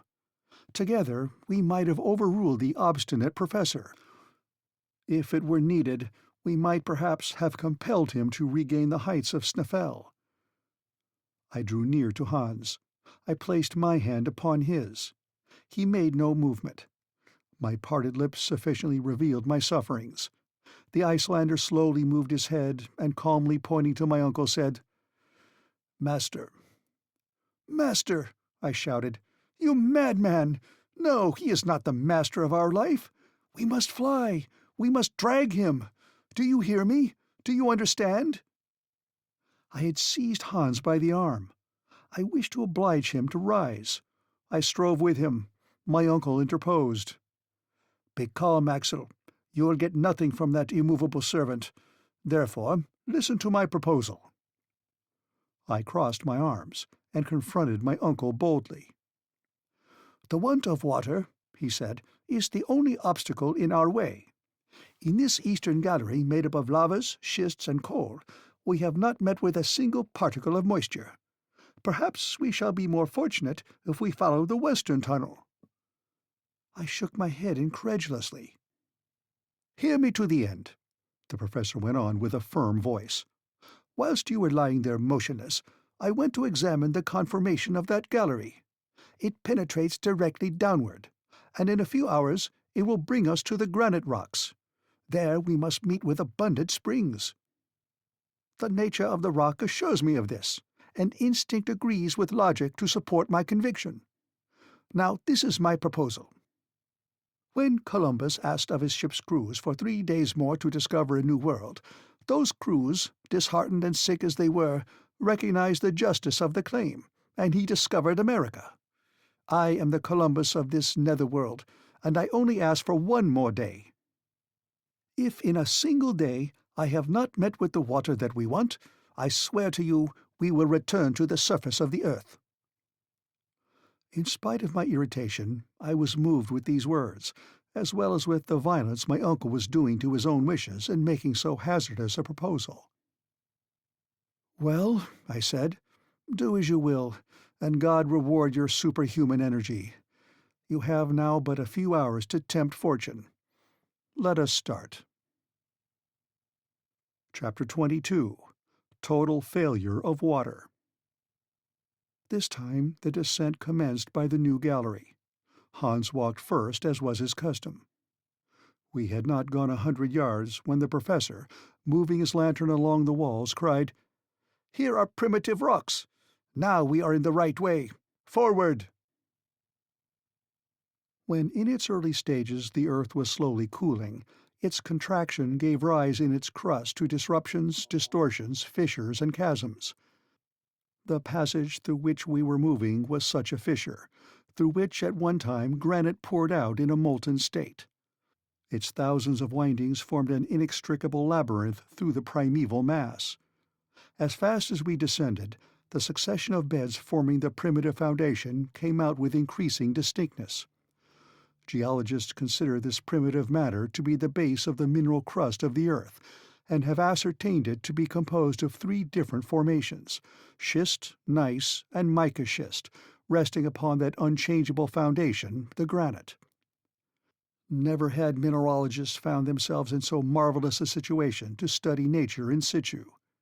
What the boring machine, an insensible, inert instrument, was unable to bring to the surface of the inner structure of the globe, we were able to peruse with our own eyes and handle with our own hands. Through the beds of schist, colored with delicate shades of green, ran in winding coarse threads of copper and manganese, with traces of platinum and gold. I thought, what riches are here buried at an unapproachable depth in the earth, hidden forever from the covetous eyes of the human race. These treasures have been buried at such a profound depth by the convulsions of primeval times that they run no chance of ever being molested by the pickaxe or the spade. To the schists succeeded gneiss, partially stratified, remarkable for the parallelism and regularity of its lamina. Then mica schists, laid in large plates or flakes, revealing their lamellated structure by the sparkle of the white shiny mica. The light from our apparatus, reflected from the small facets of quartz, shot sparkling rays at every angle, and I seemed to be moving through a diamond, within which the quickly darting rays broke across each other in 1,000 flashing coruscations. About 6 o'clock, this brilliant fete of illuminations underwent a sensible abatement of splendor, then almost ceased. The walls assumed a crystallized though somber appearance. Mica was more closely mingled with the feldspar and quartz to form the proper rocky foundations of the earth, which bears without distortion or crushing the weight of the 4 terrestrial systems. We were mirrored within prison walls of granite. It was 8 in the evening. No signs of water had yet appeared. I was suffering horribly. My uncle strode on. He refused to stop. He was listening anxiously for the murmur of distant springs, but no, there was dead silence. And now my limbs were failing beneath me. I resisted pain and torture, that I might stop my uncle, which would have driven him to despair, for the day was drawing near to its end, and it was his last. At last I failed utterly. I uttered a cry and fell. "Come to me! I am dying!" My uncle retraced his steps. He gazed upon me with his arms crossed. Then these muttered words passed his lips. "It's all over." The last thing I saw was a fearful gesture of rage, and my eyes closed. When I reopened them, I saw my two companions motionless and rolled up in their coverings. Were they asleep? As for me, I could not get one moment's sleep. I was suffering too keenly, and what embittered my thoughts was that there was no remedy. My uncle's last words echoed painfully in my ears. "It's all over." For in such a fearful state of debility it was madness to think of ever reaching the upper world again. We had above us a league and a half of terrestrial crust. The weight of it seemed to be crushing down upon my shoulders. I felt weighed down, and I exhausted myself with imaginary violent exertions to turn round upon my granite couch. A few hours passed away. A deep silence reigned around us, the silence of the grave. No sound could reach us through walls, the thinnest of which were 5 miles thick. Yet in the midst of my stupefaction, I seemed to be aware of a noise. It was dark down the tunnel, but I seemed to see the Icelander vanishing from our sight with the lamp in his hand. Why was he leaving us? Was Hans going to forsake us? My uncle was fast asleep. I wanted to shout, but my voice died upon my parched and swollen lips. The darkness became deeper, and the last sound died away in the far distance. "Hans has abandoned us," I cried. "Hans! Hans!" But these words were only spoken within me. They went no farther. Yet after the first moment of terror, I felt ashamed of suspecting a man of such extraordinary faithfulness. Instead of ascending, he was descending the gallery. An evil design would have taken him up, not down. This reflection restored me to calmness, and I turned to other thoughts. None but some weighty motive could have induced so quiet a man to forfeit his sleep. Was he on a journey of discovery? Had he, during the silence of the night, caught a sound, a murmuring of something in the distance, which had failed to affect my hearing? Chapter 23. Water Discovered. For a whole hour I was trying to work out in my delirious brain the reasons which might have influenced this seemingly tranquil huntsman. The absurdest notions ran in utter confusion through my mind. I thought madness was coming on. But at last a noise of footsteps was heard in the dark abyss. Hans was approaching. A flickering light was beginning to glimmer on the wall of our darksome prison. Then it came out full at the mouth of the gallery. Hans appeared. He drew close to my uncle, laid his hand upon his shoulder, and gently woke him. My uncle rose up. "What is the matter?" he asked. "Walton," replied the huntsman. No doubt, under the inspiration of intense pain, everybody becomes endowed with the gift of diverse tongues. I did not know a word of Danish, yet instinctively I understood the word he had uttered. "Water! Water!" I cried, clapping my hands and gesticulating like a madman. "Water," repeated my uncle. "Var?" he asked in Icelandic. "Nedat," replied Hans. "Where? Down below." I understood it all. I seized the hunter's hands and pressed them while he looked on me without moving a muscle of his countenance. The preparations for our departure were not long in making, and we were soon on our way down a passage inclining 2 feet in 7. In an hour we had gone 1.25 miles and descended 2,000 feet.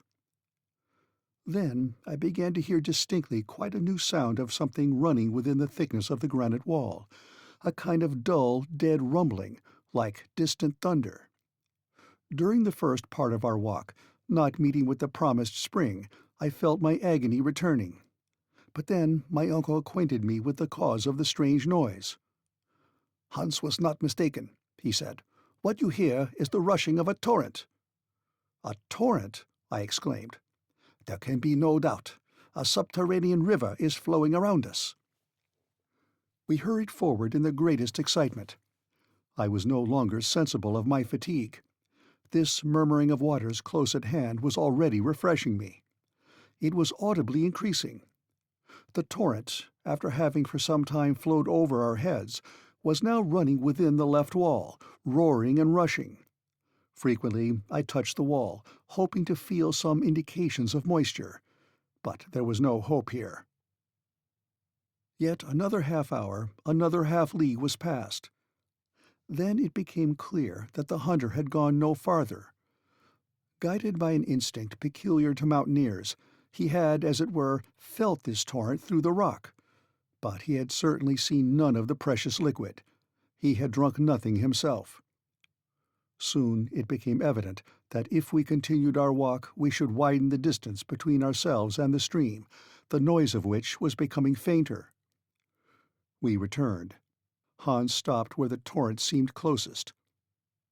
I sat near the wall, while the waters were flowing past me at a distance of 2 feet with extreme violence. But there was a thick granite wall between us and the object of our desires. Without reflection, without asking if there were any means of procuring the water, I gave way to a movement of despair. Hans glanced at me with, I thought, a smile of compassion. He rose and took the lamp. I followed him. He moved towards the wall. I looked on. He applied his ear against the dry stone and moved it slowly to and fro, listening intently. I perceived at once that he was examining to find the exact place where the torrent could be heard the loudest. He met with that point on the left side of the tunnel, at 3 feet from the ground. I was stirred up with excitement. I hardly dared guess what the hunter was about to do, but I could not but understand, and applaud and cheer him on, when I saw him lay hold of the pickaxe to make an attack upon the rock. "We are saved!" I cried. "Yes," cried my uncle, almost frantic with excitement. "Hans is right. Capital fellow. Who but he would have thought of it?" Yes, who but he? Such an expedient, however simple, would never have entered into our minds. True, it seemed most hazardous to strike a blow of the hammer in this part of the earth's structure. Suppose some displacement should occur and crush us all? Suppose the torrent, bursting through, should drown us in a sudden flood? There was nothing vain in these fancies, but still no fears of falling rocks or rushing floods could stay us now, and our thirst was so intense that, to satisfy it, we would have dared the waves of the North Atlantic. Hans set about the task which my uncle and I together could not have accomplished. If our impatience had armed our hands with power, we should have shattered the rock into 1,000 fragments. Not so Hans. Full of self-possession, he calmly wore his way through the rock with a steady succession of light and skilful strokes, working through an aperture 6 inches wide at the outside. I could hear a louder noise of flowing waters, and I fancied I could feel the delicious fluid refreshing my parched lips. The pick had soon penetrated 2 feet into the granite partition, and our man worked for above an hour. I was in an agony of impatience. My uncle wanted to employ stronger measures, and I had some difficulty in dissuading him. Still, he had just taken a pickaxe in his hand, when a sudden hissing was heard, and a jet of water spurted out with violence against the opposite wall. Hans, almost thrown off his feet by the violence of the shock, uttered a cry of grief and disappointment, of which I soon understood the cause, when, plunging my hands into the spouting torrent, I withdrew them in haste, for the water was scalding hot. "The water is at the boiling point," I cried. "Well, never mind, let it cool," my uncle replied. The tunnel was filling with steam, whilst a stream was forming, which by degrees wandered away into the subterranean windings, and soon we had the satisfaction of swallowing our first draught. Could anything be more delicious than the sensation that our burning intolerable thirst was passing away, and leaving us to enjoy comfort and pleasure? But where was this water from? No matter. It was water, and though still warm, it brought life back to the dying. I kept drinking without stopping, and almost without tasting. At last, after a most delightful time of reviving energy, I cried, "Why, this is a chalybeate spring!" "Nothing could be better for the digestion," said my uncle. It is highly impregnated with iron. It will be as good for us as going to the spa or to Toplitz. Well, it is delicious. Of course it is. Water should be, found 6 miles underground. It has an inky flavor, which is not at all unpleasant. What a capital source of strength Hans has found for us here. We will call it after his name. Agreed, I cried. And Hansbach it was from that moment. Hans was none the prouder. After a moderate draught, he went quietly into a corner to rest. Now, I said, we must not lose this water. What is the use of troubling ourselves? My uncle replied. I fancy it will never fail. Never mind, we cannot be sure. Let us fill the water bottle and our flasks, and then stop up the opening. My advice was followed so far as getting in a supply, but the stopping up of the hole was not so easy to accomplish. It was in vain that we took up fragments of granite and stuffed them in with tow. We only scalded our hands without succeeding. The pressure was too great, and our efforts were fruitless. "It is quite plain," said I, "that the higher body of this water is at a considerable elevation. The force of the jet shows that." "No doubt," answered my uncle. "If this column of water is 32,000 feet high, that is, from the surface of the earth, it is equal to the weight of 1,000 atmospheres. But I have got an idea." "Well?" "Why should we trouble ourselves to stop the stream from coming out at all?" "Because—" Well, I could not assign a reason. "When our flasks are empty, where shall we fill them again? Can we tell that?" No, there was no certainty. "Well, let us allow the water to run on. It will flow down, and will both guide and refresh us." "That is well planned," I cried. "With this stream for our guide, there is no reason why we should not succeed in our undertaking." "Ah, my boy, you agree with me now," cried the professor, laughing. "I agree with you most heartily." "Well, let us rest a while, and then we will start again." I was forgetting that it was night. The chronometer soon informed me of that fact, and in a very short time, refreshed and thankful, we all three fell into a sound sleep. Chapter 24. Well said, old mole. Canst thou work in the ground so fast? By the next day we had forgotten all our sufferings. At first I was wondering that I was no longer thirsty, and I was for asking for the reason. The answer came in the murmuring of the stream at my feet. We breakfasted and drank of this excellent chalybeate water. I felt wonderfully stronger, and quite decided upon pushing on. Why should not so firmly convinced a man as my uncle, furnished with so industrious a guide as Hans, and accompanied by so determined a nephew as myself, go on to final success? Such were the magnificent plans which struggled for mastery within me. If it had been proposed to me to return to the summit of Sneffels, I should have indignantly declined. Most fortunately, all we had to do was to descend. "Let us start," I cried, awakening by my shouts the echoes of the vaulted hollows of the earth. On Thursday at 8 a.m. we started afresh. The granite tunnel winding from side to side earned us past unexpected turns, and seemed almost to form a labyrinth. But on the whole its direction seemed to be southeasterly. My uncle never ceased to consult his compass to keep account of the ground gone over. The gallery dipped down a very little way from the horizontal, scarcely more than 2 inches in a fathom, and the stream ran gently murmuring at our feet. I compared it to a friendly genius guiding us underground, and caressed with my hand the soft naiad, whose comforting voice accompanied our steps. With my reviving spirits, these mythological notions seemed to come unbidden. As for my uncle, he was beginning to storm against the horizontal road. He loved nothing better than a vertical path. But this way seemed indefinitely prolonged, and instead of sliding along the hypotenuse as we were now doing, he would willingly have dropped down the terrestrial radius. But there was no help for it, and as long as we were approaching the center at all, we felt that we must not complain. From time to time a steeper path appeared. Our naiad then began to tumble before us with a hoarser murmur, and we went down with her to a greater depth. On the whole, that day and the next we made considerable way horizontally, very little vertically. On Friday evening, the 10th of July, according to our calculations, we were 30 leagues southeast of Reykjavik, and at a depth of 2 leagues and a half. At our feet there now opened a frightful abyss. My uncle, however, was not to be daunted, and he clapped his hands at the steepness of the descent. "This will take us a long way," he cried, "and without much difficulty, for the projections in the rock form quite a staircase." The ropes were so fastened by Hans as to guard against accident, and the descent commenced. I can hardly call it perilous, for I was beginning to be familiar with this kind of exercise.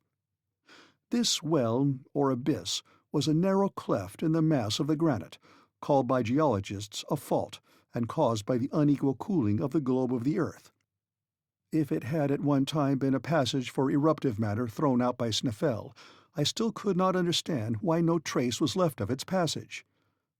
We kept going down a kind of winding staircase, which seemed almost to have been made by the hand of man. Every quarter of an hour we were obliged to halt, to take a little necessary repose and restore the action of our limbs. We then sat down upon a fragment of rock, and we talked as we ate and drank from the stream.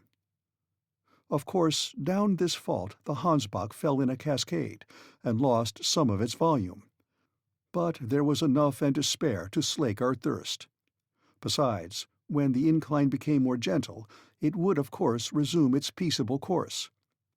At this moment it reminded me of my worthy uncle, in his frequent fits of impatience and anger, while below it ran with the calmness of the Icelandic hunter. On the 6th and 7th of July we kept following the spiral curves of this singular well, penetrating in actual distance no more than 2 leagues, but being carried to a depth of 5 leagues below the level of the sea. But on the 8th, about noon, the fault took towards the southeast a much gentler slope, one of about 45 degrees. Then the road became monotonously easy. It could not be otherwise, for there was no landscape to vary the stages of our journey.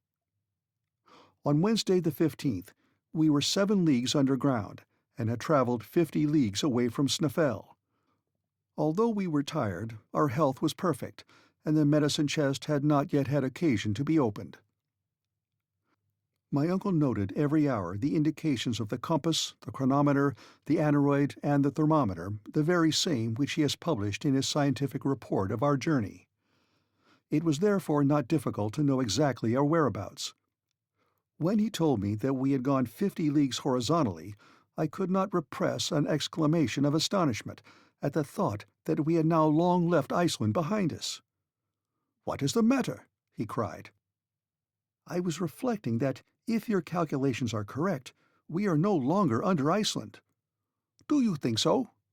"I am not mistaken," I said, and examining the map, I added, "We have passed Cape Portland, and those 50 leagues bring us under the wide expanse of the ocean." "Under the sea," my uncle repeated, rubbing his hands with delight. "Can it be?" I said. "Is the ocean spread above our heads?" "Of course, Axel. What can be more natural? At Newcastle, are there not coal mines extending far under the sea?"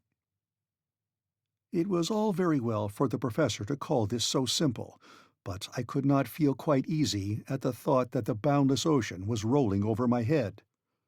And yet it really mattered very little whether it was the plains and mountains that covered our heads, or the Atlantic waves, as long as we were arched over by solid granite. And besides, I was getting used to this idea. For the tunnel, now running straight, now winding as capriciously in its inclines as in its turnings, but constantly preserving its southeasterly direction, and always running deeper, was gradually carrying us to very great depths indeed. 4 days later, Saturday the 18th of July in the evening, we arrived at a kind of vast grotto, and here my uncle paid Hans his weekly wages, and it was settled that the next day, Sunday, should be a day of rest. Chapter 25. De Profundis. I therefore awoke next day relieved from the preoccupation of an immediate start. Although we were in the very deepest of known depths, There was something not unpleasant about it. And besides, we were beginning to get accustomed to this troglodyte life. I no longer thought of sun, moon, and stars, trees, houses, and towns, nor of any of those terrestrial superfluities which are necessaries of men who live upon the earth's surface. Being fossils, we looked upon all those things as mere jokes. The grotto was an immense apartment. Along its granite floor ran our faithful stream. At this distance from its spring the water was scarcely tepid, and we drank of it with pleasure. After breakfast the professor gave a few hours to the arrangement of his daily notes. "First," said he, "I will make a calculation to ascertain our exact position. I hope, after our return, to draw a map of our journey, which will be in reality a vertical section of the globe containing the track of our expedition." "That will be curious, uncle, but are your observations sufficiently accurate to enable you to do this correctly?" "Yes. I have everywhere observed the angles and the inclines. I am sure there is no error. Let us see where we are now. Take your compass and take the direction." I looked and replied carefully, "Southeast by east." "Well," answered the professor after a rapid calculation, "I infer that we have gone 85 leagues since we started." "Therefore we are under mid-Atlantic?" "To be sure we are." "And perhaps at this very moment there is a storm above, and ships over our heads are being rudely tossed by the tempest." "Quite probable." "And whales are lashing the roof of our prison with their tails?" "It may be, Axel, but they won't shake us here. But let us go back to our calculation. Here we are 85 leagues southeast of Sneffels, and I reckon that we are at a depth of 16 leagues. 16 leagues? I cried. No doubt. Why, this is the very limit assigned by science to the thickness of the crust of the earth. I don't deny it. And here, according to the law of increasing temperature, there ought to be a heat of 2,732 degrees Fahrenheit. So there should, my lad. And all this solid granite ought to be running in fusion. You see that it is not so, and that, as so often happens, facts come to overthrow theories. I am obliged to agree, but after all, it is surprising. What does the thermometer say? 27/6. Therefore, the savants are wrong by 2,705 degrees, and the proportional increase is a mistake. Therefore, Humphrey Davy was right, and I am not wrong in following him. What do you say now? Nothing. In truth, I had a good deal to say. I gave way in no respect to Davy's theory. I still held to the central heat, although I did not feel its effects. I prefer to admit in truth that this chimney of an extinct volcano, lined with lavas, which are non-conductors of heat, did not suffer the heat to pass through its walls. But without stopping to look upon new arguments, I simply took up our situation such as it was. Well, admitting all your calculations to be quite correct, you must allow me to draw one rigid result therefrom. What is it? Speak freely. At the latitude of Iceland, where we now are, the radius of the earth, the distance from the center to the surface, is about 1,583 leagues. Let us say in round numbers 1,600 leagues or 4,800 miles. Out of 1,600 leagues we have gone 12. So you say. And these 12 at a cost of 85 leagues diagonally? Exactly so. In 20 days? Yes. Now, 16 leagues are the 100th part of the earth's radius. At this rate, we shall be 2,000 days, or nearly 5 years and a half in getting to the center. No answer was vouchsafed to this rational conclusion. Without reckoning, too, that if a vertical depth of 16 leagues can be attained only by a diagonal descent of 84, it follows that we must go 8,000 miles in a southeasterly direction, so that we shall emerge from some point in the earth's circumference instead of getting to the center. Confusion to all your figures, and all your hypotheses besides! shouted my uncle in a sudden rage. "What is the basis of them all? How do you know that this passage does not run straight to our destination? Besides, there is a precedent. What one man has done, another may do." "I hope so, but still I may be permitted—" "You shall have my leave to hold your tongue, Axel, but not to talk in that irrational way."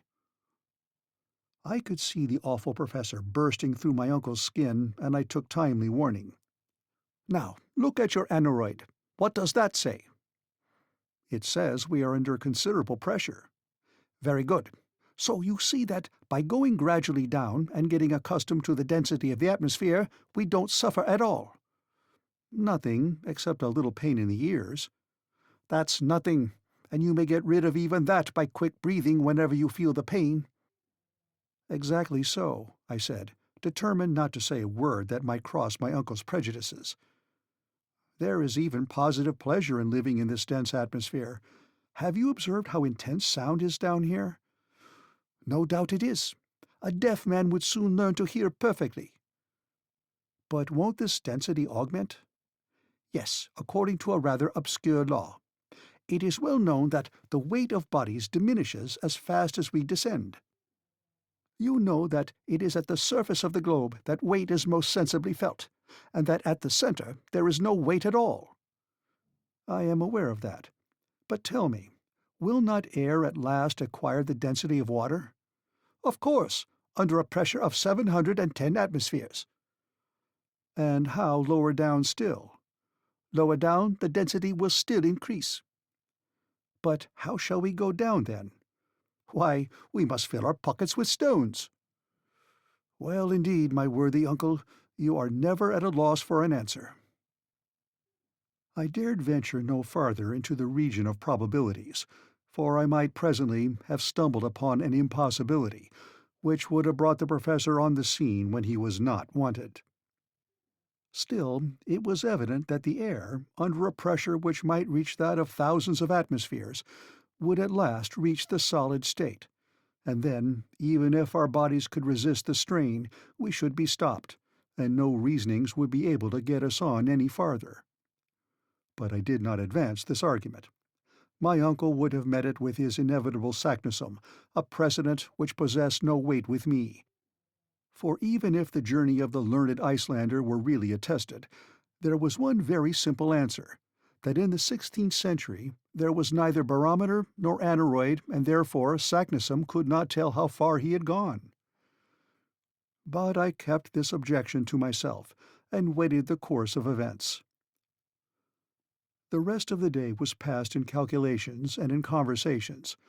I remained a steadfast adherent of the opinions of Professor Liedenbrock, and I envied the stolid indifference of Hans, who, without going into causes and effects, went on with his eyes shut wherever his destiny guided him. Chapter 26. The Worst Peril of All. It must be confessed that hitherto things had not gone on so badly, and that I had small reason to complain. If our difficulties became no worse, we might hope to reach our end. And to what a height of scientific glory we should then attain! I had become quite a Liedenbrock in my reasonings. Seriously, I had. But would this state of things last in the strange place we had come to? Perhaps it might. For several days, steeper inclines, some even frightfully near to the perpendicular, brought us deeper and deeper into the mass of the interior of the earth. Some days we advanced nearer to the center by a league and a half, or nearly 2 leagues. These were perilous descents, in which the skill and marvelous coolness of Hans were invaluable to us. That unimpassioned Icelander devoted himself with incomprehensible deliberation, and, thanks to him, we crossed many a dangerous spot which we should never have cleared alone. But his habit of silence gained upon him day by day, and was infecting us. External objects produced decided effects upon the brain. A man shut up between 4 walls soon loses the power to associate words and ideas together. How many prisoners in solitary confinement become idiots, if not mad, for want of exercise for the thinking faculty? During the fortnight following our last conversation, No incident occurred worthy of being recorded. But I have good reason for remembering one very serious event which took place at this time, and of which I could scarcely now forget the smallest details. By the 7th of August our successive descents had brought us to a depth of 30 leagues. That is, that for a space of 30 leagues there were over our heads solid beds of rock, ocean, continents, and towns. We must have been 200 leagues from Iceland. On that day the tunnel went down a gentle slope. I was ahead of the others. My uncle was carrying one of Ruhmkorff's lamps and I the other. I was examining the beds of granite. Suddenly turning round, I observed that I was alone. Well, well, I thought, I have been going too fast, or Hans and my uncle have stopped on the way. Come, this won't do. I must join them. Fortunately, there is not much of an ascent. I retraced my steps. I walked for a quarter of an hour. I gazed into the darkness. I shouted. No reply. My voice was lost in the midst of the cavernous echoes which alone replied to my call. I began to feel uneasy. A shudder ran through me. Calmly, I said aloud to myself, I am sure to find my companions again. There are not two roads. I was too far ahead. I will return. For half an hour I climbed up. I listened for a call, and in that dense atmosphere a voice could reach very far. But there was a dreary silence in all that long gallery. I stopped. I could not believe that I was lost. I was only bewildered for a time, not lost. I was sure I should find my way again. Come, I repeated, since there is but one road, and they are on it, I must find them again. I have but to ascend still. Unless, indeed, missing me, and supposing me to be behind, they too should have gone back. But even in this case I have only to make the greater haste. I shall find them, I am sure. I repeated these words in the fainter tones of a half-convinced man. Besides, to associate even such simple ideas with words, and reason with them, was a work of time. A doubt then seized upon me. Was I indeed in advance when we became separated? Yes, to be sure I was. Hans was after me, preceding my uncle. He had even stopped for a while to strap his baggage better over his shoulders. I could remember this little incident. It was at that very moment that I must have gone on. Besides, I thought, have not I a guarantee that I shall not lose my way, a clue in the labyrinth that cannot be broken, my faithful stream? I have but to trace it back, and I must come upon them. This conclusion revived my spirits, and I resolved to resume my march without loss of time. How I then blessed my uncle's foresight in preventing the hunter from stopping up the hole in the granite! This beneficent spring, after having satisfied our thirst on the road, would now be my guide among the windings of the terrestrial crust. Before starting afresh, I thought a wash would do me good. I stooped to bathe my face in the Hansbach. To my stupefaction and utter dismay, my feet trod only the rough, dry granite. The stream was no longer at my feet. Chapter 27. Lost in the Bowels of the Earth. To describe my despair would be impossible. No words could tell it. I was buried alive, with the prospect before me of dying of hunger and thirst. Mechanically, I swept the ground with my hands. How dry and hard the rock seemed to me! But how had I left the course of the stream? For it was a terrible fact that it no longer ran at my side. Then I understood the reason of that fearful silence, when for the last time I listened to hear if any sound from my companions could reach my ears. At the moment when I left the right road, I had not noticed the absence of the stream.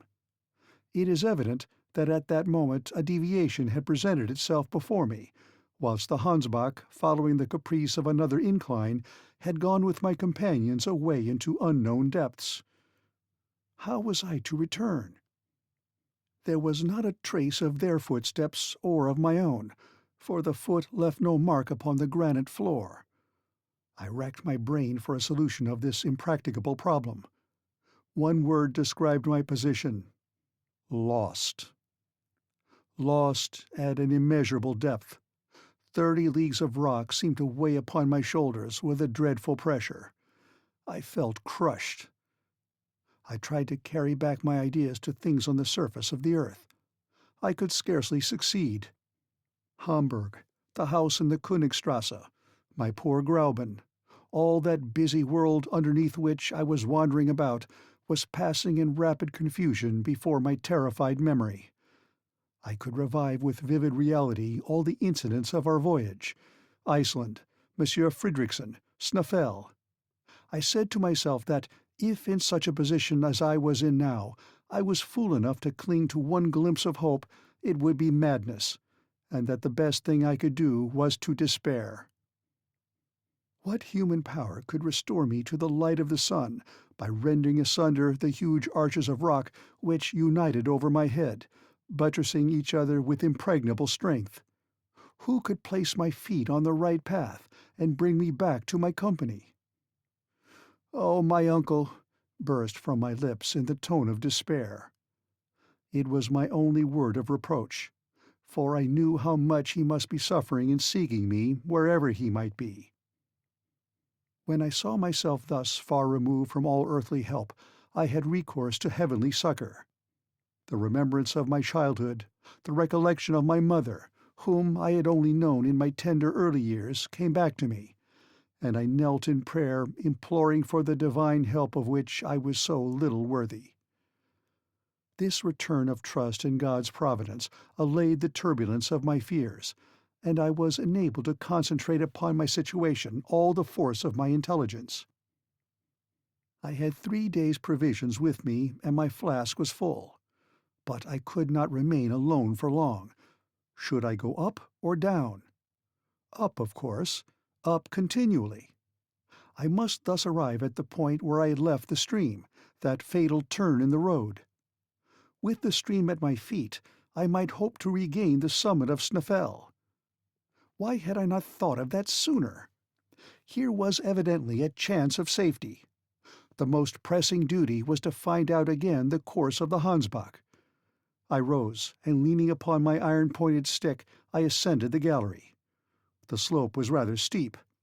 I walked on without hope, but without indecision, like a man who has made up his mind. For half an hour I met with no obstacle. I tried to recognize my way by the form of the tunnel, by the projections of certain rocks, by the disposition of the fractures. But no particular sign appeared, and I soon saw that this gallery could not bring me back to the turning point. It came to an abrupt end. I struck against an impenetrable wall and fell down upon the rock. Unspeakable despair then seized upon me. I lay overwhelmed, aghast. My last hope was shattered against this granite wall.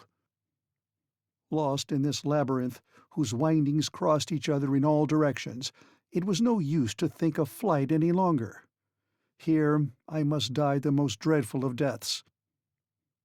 And, strange to say, the thought came across me that when some day my petrified remains should be found 30 leagues below the surface in the bowels of the earth, the discovery might lead to grave scientific discussions.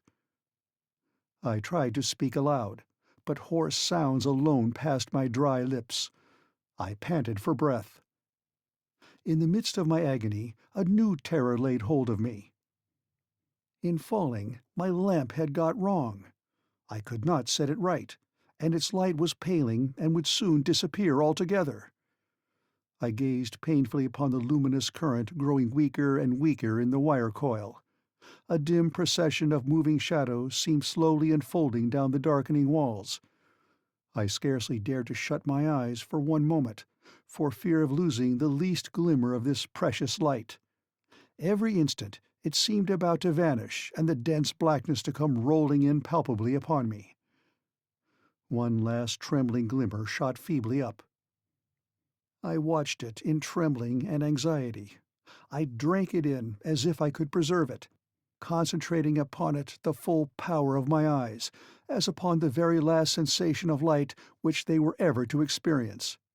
And the next moment I lay in the heavy gloom of deep, thick, unfathomable darkness.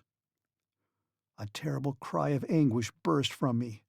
Upon earth, in the midst of the darkest night, light never abdicates its functions altogether.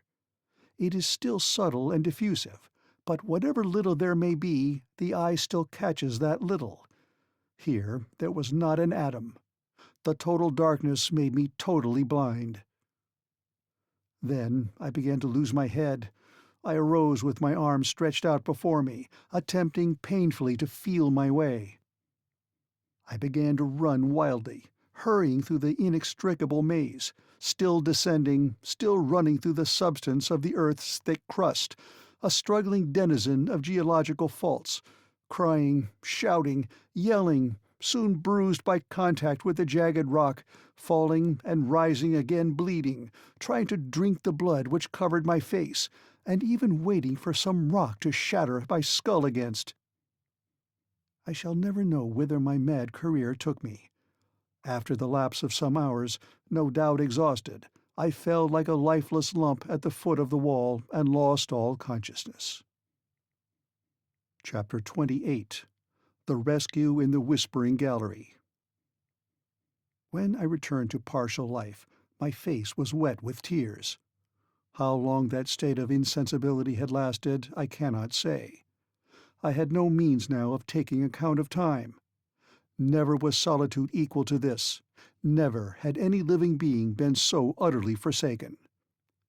After my fall, I had lost a good deal of blood. I felt it flowing over me. Ah, how happy I should have been could I have died, and if death were not yet to be gone through. I would think no longer. I drove away every idea, and conquered by my grief, I rolled myself to the foot of the opposite wall. Already I was feeling the approach of another faint, and was hoping for complete annihilation, when a loud noise reached me. It was like the distant rumble of continuous thunder, and I could hear its sounding undulations rolling far away into the remote recesses of the abyss. Whence could this noise proceed? It must be from some phenomenon proceeding in the great depths amidst which I lay helpless. Was it an explosion of gas? Was it the fall of some mighty pillar of the globe? I listened still. I wanted to know if the noise would be repeated. A quarter of an hour passed away. Silence reigned in this gallery. I could not hear even the beating of my heart. Suddenly, my ear, resting by chance against the wall, caught, or seemed to catch, certain vague, indescribable, distant, articulate sounds, as of words. This is a delusion, I thought. But it was not. Listening more attentively, I heard in reality a murmuring of voices. But my weakness prevented me from understanding what the voices said. Yet it was language, I was sure of it. For a moment, I feared the words might be my own, brought back by the echo. Perhaps I had been crying out unknown to myself. I closed my lips firmly and laid my ear against the wall again. Yes, truly, someone is speaking. Those are words. Even a few feet from the wall I could hear distinctly. I succeeded in catching uncertain, strange, undistinguishable words. They came as if pronounced in low, murmured whispers. The word "forlorad" was several times repeated in a tone of sympathy and sorrow. "Help!" I cried with all my might. "Help!" I listened. I watched in the darkness for an answer, a cry, a mere breath of sound, but nothing came. Some minutes passed. A whole world of ideas had opened in my mind. I thought that my weakened voice could never penetrate to my companions. "It is they," I repeated. "What other men can be 30 leagues underground?" I again began to listen. Passing my ear over the wall from one place to another, I found the point where the voices seemed to be best heard. The word "forlorad" again returned, then the rolling of thunder which had roused me from my lethargy. "No," I said, "no, it is not through such a mass that a voice can be heard. I am surrounded by granite walls, and the loudest explosion could never be heard here. This noise comes along the gallery. There must be here some remarkable exercise of acoustic laws. I listened again, and this time, yes, this time, I did distinctly hear my name pronounced across the wide interval. It was my uncle's own voice. He was talking to the guide, and "forderad" is a Danish word. Then I understood it all. To make myself heard, I must speak along this wall, which would conduct the sound of my voice just as a wire conducts electricity. But there was no time to lose. If my companions moved but a few steps away, the acoustic phenomenon would cease. I therefore approached the wall and pronounced these words as clearly as possible. "Uncle Liedenbrock!" I waited with the deepest anxiety. Sound does not travel with great velocity. Even increased density air has no effect upon its rate of traveling. It merely augments its intensity. Seconds, which seemed ages, passed away, and at last these words reached me. "Axel! Axel! Is it you?" "Yes, yes," I replied. "My boy, where are you?"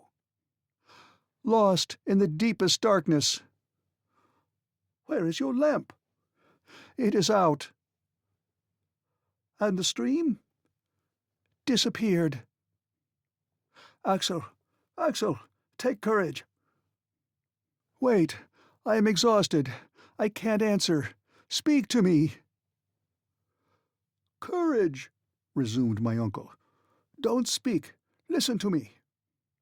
We have looked for you up the gallery and down the gallery. Could not find you. I wept for you, my poor boy. At last, supposing you were still on the Hansbach, we fired our guns. Our voices are audible to each other, but our hands cannot touch. But don't despair, Axel. It is a great thing that we can hear each other." During this time I had been reflecting. A vague hope was returning to my heart. There was one thing I must know to begin with. I placed my lips close to the wall, saying, "My uncle." "My boy," came to me after a few seconds. "We must know how far we are apart." "That is easy."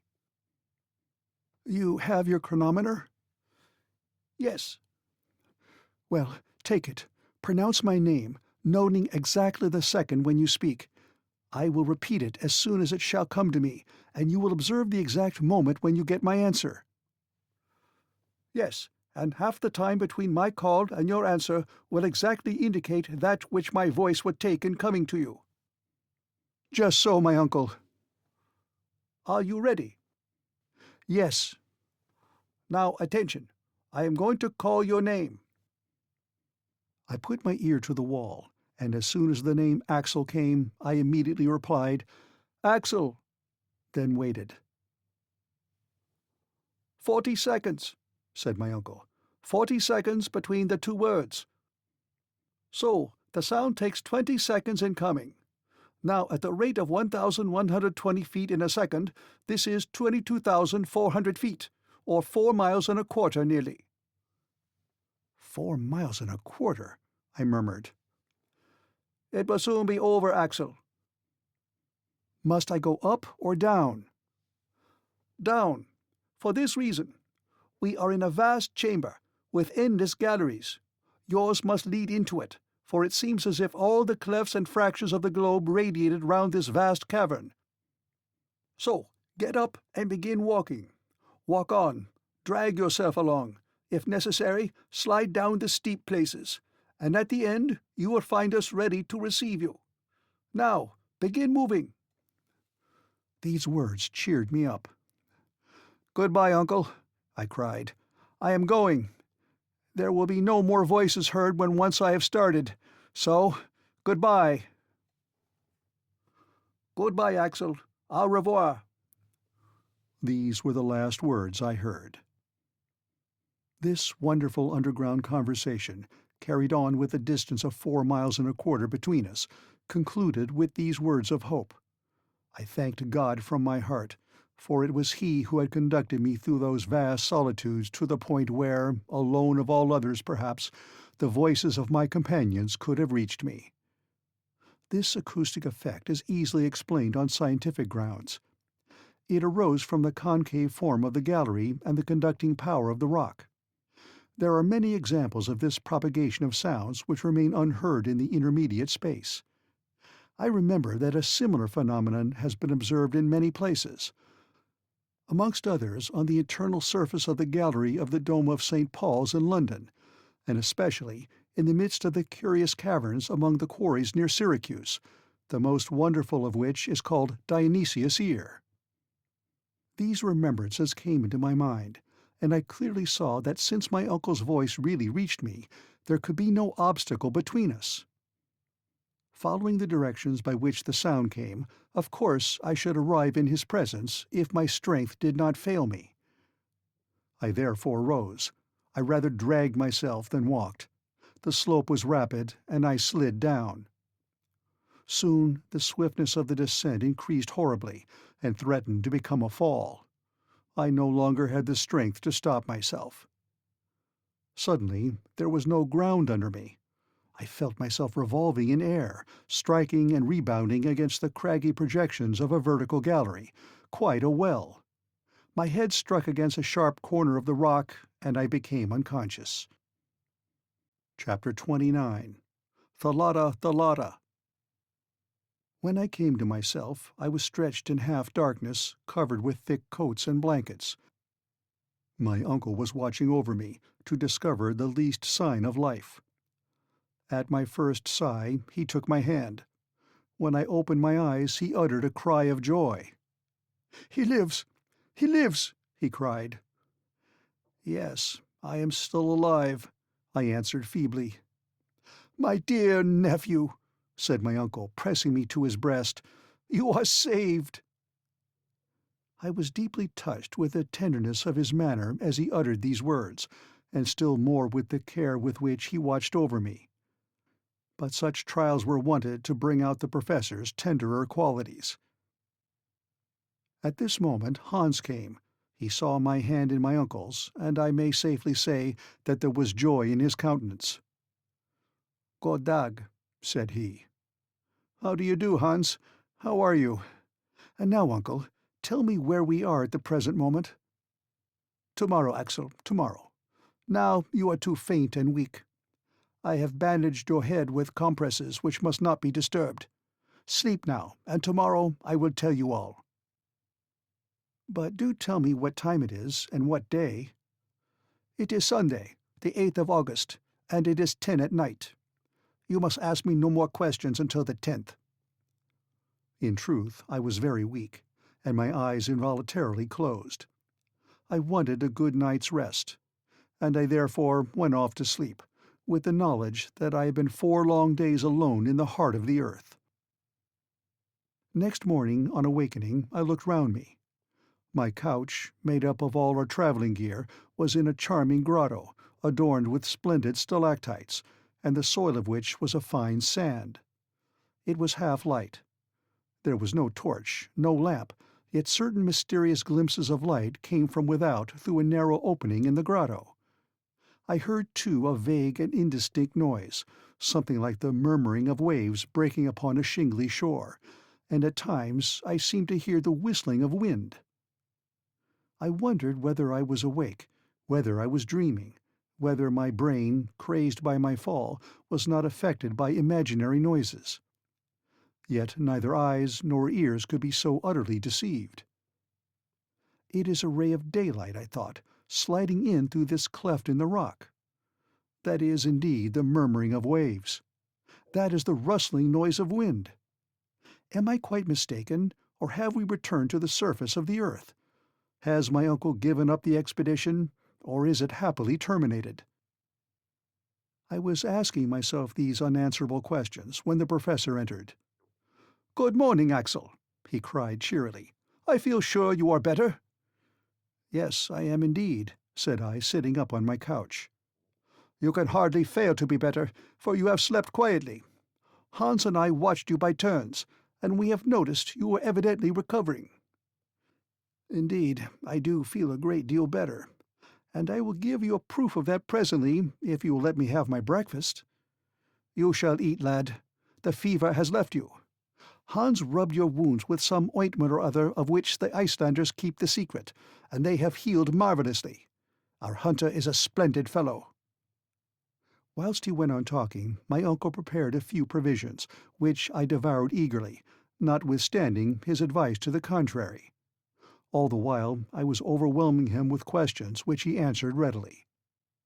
I then learnt that my providential fall had brought me exactly to the extremity of an almost perpendicular shaft, and as I had landed in the midst of an accompanying torrent of stones, the least of which would have been enough to crush me, the conclusion was that a loose portion of the rock had come down with me. This frightful conveyance had thus carried me into the arms of my uncle, where I fell bruised, bleeding, and insensible. "Truly, it is wonderful that you have not been killed 100 times over. But for the love of God, don't let us ever separate again, or we may never see each other more." "Not separate? Is the journey not over, then?" I opened a pair of astonished eyes, which immediately called for the question. "What is the matter, Axel?" "I have a question to ask you. You say that I am safe and sound?" "No doubt you are." "And all my limbs unbroken?" "Certainly." "And my head?" "Your head, except for a few bruises, is all right, and it is on your shoulders where it ought to be." "Well, I'm afraid my brain is affected." "Your mind affected?" "Yes, I fear so." "Are we again on the surface of the globe?" "No, certainly not." "Then I must be mad, for don't I see the light of day, and don't I hear the wind blowing, and the sea breaking on the shore?" "Ah, is that all?" "Do tell me all about it." "I can't explain the inexplicable, but you will soon see and understand that geology has not yet learnt all it has to learn." "Then let us go," I answered quickly. "No, Axel, the open air might be bad for you." "Open air?" "Yes, the wind is rather strong. You must not expose yourself." "But I assure you I am perfectly well." "A little patience, my nephew. A relapse might get us into trouble, and we have no time to lose, for the voyage may be a long one." "The voyage?" "Yes, rest today, and tomorrow we will set sail." "Set sail?" And I almost leaped up. What did it all mean? Had we a river, a lake, a sea to depend upon? Was there a ship at our disposal in some underground harbor?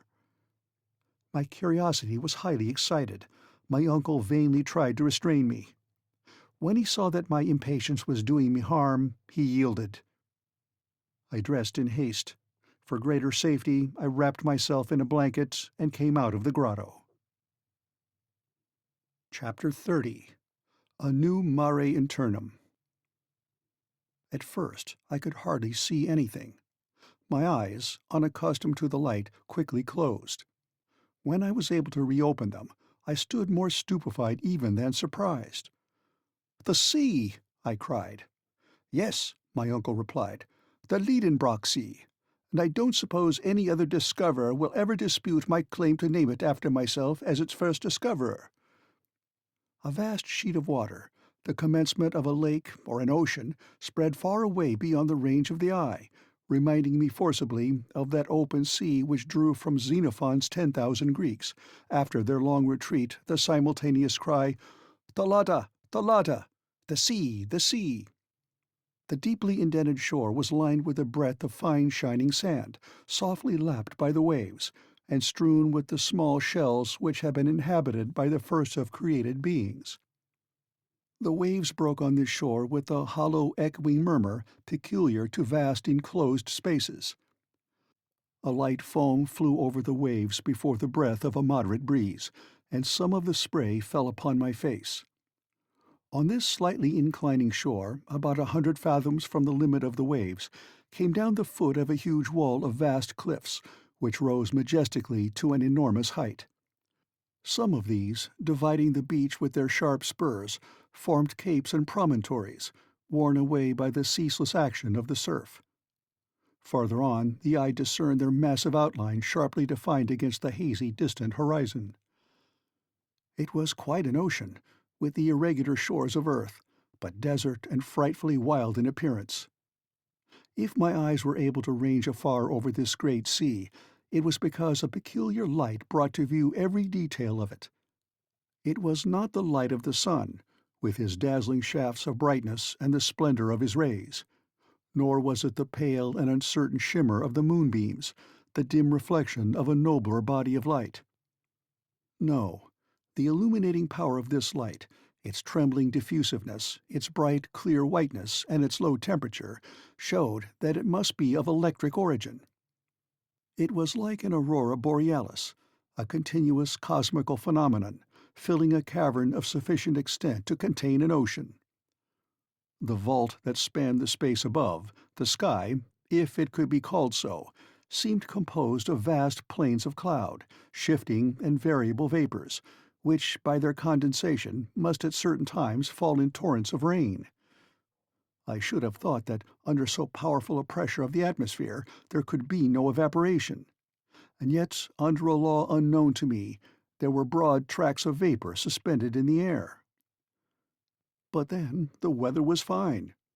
The play of the electric light produced singular effects upon the upper strata of cloud. Deep shadows reposed upon their lower wreaths, and often, between two separated fields of cloud, there glided down a ray of unspeakable luster. But it was not solar light, and there was no heat. The general effect was sad, supremely melancholy. Instead of the shining firmament, spangled with its innumerable stars shining singly or in clusters, I felt that all these subdued and shaded lights were ribbed in by vast walls of granite, which seemed to overpower me with their weight, and that all this space, great as it was, would not be enough for the march of the humblest of satellites. Then I remembered the theory of an English captain, who likened the earth to a vast hollow sphere, in the interior of which the air became luminous because of the vast pressure that weighed upon it, while two stars, Pluto and Proserpine, rolled within upon the circuit of their mysterious orbits. We were in reality shut up inside an immeasurable excavation. Its width could not be estimated, since the shore ran widening as far as the eye could reach, nor could its length, for the dim horizon bounded the new. As for its height, it must have been several leagues. Where this vault rested upon its granite base, no eye could tell, but there was a cloud hanging far above, the height of which we estimated at 12,000 feet, a greater height than that of any terrestrial vapor, and no doubt due to the great density of the air. The word cavern does not convey any idea of this immense space. Words of human tongue are inadequate to describe the discoveries of him who ventures into the deep abysses of earth. Besides, I could not tell upon what geological theory to account for the existence of such an excavation. Had the cooling of the globe produced it? I knew of celebrated caverns from the descriptions of travelers, but had never heard of any of such dimensions as this. If the Grotto of Guajara in Colombia, visited by Humboldt, had not given up the whole of the secret of its depth to the philosopher who investigated it to the depth of 2,500 feet, it probably did not extend much farther. The immense Mammoth Cave in Kentucky is of gigantic proportions, since its vaulted roof rises 500 feet above the level of an unfathomable lake, and travelers have explored its ramifications to the extent of 40 miles. But what were these cavities compared to that in which I stood with wonder and admiration, with its sky of luminous vapors, its bursts of electric light, and a vast sea filling its bed? My imagination fell powerless before such immensity. I gazed upon these wonders in silence. Words failed me to express my feelings. I felt as if I was in some distant planet, Uranus or Neptune, and in the presence of phenomena of which my terrestrial experience gave me no cognizance. For such novel sensations, new words were wanted, and my imagination failed to supply them. I gazed, I thought, I admired, with a stupefaction mingled with a certain amount of fear. The unforeseen nature of this spectacle brought back the color to my cheeks. I was under a new course of treatment with the aid of astonishment, and my convalescence was promoted by this novel system of therapeutics. Besides, the dense and breezy air invigorated me, supplying more oxygen to my lungs. It will be easily conceived that after an imprisonment of 47 days in a narrow gallery, it was the height of physical enjoyment to breathe a moist air impregnated with saline particles. I was delighted to leave my dark grotto. My uncle, already familiar with these wonders, had ceased to feel surprised. "You feel strong enough to walk a little way now?" he asked. "Yes, certainly, and nothing could be more delightful." "Well, take my arm, Axel, and let us follow the windings of the shore." I eagerly accepted, and we began to coast along this new sea. On the left, huge pyramids of rock, piled one upon another, produced a prodigious titanic effect. Down their sides flowed numberless waterfalls, which went on their way in brawling but pellucid streams. A few light vapors, leaping from rock to rock, denoted the place of hot springs, and streams flowed softly down to the common basin, gliding down the gentle slopes with a soft murmur. Against these streams I recognized our faithful traveling companion, the Hansbach, coming to lose its little volume quietly in the mighty sea, just as if it had done nothing else since the beginning of the world. "We shall see it no more," I said with a sigh. "What matters," replied the philosopher, "whether this or another serves to guide us?" I thought him rather ungrateful. But at that moment my attention was drawn to an unexpected sight. At a distance of 500 paces, at the turn of a high promontory, appeared a high, tufted, dense forest. It was composed of trees of moderate height, formed like umbrellas, with exact geometrical outlines. The currents of wind seemed to have had no effect upon their shape, and in the midst of the windy blast they stood unmoved and firm, just like a clump of petrified cedars. I hastened forward. I could not give any name to these singular creations. Were they some of the 200,000 species of vegetables known hitherto, and did they claim a place of their own in the lacustrine flora? No. When we arrived under their shade, my surprise turned into admiration. There stood before me productions of earth, but of gigantic stature, which my uncle immediately named. "It is only a forest of mushrooms," said he. And he was right. Imagine the large development attained by these plants, which prefer a warm, moist climate. I knew that the Lycopodon giganteum attains, according to Bulliard, a circumference of 8 or 9 feet. But here were pale mushrooms, 30 to 40 feet high, and crowned with a cap of equal diameter.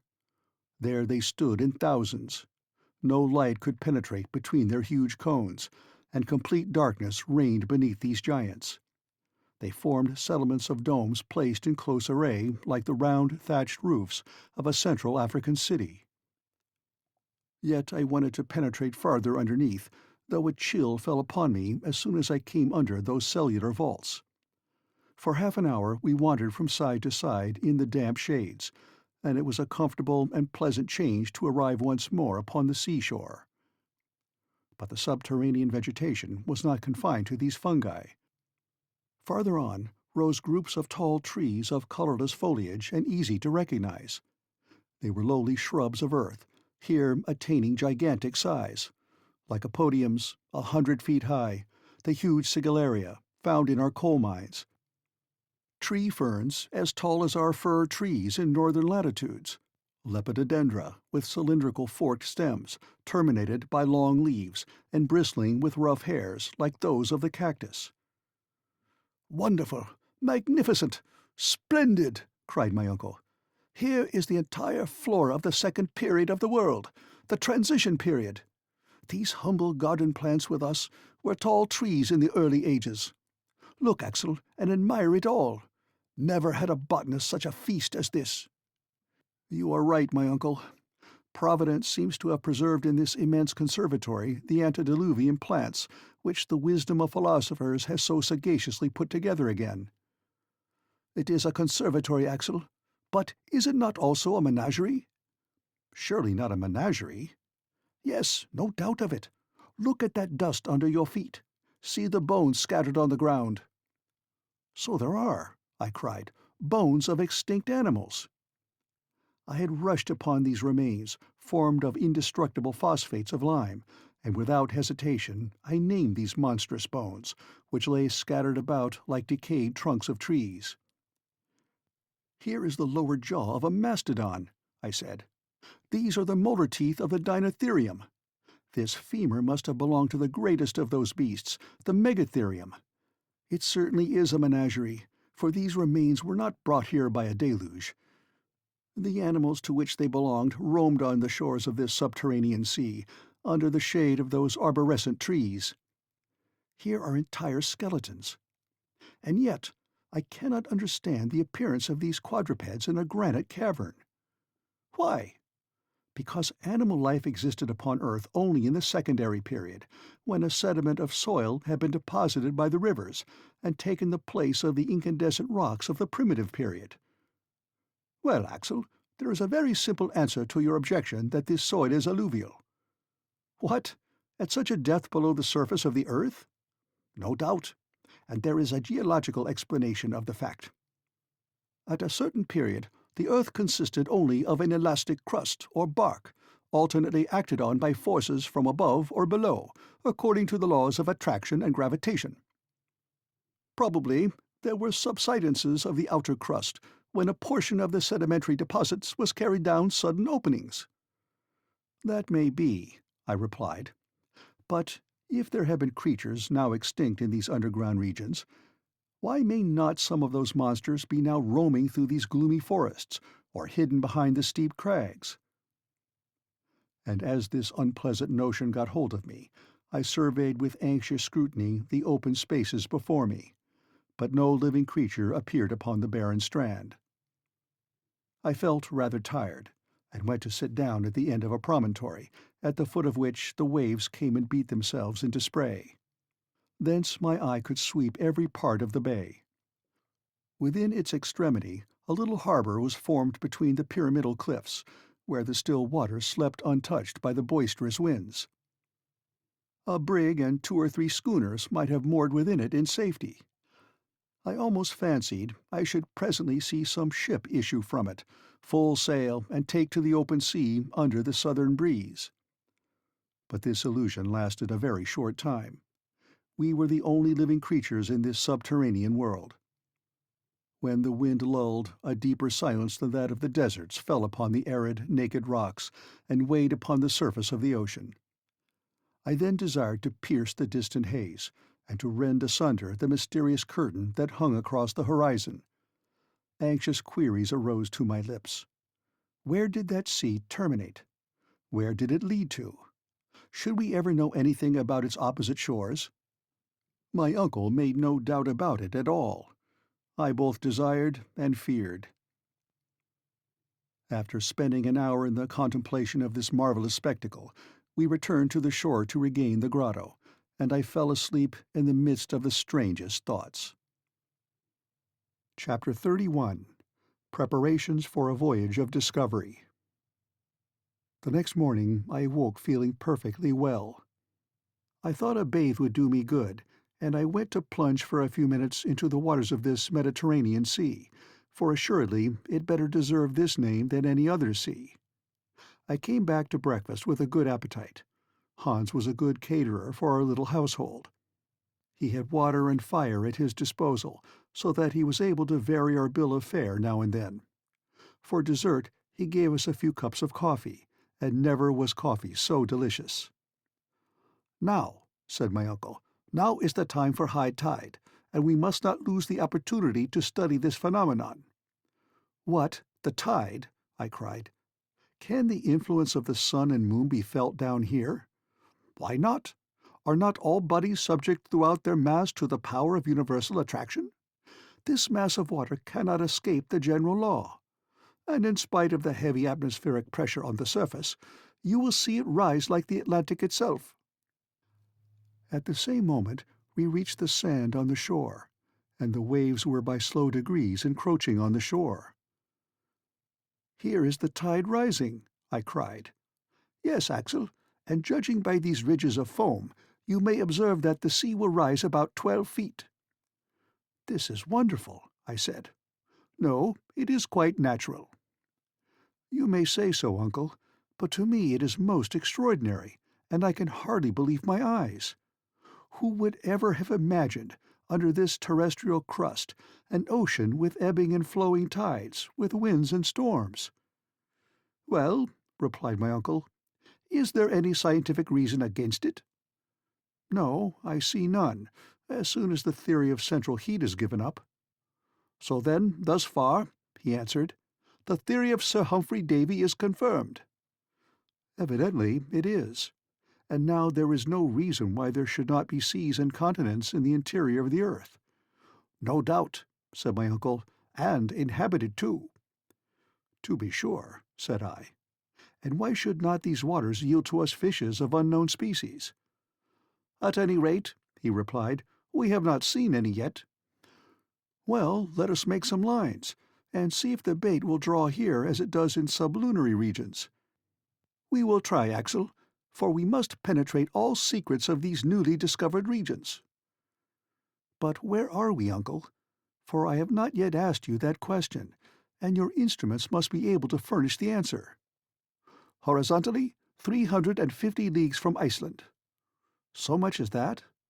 I am sure of not being a mile out of my reckoning.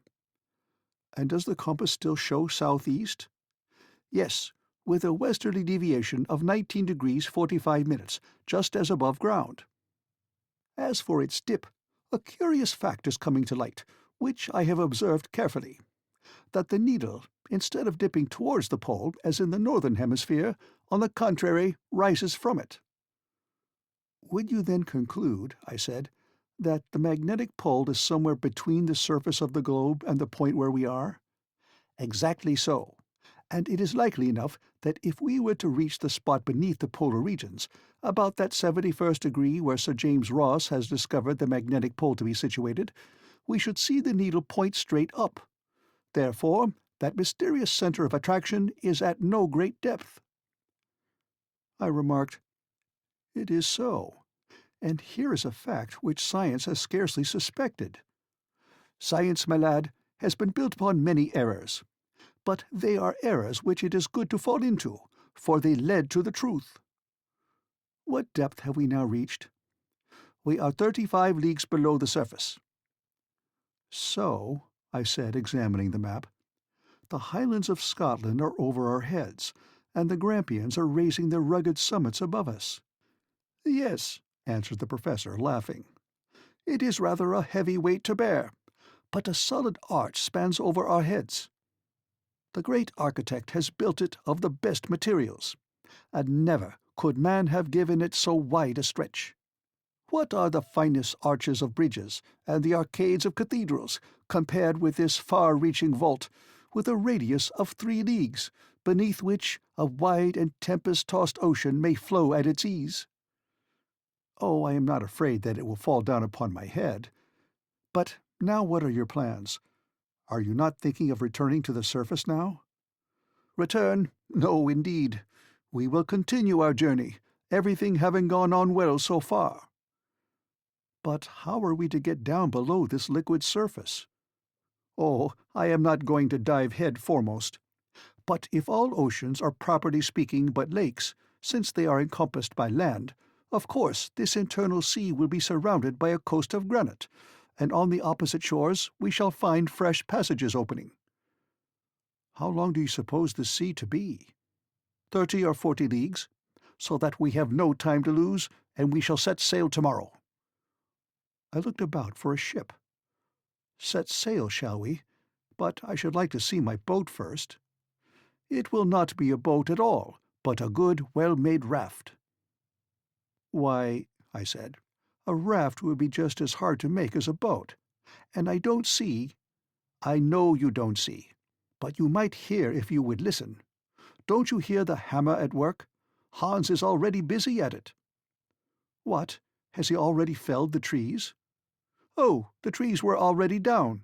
Come, and you will see for yourself. After half an hour's walking, on the other side of the promontory which formed the little natural harbour, I perceived Hans at work. In a few more steps I was at his side. To my great surprise, a half-finished raft was already lying on the sand, made of a peculiar kind of wood, and a great number of planks, straight and bent, and of frames, were covering the ground enough almost for a little fleet. "Uncle, what wood is this?" I cried. "It is fir, pine or birch, or other northern coniferæ, mineralized by the action of the sea. It is called surturbrand, a variety of brown coal or lignite found chiefly in Iceland." "But surely, then, like other fossil wood, it must be as hard as stone and cannot float." "Sometimes that may happen. Some of these woods become true anthracites, but others, such as this, have only gone through the first stage of fossil transformation. Just look," added my uncle, throwing into the sea one of those precious waifs. The bit of wood, after disappearing, returned to the surface and oscillated to and fro with the waves. "Are you convinced?" said my uncle. "I am quite convinced, although it is incredible." By next evening, thanks to the industry and skill of our guide, the raft was made. It was 10 feet by 5. The planks of surturbrand, braced strongly together with cords, presented an even surface. And when launched, this improvised vessel floated easily upon the waves of the Liedenbrock Sea. Chapter 32. Wonders of the Deep. On the 13th of August we awoke early. We were now to begin to adopt a mode of travelling both more expeditious and less fatiguing than hitherto. A mast was made of 2 poles spliced together, a yard was made of a third, a blanket borrowed from our coverings made a tolerable sail. There was no want of cordage for the rigging, and everything was well and firmly made. The provisions, the baggage, the instruments, the guns, and a good quantity of fresh water from the rocks around all found their proper places on board, and at 6 the Professor gave the signal to embark. Hans had fitted up a rudder to steer his vessel. He took the tiller and unmoored. The sail was set, and we were soon afloat. At the moment of leaving the harbour, my uncle, who was tenaciously fond of naming his new discoveries, wanted to give it a name, and proposed mine amongst others. "But I have a better to propose," I said. "Grauben. Let it be called Port Gräuben. It will look very well upon the map." "Port Gräuben let it be, then." And so the cherished remembrance of my Verlin days became associated with our adventurous expedition. The wind was from the northwest. We went with it at a high rate of speed. The dense atmosphere acted with great force and impelled us swiftly on. In an hour my uncle had been able to estimate our progress. "At this rate," he said, "we shall make 30 leagues in 24 hours, and we shall soon come in sight of the opposite shore." I made no answer, but went and sat forward. The northern shore was already beginning to dip under the horizon. The eastern and western strands spread wide as if to bid us farewell. Before our eyes lay far and wide a vast sea. Shadows of great clouds swept heavily over its silver-grey surface. The glistening bluish rays of electric light, here and there reflected by the dancing drops of spray, shot out little sheaves of light from the track we left in our rear. Soon we entirely lost sight of land. No object was left for the eye to judge by, and but for the frothy track of the raft, I might have thought we were standing still. About 12, immense shoals of seaweeds came in sight. I was aware of the great powers of vegetation that characterize these plants, which grow at a depth of 12,000 feet, reproduce themselves under a pressure of 400 atmospheres, and sometimes form barriers strong enough to impede the course of a ship. But never, I think, were such seaweeds as those which we saw floating in immense waving lines upon the sea of Liedenbrock. Our raft skirted the whole length of the Fuci, 3,000 or 4,000 feet long, undulating like vast serpents beyond the reach of sight. I found some amusement in tracing these endless waves, always thinking I should come to the end of them, and for hours my patience was vying with my surprise. What natural force could have produced such plants? And what must have been the appearance of the earth in the first ages of its formation, when, under the action of heat and moisture, The vegetable kingdom alone was developing on its surface. Evening came, and as on the previous day, I perceived no change in the luminous condition of the air. It was a constant condition, the permanency of which might be relied upon. After supper I laid myself down at the foot of the mast, and fell asleep in the midst of fantastic reveries. Hans, keeping fast by the helm, let the raft run on, which, after all, needed no steering, the wind blowing directly aft. Since our departure from Port Gräuben, Professor Liedenbrock had entrusted the log to my care. I was to register every observation, make entries of interesting phenomena, the direction of the wind, the rate of sailing, the way we made, in a word, every particular of our singular voyage. I shall therefore reproduce here these daily notes, written, so to speak, as the course of events directed, in order to furnish an exact narrative of our passage. Friday, August 14. Wind steady, northwest. The raft makes rapid way in a direct line. Coast 30 leagues to leeward. Nothing in sight before us. Intensity of light the same. Weather fine. That is to say that the clouds are flying high, are light, and bathed in a white atmosphere resembling silver in a state of fusion. Thermometer 89 degrees Fahrenheit. At noon Hans prepared a hook at the end of a line. He baited it with a small piece of meat and flung it into the sea. For 2 hours nothing was caught. Are these waters, then, bare of inhabitants? No, there's a pull at the line. Hans draws it in and brings out a struggling fish. "A sturgeon!" I cried. "A small sturgeon!" The professor eyes the creature attentively, and his opinion differs from mine. The head of this fish was flat, but rounded in front, and the interior part of its body was plated with bony angular scales. It had no teeth. Its pectoral fins were large, and of tail there was none. The animal belonged to the same order as the sturgeon, but differed from that fish in many essential particulars. After a short examination, my uncle pronounced his opinion. "This fish belongs to an extinct family, of which only fossil traces are found in the Devonian formations." "What?" I cried. "Have we taken alive an inhabitant of the seas of primitive ages?" "Yes, and you will observe that these fossil fishes have no identity with any living species.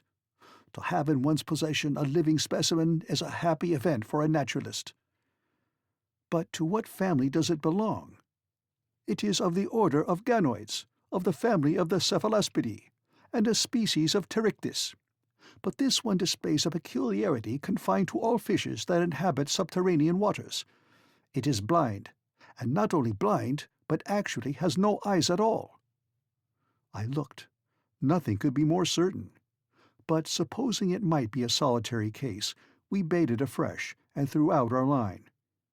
Surely this ocean is well peopled with fish, for in another couple of hours we took a large quantity of Pterichthydes, as well as of others belonging to the extinct family of the dipterides, but of which my uncle could not tell the species. None had organs of sight.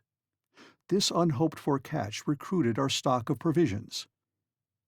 Thus it is evident that this sea contains none but species known to us in their fossil state, in which fishes as well as reptiles are the less perfectly and completely organized the farther back their date of creation.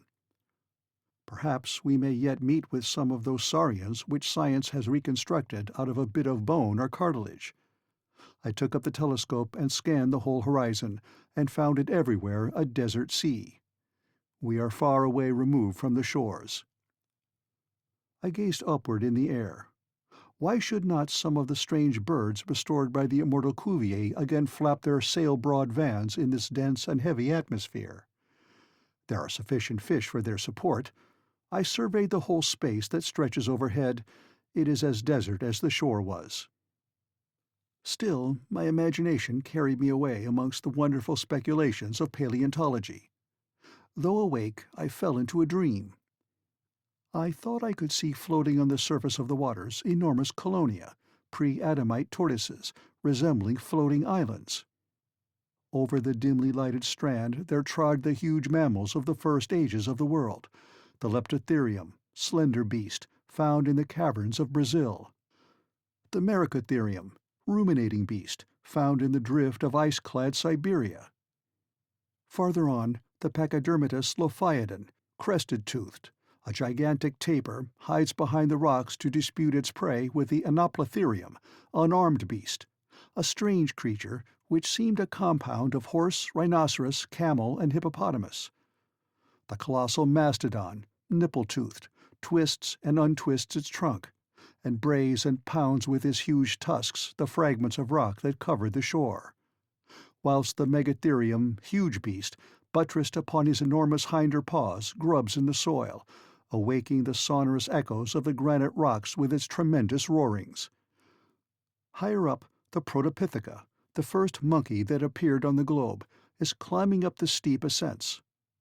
Higher yet, the pterodactyl, wing-fingered, darts in irregular zigzags to and fro in the heavy air. In the uppermost regions of the air, immense birds, more powerful than the cassowary and larger than the ostrich, spread their vast breadth of wings and strike with their heads the granite vault that bounds the sky. All this fossil world rises to life again in my vivid imagination. I return to the scriptural periods or ages of the world, conventionally called days, long before the appearance of man, when the unfinished world was as yet unfitted for his support. Then my dream backed even farther still into the ages before the creation of living beings. The mammals disappear, then the birds vanish, then the reptiles of the secondary period, and finally the fish, the crustaceans, mollusks, and articulated beings. Then the zoophytes of the transition period also return to nothing. I am the only living thing in the world. All life is concentrated in my beating heart alone. There are no more seasons. Climates are no more. The heat of the globe continually increases and neutralizes that of the sun.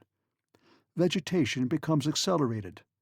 I glide like a shade amongst arborescent ferns, treading with unsteady feet the colored marls and the parti-colored clays. I lean for support against the trunks of immense conifers. I lie in the shade of sphenophylla, wedge-leaved, astrophylla, star-leaved, and lycopods 100 feet high. Ages seem no more than days. I am passed, against my will in retrograde order, through the long series of terrestrial changes. Plants disappear. Granite rocks soften. Intense heat converts solid bodies into thick fluids. The waters again cover the face of the earth. They boil, they rise in whirling eddies of steam. White and ghastly mists wrap around the shifting forms of the earth, which by imperceptible degrees dissolves into a gaseous mass, glowing fiery red and white, as large and as shining as the sun. And I myself am floating with wild caprice in the midst of this nebulous mass of 1,400,000 times the volume of the earth into which it will one day be condensed, and carried forward amongst the planetary bodies. My body is no longer firm and terrestrial. It is resolved into its constituent atoms, subtilized, volatilized. Sublimed into imponderable vapor, I mingle and am lost in the endless foods of those vast globular volumes of vaporous mists, which roll upon their flaming orbits through infinite space. But is it not a dream? Whither is it carrying me? My feverish hand has vainly attempted to describe upon paper its strange and wonderful details. I have forgotten everything that surrounds me. The professor, the guide, the raft, are all gone out of my ken. An illusion has laid hold upon me. "What is the matter?" my uncle breaks in. My staring eyes are fixed vacantly upon him. "Take care, Axel, or you will fall overboard." At that moment I felt the sinewy hand of Hans seizing me vigorously. But for him, carried away by my dream, I should have thrown myself into the sea. "Is he mad?" cried the professor. "What is it all about?" at last I cried, returning to myself. "Do you feel ill?" my uncle asked. "No, but I have had a strange hallucination. It is over now. Is all going on right?" "Yes, it is a fair wind and a fine sea. We are sailing rapidly along, and if I am not out in my reckoning, we shall soon land." At these words I rose and gazed round upon the horizon, still everywhere bounded by clouds alone. Chapter 33. A Battle of Monsters. Saturday, August 15th. The sea unbroken all round. No land in sight. The horizon seems extremely distant. My head is still stupefied with the vivid reality of my dream. My uncle has had no dreams, but he is out of temper. He examines the horizon all round with his glass, and folds his arms with the air of an injured man. I remark that Professor Liedenbrock has a tendency to relapse into an impatient mood, and I make a note of it in my log. All my danger and sufferings were needed to strike a spark of human feeling out of him, but now that I am well, his nature has resumed its sway. And yet, what cause was there for anger? Is not the voyage prospering as favorably as possible under the circumstances? Is not the raft spinning along with marvelous speed? "You seem anxious, my uncle," I said, seeing him continually with his glass to his eye. "Anxious? No, not at all." "Impatient, then?" "One might be, with less reason than now." "Yet we are going very fast." "What does that signify? I am not complaining that the rate is slow, but that the sea is so wide." I then remembered that the professor, before starting, had estimated the length of this underground sea at 30 leagues. Now we had made 3 times the distance, yet still the southern coast was not in sight. "We are not descending as we ought to be," the professor declares. "We are losing time, and the fact is, I have not come all this way to take a little sail upon a pond on a raft." He called this sea a pond, and our long voyage taking a little sail. "But," I remarked, "since we have followed the road that Sagnussem has shown us—" "That is just the question. Have we followed that road? Did Sagnussem meet this sheet of water? Did he cross it? Has not the stream that we followed led us altogether astray? At any rate, we cannot feel sorry to have come so far. This prospect is magnificent, and— But I don't care for prospects. I came with an object, and I mean to attain it. Therefore, don't talk to me about views and prospects." I take this as my answer, and I leave the professor to bite his lips with impatience. At 6 in the evening, Hans asks for his wages, and his 3 Rix dollars are counted out to him. Sunday, August 16th. Nothing new. Weather unchanged. The wind freshens. On awaking, my first thought was to observe the intensity of the light. I was possessed with an apprehension lest the electric light should grow dim, or fail altogether. But there seemed no reason to fear. The shadow of the raft was clearly outlined upon the surface of the waves. Truly, this sea is of infinite width. It must be as wide as the Mediterranean or the Atlantic, and why not? My uncle took sounding several times. He tied the heaviest of our pickaxes to a long rope, which he let down 200 fathoms. No bottom yet, and we had some difficulty in hauling up our plummet.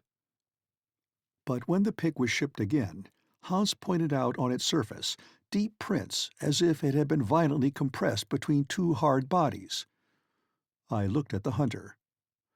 "Tinder," said he. I could not understand him, and turned to my uncle, who was entirely absorbed in his calculations. I had rather not disturb him while he is quiet. I return to the Icelander. He, by a snapping motion of his jaws, conveys his ideas to me. "Teeth!" I cried, considering the iron bar with more attention. "Yes, indeed, those are the marks of teeth imprinted upon the metal. The jaws which they are must be possessed of amazing strength. Is there some monster beneath us belonging to the extinct races, more voracious than the shark, more fearful in vastness than the whale? I could not take my eyes off this indented iron bar. Surely, will my last night's dream be realized? These thoughts agitated me all day, and my imagination scarcely calmed down after several hours' sleep. Monday, August 17. I am trying to recall the peculiar instincts of the monsters of the pre-Adamite world, who, coming next in succession after the mollusks, the crustaceans, and the fishes, preceded the animals of mammalian race upon the earth. The world then belonged to reptiles. Those monsters held the mastery in the seas of the secondary period. They possessed a perfect organization, gigantic proportions, prodigious strength. The saurians of our day, the alligators and the crocodiles, are but feeble reproductions of their forefathers of primitive ages. I shudder as I recall these monsters to my remembrance. No human eye has ever beheld them living.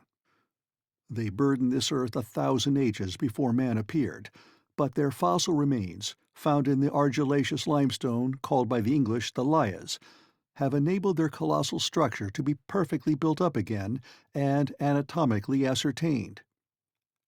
I saw at the Hamburg Museum the skeleton of one of these creatures 30 feet in length. Am I then fated, I, a denizen of Earth, to be placed face to face with these representatives of long-extinct families? No, surely it cannot be. Yet the deep marks of the conical teeth upon the iron pick are certainly those of the crocodile. My eyes are fearfully bent upon the sea. I dread to see one of these monsters darting forth from its submarine caverns. I suppose Professor Liedenbrock was of my opinion too, and even shared my fears, for after having examined the pick, his eyes traversed the ocean from side to side. What a very bad notion that was of his, I thought to myself, to take soundings just here. He has disturbed some monstrous beast in its remote den, and if we are not attacked on our voyage— I look at our guns and see that they are all right. My uncle notices it and looks on approvingly. Already widely disturbed regions on the surface of the water indicate some commotion below.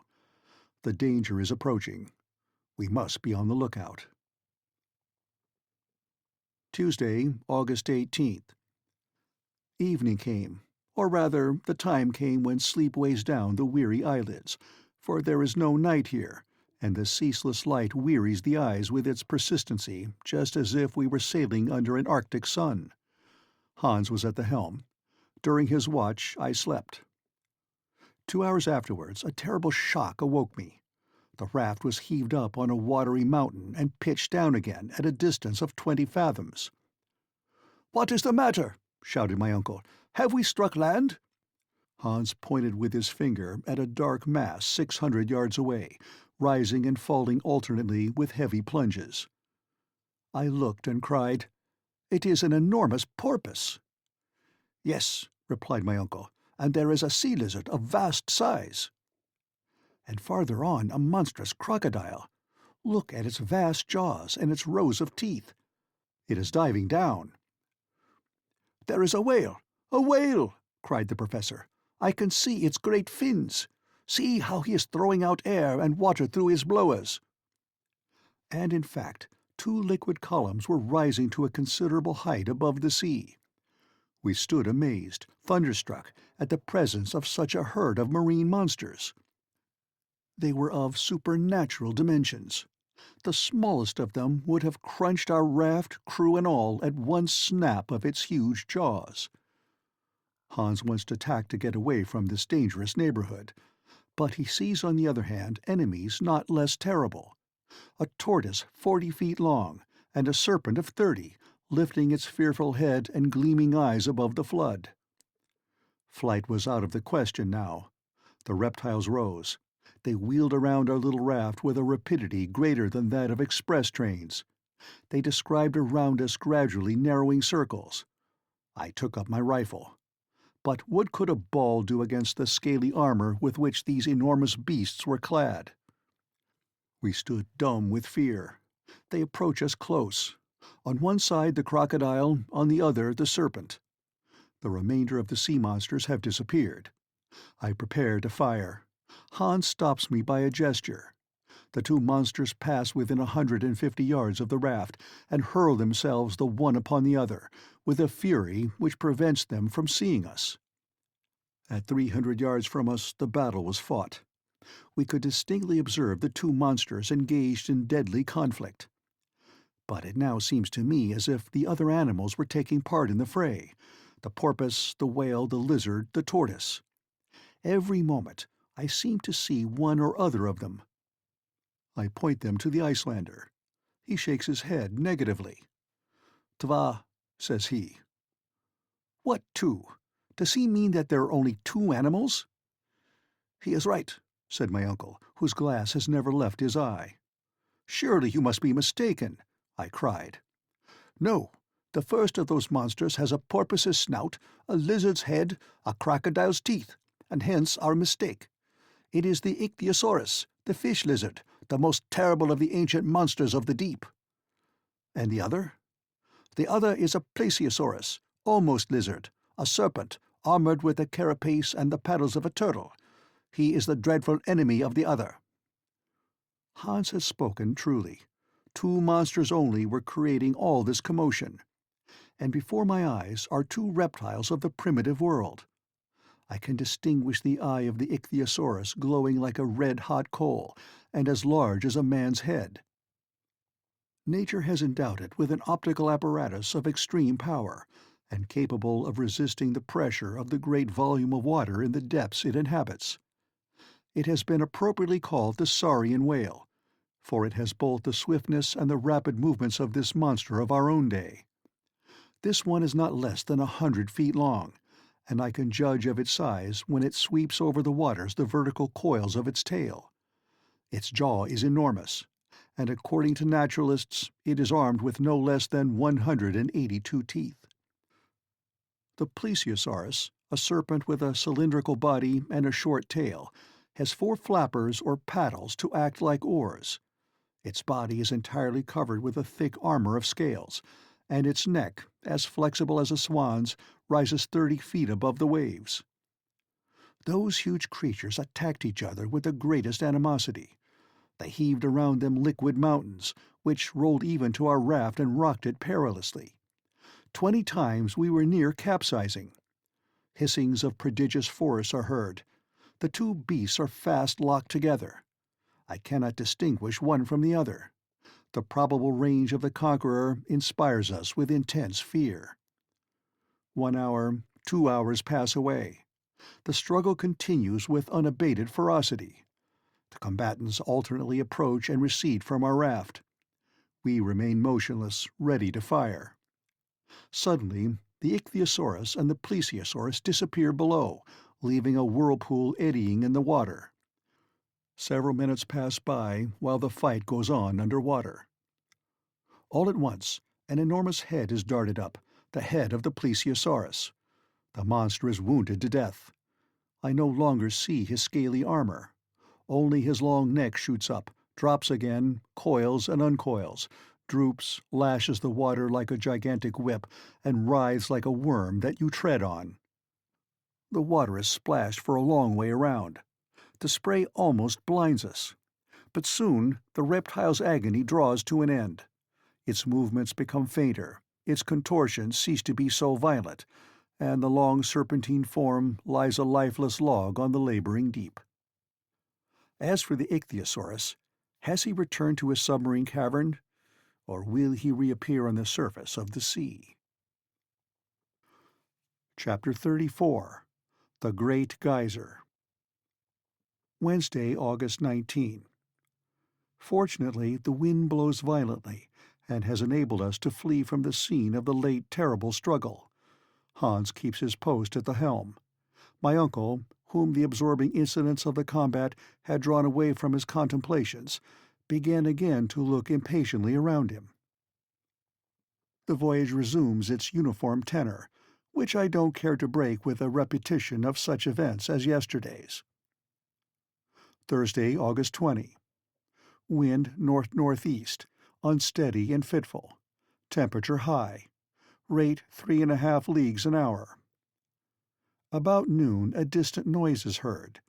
I note the fact without being able to explain it. It is a continuous roar. "In the distance," said the professor, "there is a rock or islet against which the sea is breaking." Hans climbs up the mast but sees no breakers. The ocean is smooth and unbroken to its farthest limit. 3 hours pass away. The roaring seemed to proceed from a very distant waterfall. I remark upon this to my uncle, who replies doubtfully, "Yes, I am convinced that I am right." Are we then speeding forward to some cataract which will cast us down an abyss? This method of getting on may please the professor because it is vertical, but for my part I preferred the more ordinary modes of horizontal progression. At any rate, some leagues to the windward there must be some noisy phenomenon, for now the roarings are heard with increasing loudness. Do they proceed from the sky or the ocean? I look up to the atmospheric vapors and try to fathom their depths. The sky is calm and motionless. The clouds have reached the utmost limit of the lofty vault, and there lie still bathed in the bright glare of the electric light. It is not there that we must seek for the cause of this phenomenon. Then I examine the horizon, which is unbroken and clear of all mist.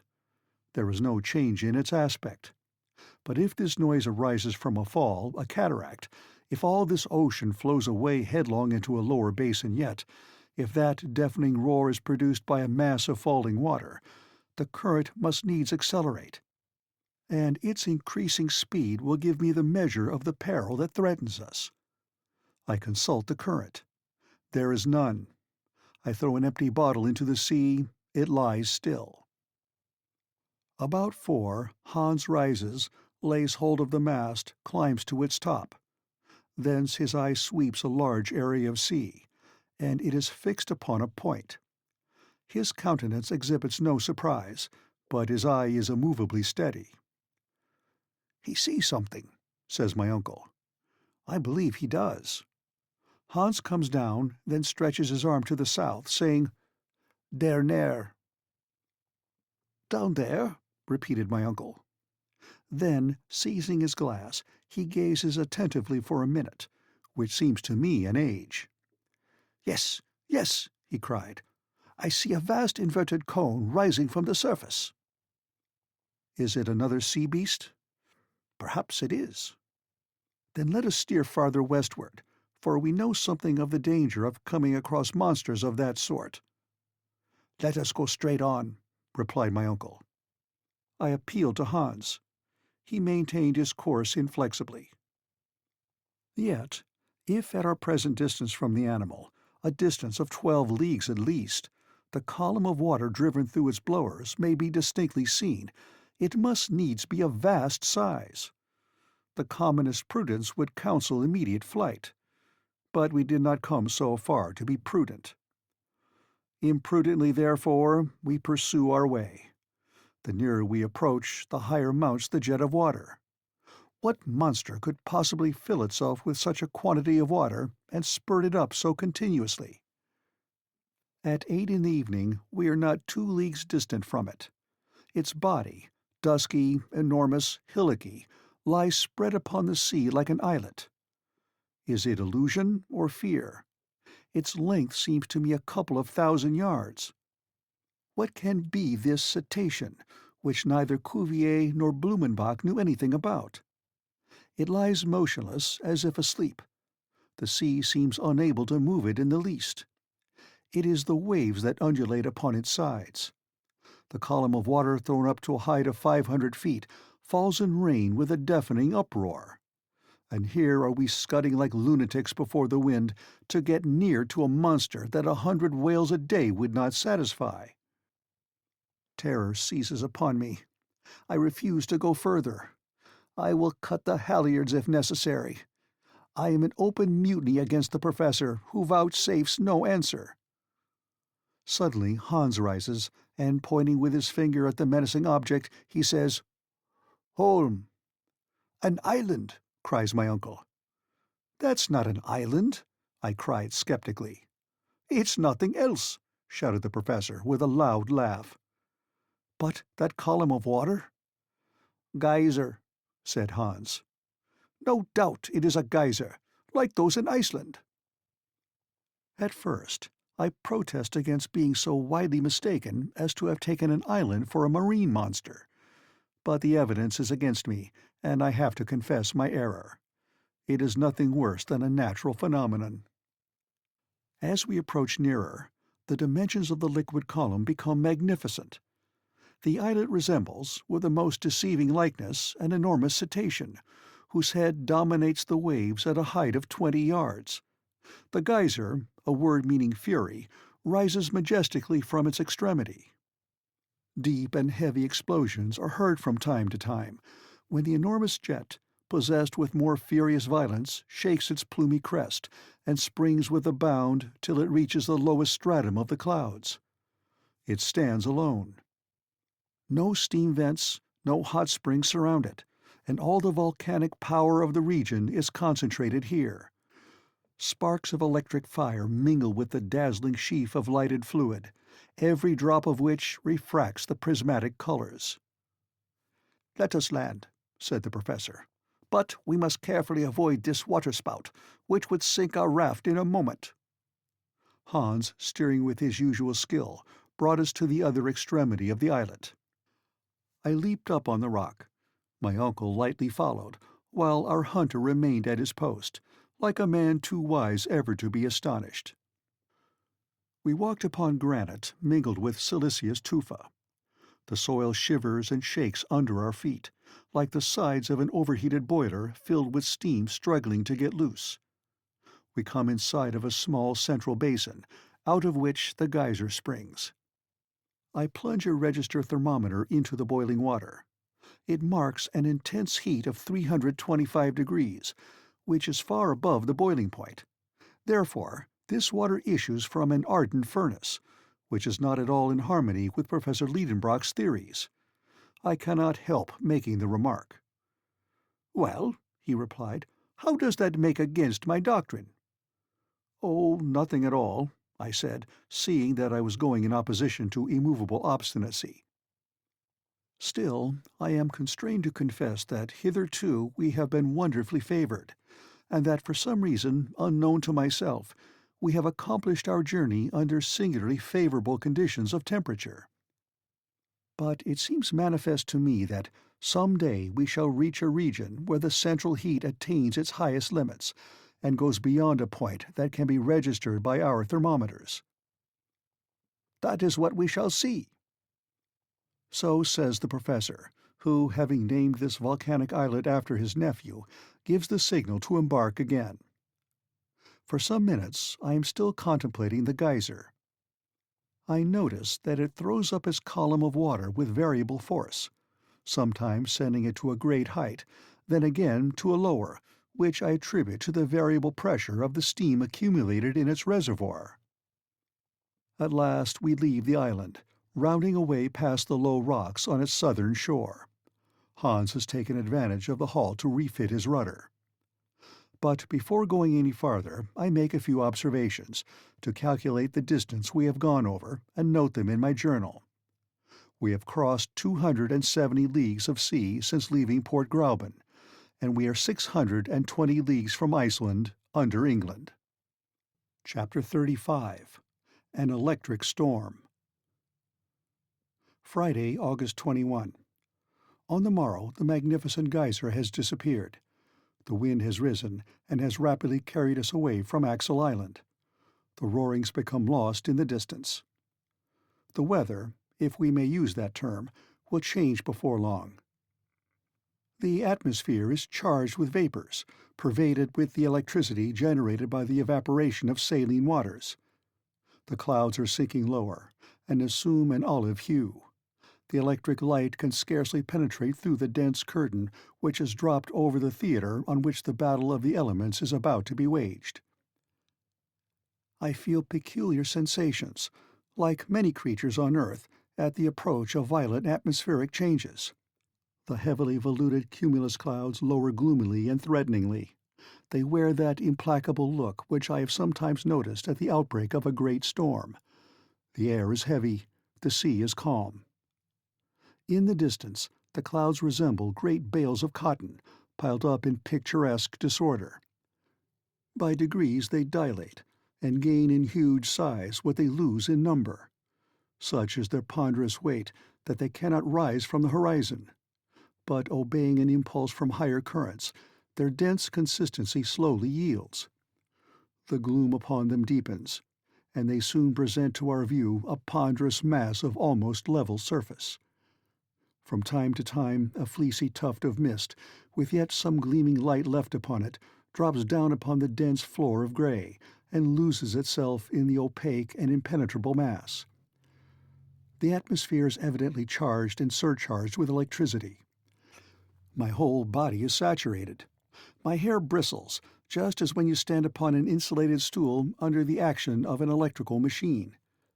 It seems to me as if my companions, the moment they touched me, would receive a severe shock like that from an electric eel.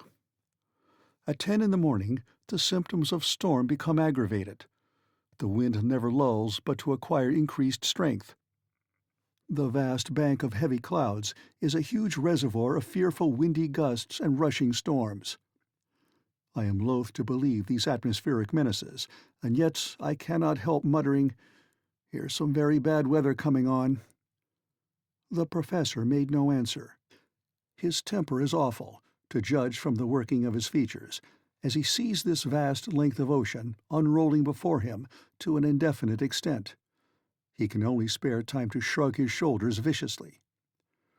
"There's a heavy storm coming on," I cried, pointing towards the horizon. "Those clouds seem as if they were going to crush the sea." A deep silence falls on all around. The lately roaring winds are hushed into a dead calm. Nature seems to breathe no more, and to be sinking into the stillness of death. On the mast already I see the light play of a Lambert St. Elmo's fire. The outstretched sail catches not a breath of wind, and hangs like a sheet of lead. The rudder stands motionless in a sluggish, waveless sea. But if we have now ceased to advance, why do we yet leave that sail loose, which at the first shock of the tempest may capsize us in a moment? "Let us reef the sail and cut the mast down," I cried. "That will be safest." "No, no, never!" shouted my impetuous uncle.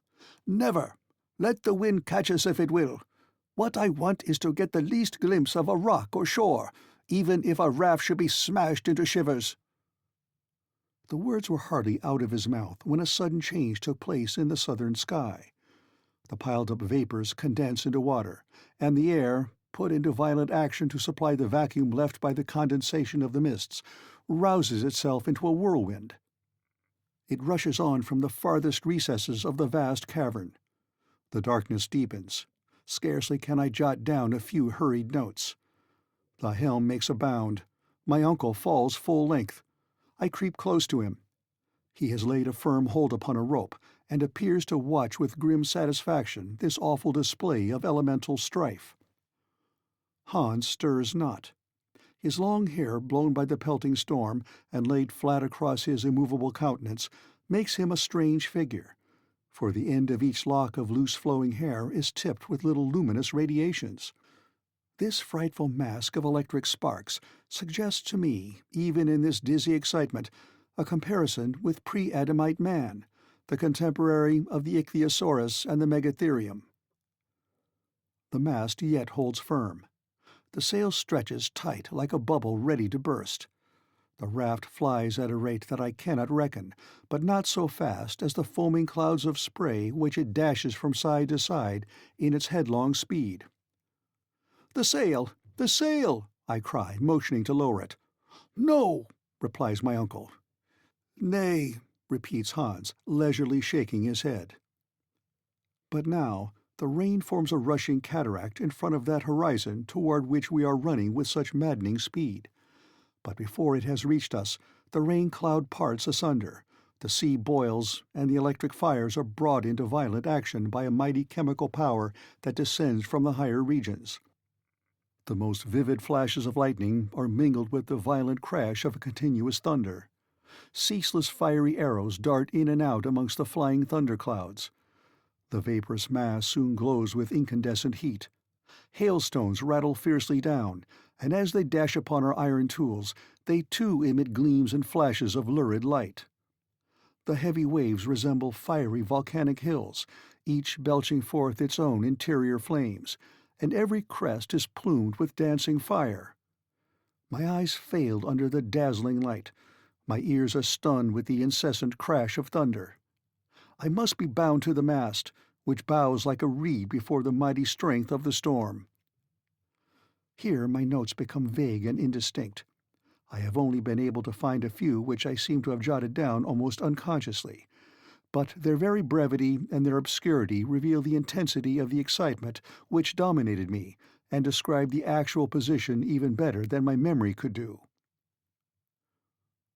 Sunday, the 23rd. Where are we? Driven forward with a swiftness that cannot be measured. The night was fearful. No abatement of the storm. The din and uproar were incessant. Our ears are bleeding. To exchange a word is impossible. The lightning flashes with intense brilliancy, and never seems to cease for a moment. Zigzag streams of bluish-white fire dash down upon the sea and rebound, and then take an upward flight till they strike the granite vault that overarches our heads. Suppose that solid roof should crumble down upon our heads. Other flashes with incessant play cross their vivid fires, while others again roll themselves into balls of living fire which explode like bombshells, but the music of which scarcely adds to the din of the battle strife that almost deprives us of our senses of hearing and sight. The limit of intense loudness has been passed within which the human ear can distinguish one sound from another. If all the powder magazines in the world were to explode at once, we should hear no more than we do now. From under the surface of the clouds there are continual emissions of lurid light. Electric matter is in continual evolution from their component molecules. The gaseous elements of the air need to be slaked with moisture. For innumerable columns of water rush upwards into the air and fall back again in white foam. Whither are we flying? My uncle lies full length across the raft. The heat increases. I refer to the thermometer. It indicates... The figure is obliterated. Monday, August 24. Will there be an end to it? Is the atmospheric condition, having once reached this density, to become final? We are prostrated and worn out with fatigue, but Hans is as usual. The raft bears on still to the southeast. We have made 200 leagues since we left Axel Island. At noon, the violence of the storm redoubles. We are obliged to secure as fast as possible every article that belongs to our cargo. Each of us is lashed to some part of the raft. The waves rise above our heads. For 3 days we have never been able to make each other hear a word. Our mouths open, our lips move, but not a word can be heard. We cannot even make ourselves heard by approaching our mouth close to the ear. My uncle has drawn nearer to me. He has uttered a few words. They seem to be, "We are lost, but I am not sure." At last I write down the words, "Let us lower the sail." He nods his consent. Scarcely has he lifted his head again, before a ball of fire has bounded over the waves and lighted on board our raft. Mast and sail flew up in an instant together, and I saw them carried up to prodigious height, resembling in appearance a pterodactyl, one of those strong birds of the infant world. We lay there, our blood running cold with unspeakable terror. The fireball, half of it white, half azure blue, and the size of a 10-inch shell, moved slowly about the raft, but revolving on its own axis with astonishing velocity, as if whipped round by the force of the whirlwind. Here it comes, there it glides.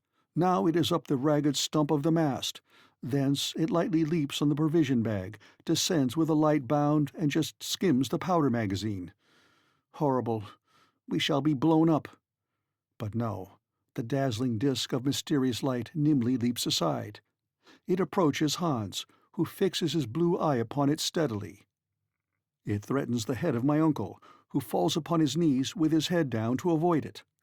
And now my turn comes. Pale and trembling under the blinding splendor and the melting heat, it drops at my feet, spinning silently round upon the deck. I try to move my foot away, but cannot. A suffocating smell of nitrogen fills the air. It enters the throat, it fills the lungs. We suffer stifling pains. Why am I unable to move my foot? Is it riveted to the planks? Alas, The fall upon our fated raft of this electric globe has magnetized every iron article on board. The instruments, the tools, our guns, are clashing and clanking violently in their collisions with each other. The nails of my boot cling tenaciously to a plate of iron let into the timbers, and I cannot draw my foot away from the spot.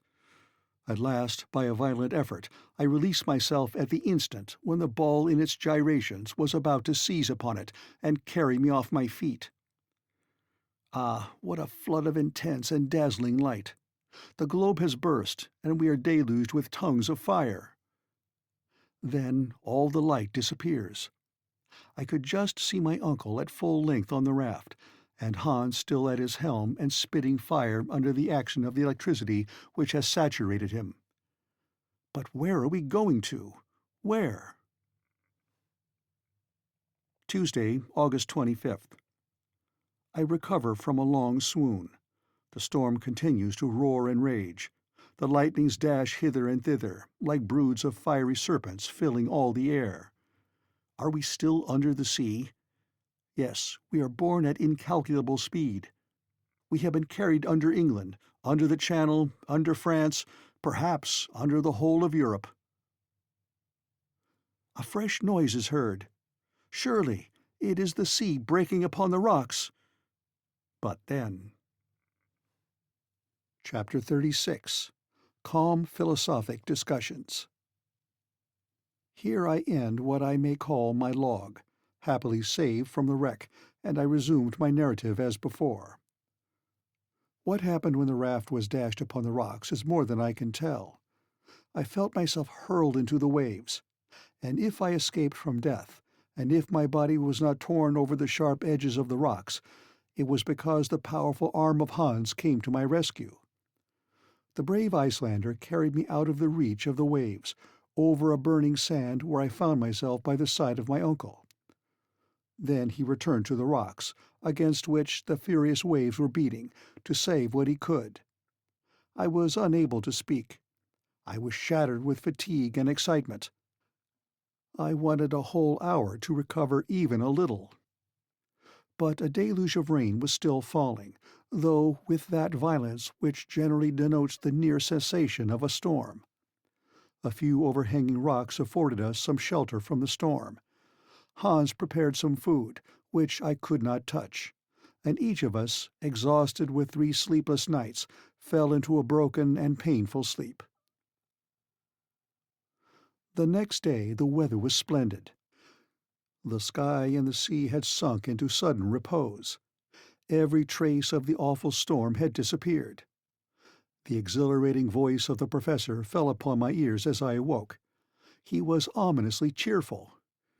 "Well, my boy," he cried, "have you slept well?" Would not anyone have thought that we were still in our cheerful little house on the Königstrasse, and that I was only just coming down to breakfast, and that I was to be married to Grauben that day? Alas, if the tempest had but sent the raft a little more east, we should have passed under Germany, under my beloved town of Hamburg, under the very street where dwelt all that I loved most in the world. Then only 40 leagues would have separated us. But they were 40 leagues perpendicular of solid granite wall, and in reality we were 1,000 leagues asunder. All these painful reflections rapidly crossed my mind before I could answer my uncle's question. "Well now," he repeated, "won't you tell me how you have slept?" "Oh, very well," I said.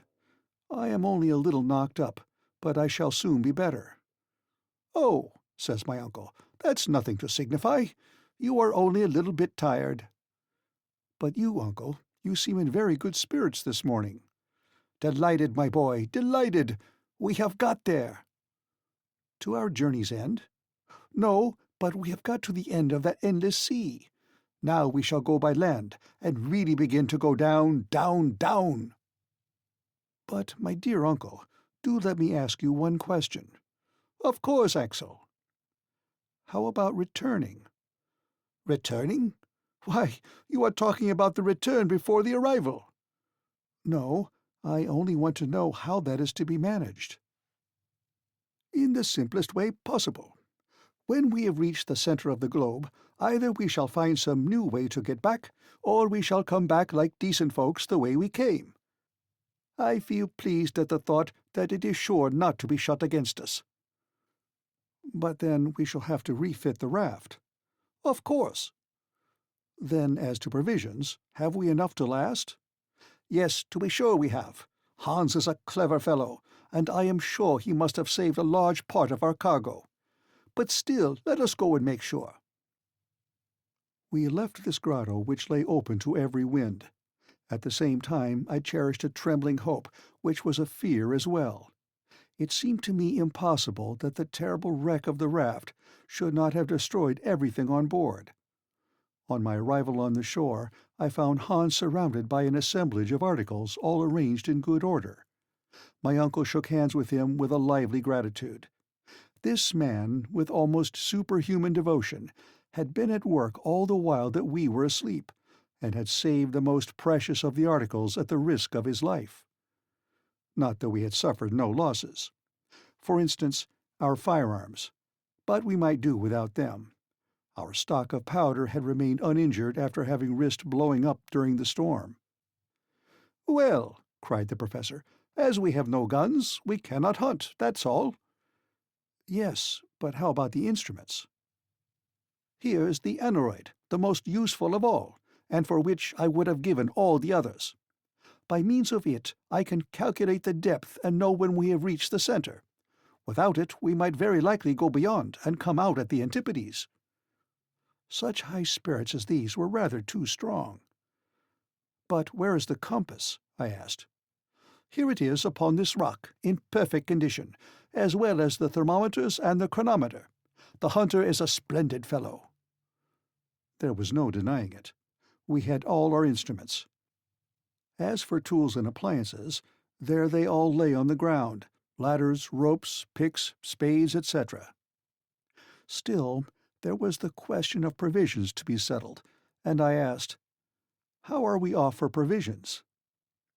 The boxes containing these were in a line upon the shore, in a perfect state of preservation.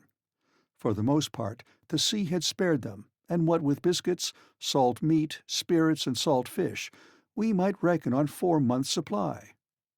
4 months! Cried the professor. We have time to go and to return, and with what is left, I will give a grand dinner to my friends at the Johanneum. I ought by this time to have been quite accustomed to my uncle's ways, yet there was always something fresh about him to astonish me. "Now," said he, "we will replenish our supply of water with the rain which the storm has left in all these granite basins. Therefore we shall have no reason to fear anything from thirst. As for the raft, I would recommend Hans to do his best to repair it, although I don't expect it will be of any further use to us." "How so?" I cried. "An idea of my own, my lad. I don't think we shall come out by the way we went in." I stared at the professor with a good deal of mistrust. I asked, was he not touched in the brain? And yet there was method in his madness. "And now let us go to breakfast," said he. I followed him to a headland, after he had given his instructions to the hunter. There preserved meat, biscuit, and tea made us an excellent meal, one of the best I ever remember. Hunger, the fresh air, the calm quiet weather, after the commotions we had gone through, all contributed to give me a good appetite. Whilst breakfasting, I took the opportunity to put to my uncle the question where we were now. "That seems to me," I said, "rather difficult to make out." "Yes, it is difficult," he said, "to calculate exactly. Perhaps even impossible, since during these 3 stormy days I have been unable to keep any account of the rate or direction of the raft. But still we may get an approximation." "The last observation," I remarked, "was made on the island, when the geyser was." "You mean Axel Island. Don't decline the honor of having given your name to the first island ever discovered in the central parts of the globe." "Well," said I, "let it be Axel Island." Then we had cleared 270 leagues of sea, and we were 600 leagues from Iceland. "Very well," answered my uncle. Let us start from that point and count 4 days' storm, during which our rate cannot have been less than 80 leagues in the 24 hours. That is right, and this would make 300 leagues more. Yes, and the Liedenbrock Sea would be 600 leagues from shore to shore. Surely, Axel, it may vie in size with the Mediterranean itself. Especially, I replied, if it happens that we have only crossed it in its narrowest part. And it is a curious circumstance, I added, that if my computations are right, and we are 900 leagues from Reykjavik, we have now the Mediterranean above our head. That is a good long way, my friend. But whether we are under Turkey or the Atlantic depends very much upon the question in what direction we have been moving. Perhaps we have deviated. No, I think not. Our course has been the same all along, and I believe this shore is southeast of Port Gräuben. Well, replied my uncle, we may easily ascertain this by consulting the compass. Let us go and see what it says.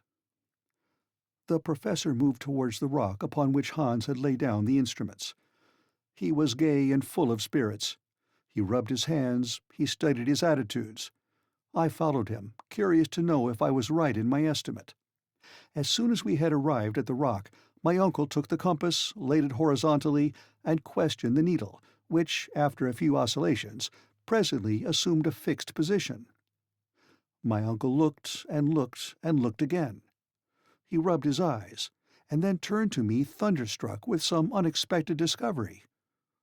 "What is the matter?" I asked. He motioned to me to look. An exclamation of astonishment burst from me. The north pole of the needle was turned to what we supposed to be the south. It pointed to the shore instead of to the open sea. I shook the box, examined it again. It was in perfect condition. In whatever position I placed the box, the needle pertinaciously returned to this unexpected quarter.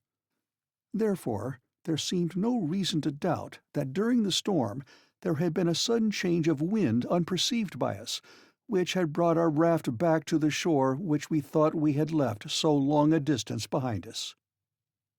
Chapter 37. The Liedenbrock Museum of Geology. How shall I describe the strange series of passions which in succession shook the breast of Professor Liedenbrock?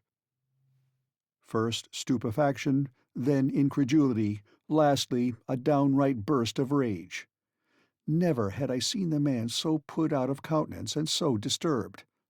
The fatigues of our passage across, the dangers met, had all to be begun over again. We had gone backwards instead of forwards. But my uncle rapidly recovered himself. "Aha! Will fate play tricks upon me? Will the elements lay plots against me? Shall fire, air, and water make a combined attack against me? Well, they shall know what a determined man can do. I will not yield. I will not stir a single foot backwards, and it will be seen whether man or nature is to have the upper hand." Erect upon the rock, angry and threatening, Otto Liedenbrock was a rather grotesque, fierce parody upon the fierce Achilles defying the lightning. But I thought it my duty to interpose and attempt to lay some restraint upon this unmeasured fanaticism. "Just listen to me," I said firmly. "Ambition must have a limit somewhere. We cannot perform impossibilities. We are not at all fit for another sea voyage. Who would dream of undertaking a voyage of 500 leagues upon a heap of rotten planks, with a blanket and rags for a sail, a stick for a mast, and fierce winds in our teeth? We cannot steer. We shall be buffeted by the tempests, and we shall be fools and madmen to attempt to cross a second time." I was able to develop this series of unanswerable reasons for 10 minutes without interruption. Not that the professor was paying any respectful attention to his nephew's arguments, but because he was deaf to all my eloquence. "To the raft!" he shouted. Such was his only reply. It was no use for me to entreat, supplicate, get angry, or do anything else in the way of opposition. It would only have been opposing a will harder than the granite rock. Hans was finishing the repairs of the raft. One would have thought that this strange being was guessing at my uncle's intentions. With a few more pieces of surturbrand he had refitted our vessel. a sail already hung from the new mast, and the wind was playing in its waving folds. The professor said a few words to the guide, and immediately he put everything on board and arranged every necessary for our departure. The air was clear, and the northwest wind blew steadily. What could I do? Could I stand against the two? It was impossible. If Hans had but taken my side. But no, it was not to be. The Icelander seemed to have renounced all will of his own, and made a vow to forget and deny himself. I could get nothing out of a servant so feudalized, as it were, to his master. My only course was to proceed. I was therefore going with as much resignation as I could find to resume my accustomed place on the raft, when my uncle laid his hand upon my shoulder. "We shall not sail until tomorrow," he said. I made a movement intended to express resignation. "I must neglect nothing," he said, "and since my fate has driven me on this part of the coast, I will not leave it until I have examined it." To understand what followed, it must be borne in mind that, through circumstances hereafter to be explained, we were not really where the professor supposed we were. In fact, we were not upon the north shore of the sea. "Now let us start upon fresh discoveries," I said. And leaving Hans to his work, we started off together. The space between the water and the foot of the cliffs was considerable. It took half an hour to bring us to the wall of rock. We trampled under our feet numberless shells of all the forms and sizes which existed in the earliest ages of the world. I also saw immense carapaces more than 15 feet in diameter. They had been the coverings of those gigantic glyptodons or armadillos of the Pliocene period, of which the modern tortoise is but a miniature representative. The soil was besides this scattered with stony fragments, boulders rounded by water action, and ridged up in successive lines. I was therefore led to the conclusion that at one time the sea must have covered the ground on which we were treading. On the loose and scattered rocks, now out of reach of the highest tides, the waves had left manifest traces of their power to wear their way in the hardest stone. This might up to a certain point explain the existence of an ocean 40 leagues beneath the surface of the globe. But in my opinion, this liquid mass would be lost by degrees farther and farther within the interior of the earth, and it certainly had its origin in the waters of the ocean overhead, which had made their way hither through some fissure. Yet it must be believed that that fissure is now closed, and that all this cavern or immense reservoir was filled in a very short time. Perhaps even this water, subjected to the fierce action of central heat, had partly been resolved into vapor. This would explain the existence of those clouds suspended over our heads, and the development of that electricity which raised such tempests within the bowels of the earth. This theory of the phenomena we had witnessed seemed satisfactory to me, for however great and stupendous the phenomena of nature, fixed physical laws will or may always explain them. We were therefore walking upon sedimentary soil, the deposits of the waters of former ages. The professor was carefully examining every little fissure in the rocks. Wherever he saw a hole, he always wanted to know the depth of it. To him, this was important. We had traversed the shores of the Liedenbrock Sea for a mile when we observed a sudden change in the appearance of the soil. It seemed upset, contorted, and convulsed by a violent upheaval of the lower strata. In many places, depressions or elevations gave witness to some tremendous power affecting the dislocation of the strata. We moved with difficulty across these granite fissures and chasms, mingled with silex, crystals of quartz, and alluvial deposits, when a field, nay, more than a field, a vast plain of bleached bones lay spread before us. It seemed like an immense cemetery, where the remains of 20 ages mingled their dust together. Huge mounds of bony fragments rose stage after stage in the distance. They undulated away to the limits of the horizon, and melted in the distance in a faint haze. There, within 3 miles, were accumulated the materials for a complete history of the animal life of ages, a history scarcely outlined in the 2 recent strata of the inhabited world. But an impatient curiosity impelled our steps. crackling and rattling, our feet were trampling on the remains of prehistoric animals and interesting fossils, the possession of which is a matter of rivalry and contention between the museums of great cities. 1,000 Cuviers could never have reconstructed the organic remains deposited in this magnificent and unparalleled collection. I stood amazed.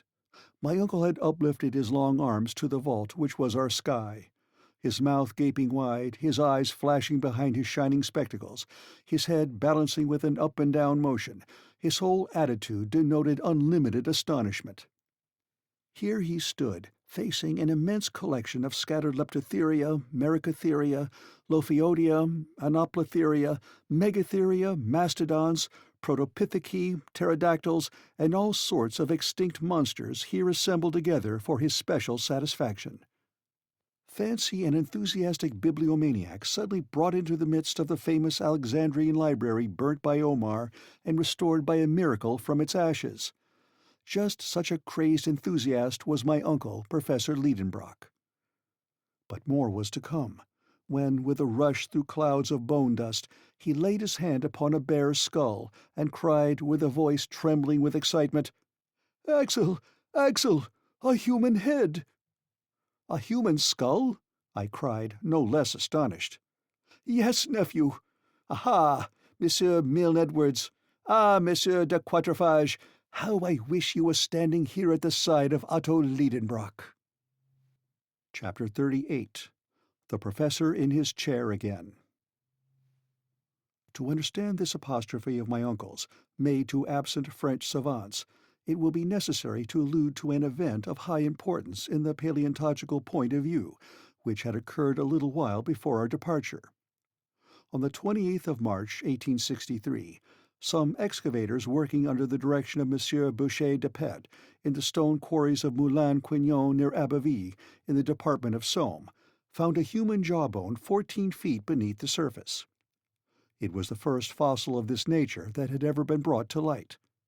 Not far distant were found stone hatchets and flint arrowheads, stained and encased by lapse of time with a uniform coat of rust.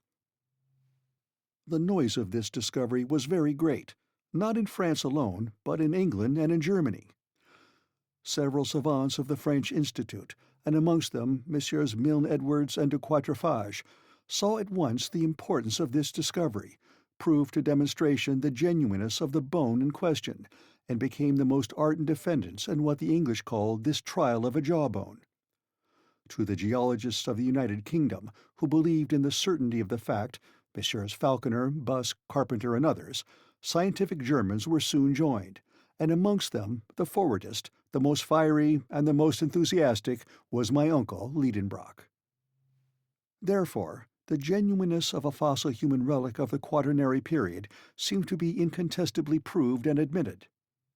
It is true that this theory met with a most obstinate opponent in Monsieur Elie de Beaumont. This high authority maintained that the soil of Moulin-Quignon was not diluvial at all, but was of much more recent formation, and, agreeing in that with Cuvier, he refused to admit that the human species could be contemporary with the animals of the Quaternary period. My uncle Liedenbrock, along with the great body of the geologists, had maintained his ground, disputed and argued, until Monsieur Elie de Beaumont stood almost alone in his opinion. We knew all these details, but we were not aware that, since our departure, the question had advanced to farther stages. Other similar maxillaries, though belonging to the individuals of various types and different nations, were found in the loose grey soil of certain grottos in France, Switzerland, and Belgium, as well as weapons, tools, earthen utensils, bones of children and adults. The existence, therefore, of man in the Quaternary period seemed to become daily more certain. Nor was this all. Fresh discoveries of remains in the Pliocene formation had emboldened other geologists to refer back to the human species to a higher antiquity still. It is true that these remains were not human bones, but objects bearing the traces of his handiwork, such as fossil leg bones of animals, sculptured and carved evidently by the hand of man. Thus, at one bound, the record of the existence of man receded far back into the history of ages past. He was a predecessor of the mastodon. He was a contemporary of the southern elephant. He lived 100,000 years ago, when, according to geologists, the Pliocene formation was in progress. Such then was the state of paleontological science, and what we knew of it was sufficient to explain our behavior in the presence of this stupendous Golgotha. Anyone may now understand the frenzied excitement of my uncle, when, 20 yards farther on, he found himself face to face with a primitive man. It was a perfectly recognizable human body. Had some particular soil, like that of the cemetery Saint-Michel at Bordeaux, preserved it thus for so many ages? It might be so. But this dried corpse, with its parchment-like skin drawn tightly over the bony frame, the limbs still preserving their shape, sound teeth, abundant hair, and finger and toenails of frightful length, this desiccated mummy startled us by appearing just as it had lived countless ages ago. I stood mute before this apparition of remote antiquity. My uncle, usually so garrulous, was struck dumb likewise. We raised the body. We stood it up against a rock. It seemed to stare at us out of its empty orbits. We sounded with our knuckles his hollow frame. After some moments' silence, the professor was himself again. Otto Liedenbrock, yielding to his nature, forgot all the circumstances of our eventful journey, forgot where we were standing, forgot the vaulted cavern which contained us. No doubt he was in mind back again in his Johanneum, holding forth to his pupils, for he assumed his learned air, and addressing himself to an imaginary audience, he proceeded thus. "Gentlemen, I have the honor to introduce to you a man of the Quaternary or post-tertiary system. Eminent geologists have denied his existence. Others, no less eminent, have affirmed it. The St. Thomases of paleontology, if they were here, might now touch him with their fingers, and would be obliged to acknowledge their error. I am quite aware that science has to be on its guard with discoveries of this kind. I know what capital enterprising individuals like Barnum have made out of fossil men. I have heard the tale of the knee-pan of Ajax, the pretended body of Orestes, claimed to have been found by the Spartans, and of the body of Asterius, 10 cubits long, of which Pausanias speaks. I have read the reports of the skeleton of Trapani, found in the 14th century, and which was at the time identified as that of Polyphemus, and the history of the giant unearthed in the 16th century near Palermo. You know, as well as I do, gentlemen, the analysis made at Lucerne in 1577 of those huge bones which the celebrated Dr. Felix Plater affirmed to be those of a giant 19 feet high. I have gone through the treatises of Cassanion, and all those memoirs, pamphlets, answers, and rejoinders published respecting the skeleton of Teutoburchus, the invader of Gaul, dug out of a sandpit in the Dauphiné in 1613. In the 18th century, I would have stood up for Schweitzer's pre-Adamite man against Peter Campet. I have perused a writing entitled Here my uncle's unfortunate infirmity met him, that of being unable in public to pronounce hard words. The pamphlet entitled He could go no further. Gigantia. It was not to be done. The unlucky word would not come out. At the Johanneum there would have been a laugh. Gigantos theology. At last the professor burst out, between two words which I shall not record here. Then, rushing on with renewed vigor, and with great animation, "Yes, gentlemen, I know all these things and more.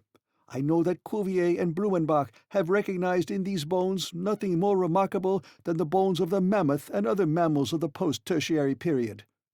But in the presence of this specimen, to doubt would be to insult science. There stands the body. You may see it, touch it. It is not a mere skeleton, it is an entire body, preserved for a purely anthropological end and purpose." I was good enough not to contradict this startling assertion. "If I could only wash it in a solution of sulphuric acid," pursued my uncle, "I should be able to clear it from all the earthly particles and the shells which are encrusted about it. But I do not possess that valuable solvent. Yet, such as it is, the body shall tell us its own wonderful story." Here the professor laid hold of the fossil skeleton and handled it with the skill of a dexterous showman. "You see," he said, "that it is not 6 feet long, and that we are still separated by a long interval from the pretended race of giants. As for the family to which it belongs, it is evidently Caucasian. It is the white race, our own. The skull of this fossil is a regular oval, or rather ovoid. It exhibits no prominent cheekbones, no projecting jaws. It presents no appearance of that prognathism which diminishes the facial angle. Measure that angle. It is nearly 90 degrees. But I will go further in my deductions, and I will affirm that this specimen of the human family is of the Japhetic race, which has since spread from the Indies to the Atlantic. Don't smile, gentlemen." Nobody was smiling, but the learned professor was frequently disturbed by the broad smiles provoked by his learned eccentricities. "Yes," he pursued with animation, "this is a fossil man, the contemporary of the mastodons whose remains filled this amphitheater. But if you ask me how he came here, how those strata on which he lay slipped down into this enormous hollow in the globe, I confess I cannot answer that question. No doubt, in the post-tertiary period, considerable commotions were still disturbing the crust of the earth. The long-continued cooling of the globe produced chasms, fissures, clefts, and faults, into which, very probably, portions of the upper earth may have fallen. I make no rash assertions, but there is the man surrounded by his own works, by hatchets, by flint arrowheads, which are the characteristics of the Stone Age. And unless he came here, like myself, as a tourist on a visit and as a pioneer of science, I can entertain no doubt of the authenticity of his remote origin." The professor ceased to speak, and the audience broke out into loud and unanimous applause. For, of course, my uncle was right, and wiser men than his nephew would have had some trouble to refute his statements. Another remarkable thing. This fossil body was not the only one in this immense catacomb. We came upon other bodies at every step amongst this mortal dust, and my uncle might select the most curious of these specimens to demolish the incredulity of skeptics. In fact, it was a wonderful spectacle, that of these generations of men and animals commingled in a common cemetery. Then one very serious question arose presently which we scarcely dared to suggest. Had all those creatures slided through a great fissure in the crust of the earth, down to the shores of the Liedenbrock Sea, when they were dead and turning to dust? Or had they lived and grown and died here in this subterranean world under a false sky, just like the inhabitants of the upper earth? Until the present time we had seen alive only marine monsters and fishes. Might not some living man, some native of the abyss, be yet a wanderer below on this desert strand? Chapter 39. Forest Scenery Illuminated by Electricity. For another half-hour we trod upon a pavement of bones. We pushed on, impelled by our burning curiosity. What other marvels did this cavern contain? What new treasures lay here for science to unfold? I was prepared for any surprise. My imagination was ready for any astonishment, however astounding. We had long lost sight of the seashore behind the hills of bones. The rash professor, careless of losing his way, hurried me forward. We advanced in silence, bathed in luminous electric fluid. By some phenomenon which I am unable to explain, it lighted up all sides of every object equally. Such was its diffusiveness, there being no central point from which the light emanated, that shadows no longer existed. You might have thought yourself under the rays of a vertical sun in a tropical region at noonday and the height of summer. No vapor was visible. The rocks, the distant mountains, a few isolated clumps of forest trees in the distance, presented a weird and wonderful aspect under these totally new conditions of a universal diffusion of light. We were like Hoffman's Shadowless Man. After walking a mile, we reached the outskirts of a vast forest, but not one of those forests of fungi which bordered Port Gräuben. Here was the vegetation of the Tertiary period in its fullest blaze of magnificence. Tall palms, belonging to species no longer living, splendid palmacites, Firs, yews, cypress trees, thujas, representatives of the conifers were linked together by a tangled network of long climbing plants. A soft carpet of moss and hepaticas luxuriously clothed the soil. A few sparkling streams ran almost in silence under what would have been the shade of trees, but that there was no shadow. On their banks grew tree ferns similar to those we grow in hothouses. But a remarkable feature was the total absence of color in all those trees, shrubs, and plants, growing without the life-giving heat and light of the sun. Everything seemed mixed up and confounded in one uniform silver-gray or light-brown tint, like that of fading and faded leaves. Not a green leaf anywhere, and the flowers, which were abundant enough in the tertiary period which first gave birth to flowers, looked like brown paper flowers, without color or scent.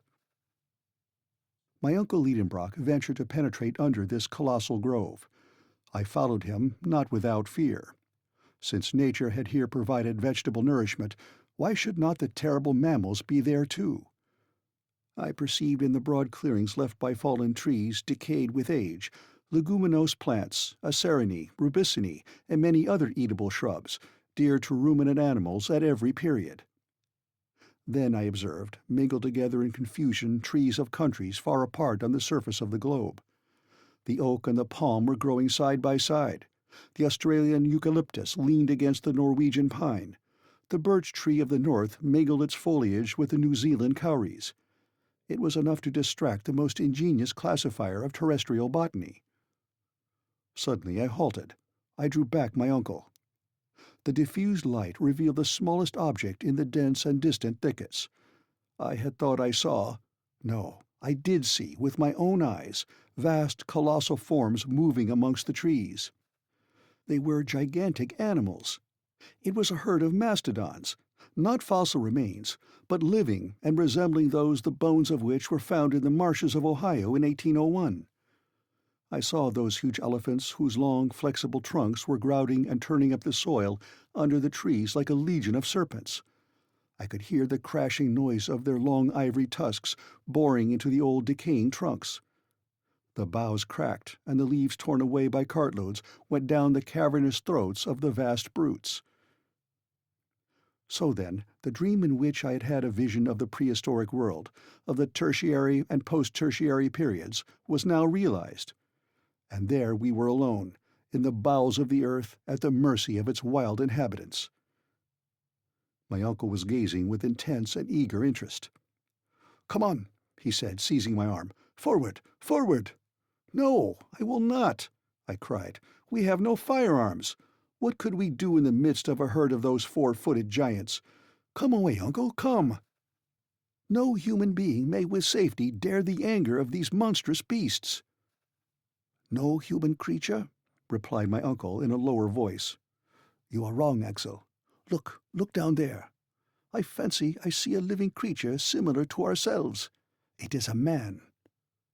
I looked, shaking my head incredulously. But though at first I was unbelieving, I had to yield to the evidence of my senses.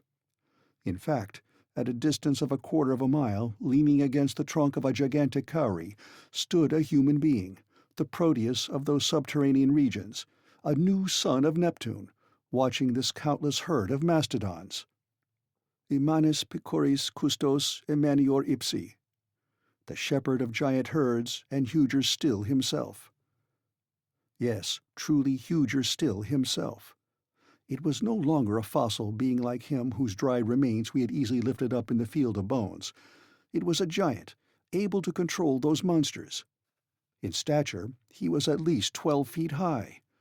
His head, huge and unshapely as a buffalo's, was half hidden in the thick and tangled growth of his unkempt hair. It most resembled the mane of the primitive elephant. In his hand he wielded with ease an enormous bow, a staff worthy of this shepherd of the geologic period. We stood petrified and speechless with amazement. But he might see us. We must fly. "Come, do come," I said to my uncle, who for once allowed himself to be persuaded. In another quarter of an hour our nimble heels had carried us beyond the reach of this horrible monster. And yet, now that I could reflect quietly, Now that my spirit has grown calm again, now that months have slipped by since this strange and supernatural meeting, what am I to think? What am I to believe? I must conclude that it was impossible that our senses had been deceived, that our eyes did not see what we supposed they saw. No human being lives in this subterranean world. No generation of men dwells in those inferior caverns of the globe, unknown to and unconnected with the inhabitants of its surface. It is absurd to believe it. I had rather admit that it may have been some animal whose structure resembled the human, some ape or baboon of the early geological ages, some Protopithecus or some Mesopithecus, some early or middle ape, like that discovered by Mr. Lartet in the bone cave of Sansao. But this creature surpassed in stature all the measurements known in modern paleontology. But that a man, a living man, and therefore whole generations doubtless besides, should be buried there in the bowels of the earth is impossible. However, we had left behind us the luminous forest, dumb with astonishment, overwhelmed and struck down with a terror which amounted to stupefaction. We kept running on for fear the horrible monster might be on our track. It was a flight, a fall, like that fearful pulling and dragging which is peculiar to nightmare. Instinctively we got back to the Liedenbrock Sea, and I cannot say into what vagaries my mind would not have carried me but for a circumstance which brought me back to practical matters.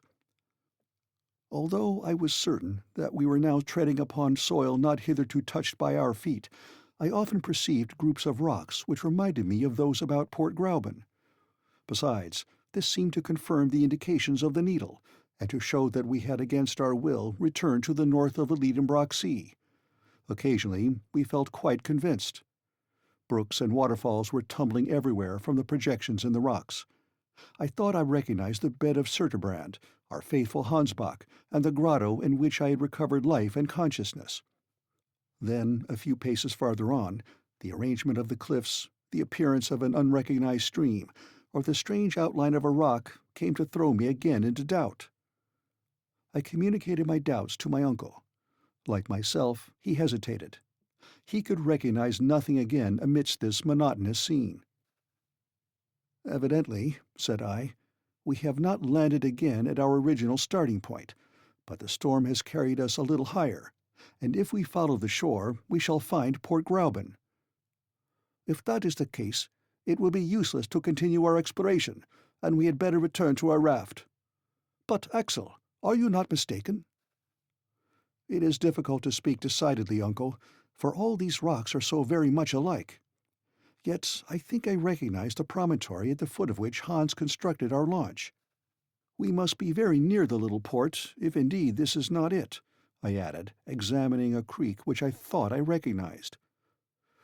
"No, Axel, we should at least find our own traces, and I see nothing." "But I do see," I cried, darting upon an object lying on the sand. And I showed my uncle a rusty dagger which I had just picked up. "Come," said he, "had you this weapon with you?" "I? No, certainly. But you, perhaps." "Not that I am aware," said the professor. "I have never had this object in my possession." "Well, this is strange." "No, Axel, it is very simple. The Icelanders often wear arms of this kind. This must have belonged to Hans, and he has lost it." I shook my head. Hans had never had an object like this in his possession. "Did it not belong to some pre-Adamite warrior?" I cried. "To some living man, contemporary with the huge cattle-driver? But no, this is not a relic of the Stone Age. It is not even of the Iron Age. This blade is steel." My uncle stopped me abruptly on my way to a dissertation which would have taken me a long way, and said coolly, "Be calm, Axel, and reasonable. This dagger belongs to the 16th century. It is a poniard, such as gentlemen carried in their belts to give the coup de grace. Its origin is Spanish. It was never either yours or mine or the hunter's, nor did it belong to any of those human beings who may or may not inhabit this inner world. See, it was never jagged like this by cutting men's throats. Its blade is coated with a rust neither a day, nor a year, nor 100 years old." The professor was getting excited according to his wont, and was allowing his imagination to run away with him. Axel, we are on the way towards the grand discovery. This blade has been left on the strand for from 1 to 300 years, and has blunted its edge upon the rocks that fringe this subterranean sea. But it has not come alone. It has not twisted itself out of shape. Someone has been here before us. Yes, a man has. And who was that man? A man who has engraved his name somewhere with that dagger. That man wanted once more to mark the way to the center of the earth. Let us look about! Look about! And, wonderfully interested, we peered all along the high wall, peeping into every fissure which might open out into a gallery. And so we arrived at a place where the shore was much narrower. Here the sea came to lap the foot of the steep cliff, leaving a passage no wider than a couple of yards. Between two boldly projecting rocks appeared the mouth of a dark tunnel. There, upon a granite slab, appeared two mysterious graven letters, half eaten away by time. They were the initials of the bold and daring traveller. "A.S.," shouted my uncle. "Arn Saknussemm! Arn Saknussemm everywhere!" Chapter 40. Preparations for Blasting a Passage to the Center of the Earth. Since the start upon this marvelous pilgrimage, I had been through so many astonishments that I might well be excused for thinking myself well hardened against any further surprise. Yet at the sight of these two letters, engraved on this spot 300 years ago, I stood aghast in dumb amazement. Not only were the initials of the learned alchemist visible upon the living rock, but there lay the iron point with which the letters had been engraved. I could no longer doubt of the existence of that wonderful traveller and of the fact of his unparalleled journey, without the most glaring incredulity. Whilst these reflections were occupying me, Professor Liedenbrock had launched into a somewhat rhapsodical eulogium, of which Arne Sagnussem was of course the hero. "Thou marvellous genius!" he cried. "Thou hast not forgotten one indication which might serve to lay open to mortals the road through the terrestrial crust. And thy fellow creatures may even now, after the lapse of 3 centuries, again trace thy footsteps through these deep and darksome ways. You reserve the contemplation of these wonders for other eyes besides your own. Your name, graven from stage to stage, leads the bold follower of your footsteps to the very center of our planet's core, and there again we shall find your own name written with your own hand. I too will inscribe my name upon this dark granite page. But forever henceforth let this cape that advances into the sea discovered by yourself be known by your own illustrious name, Cape Saknussemm." Such were the glowing words of panegyric which fell upon my attentive ear, and I could not resist the sentiment of enthusiasm with which I too was infected. The fire of zeal kindled afresh in me. I forgot everything. I dismissed from my mind the past perils of the journey, the future danger of our return. That which another had done, I supposed, we might also do, and nothing that was not superhuman appeared impossible to me. "Forward! Forward!" I cried. I was already darting down the gloomy tunnel when the professor stopped me. He, the man of impulse, counselled patience and coolness. "Let us first return to Hans," he said, "and bring the raft to this spot." I obeyed, not without dissatisfaction, and passed out rapidly among the rocks on the shore. I said, "Uncle, do you know it seems to me that circumstances have wonderfully befriended us hitherto?" "You think so, Axel?" "No doubt. Even the tempest has put us on the right way. Blessings on that storm.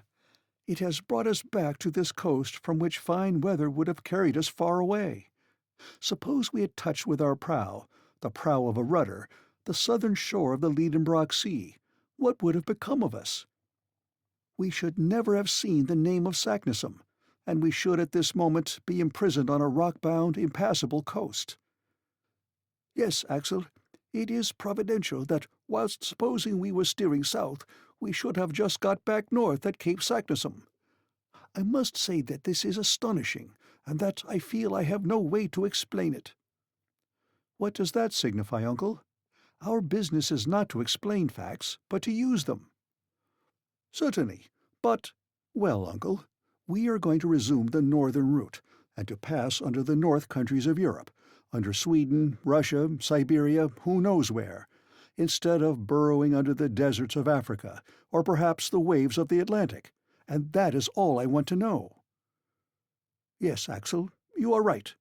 It is all for the best, since we have left that weary horizontal sea which led us nowhere. Now we shall go down, down, down.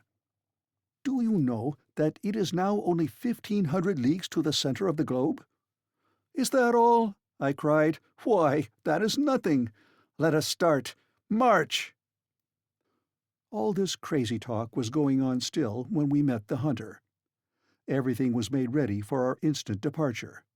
Every bit of cordage was put on board. We took our places, and with our sails set, Hans steered us along the coast to Cape Saknussemm. The wind was unfavorable to a species of launch not calculated for shallow water. In many places we were obliged to push ourselves along with iron-pointed sticks. Often the sunken rocks just beneath the surface obliged us to deviate from our straight course. At last, after 3 hours' sailing, about 6 in the evening, we reached a place suitable for our landing. I jumped ashore, followed by my uncle and the Icelander. This short passage had not served to cool my ardor. On the contrary, I even proposed to burn our ship, to prevent the possibility of return, but my uncle would not consent to that. I thought him singularly lukewarm. "At least," I said, "don't let us lose a minute." "Yes, yes, lad," he replied, "but first let us examine this new gallery, to see if we shall require our ladders." My uncle put his Ruhmkorff's apparatus in action. The raft moored to the shore was left alone. The mouth of the tunnel was not 20 yards from us, and our party, with myself at the head, made for it without a moment's delay. The aperture, which was almost round, was about 5 feet in diameter.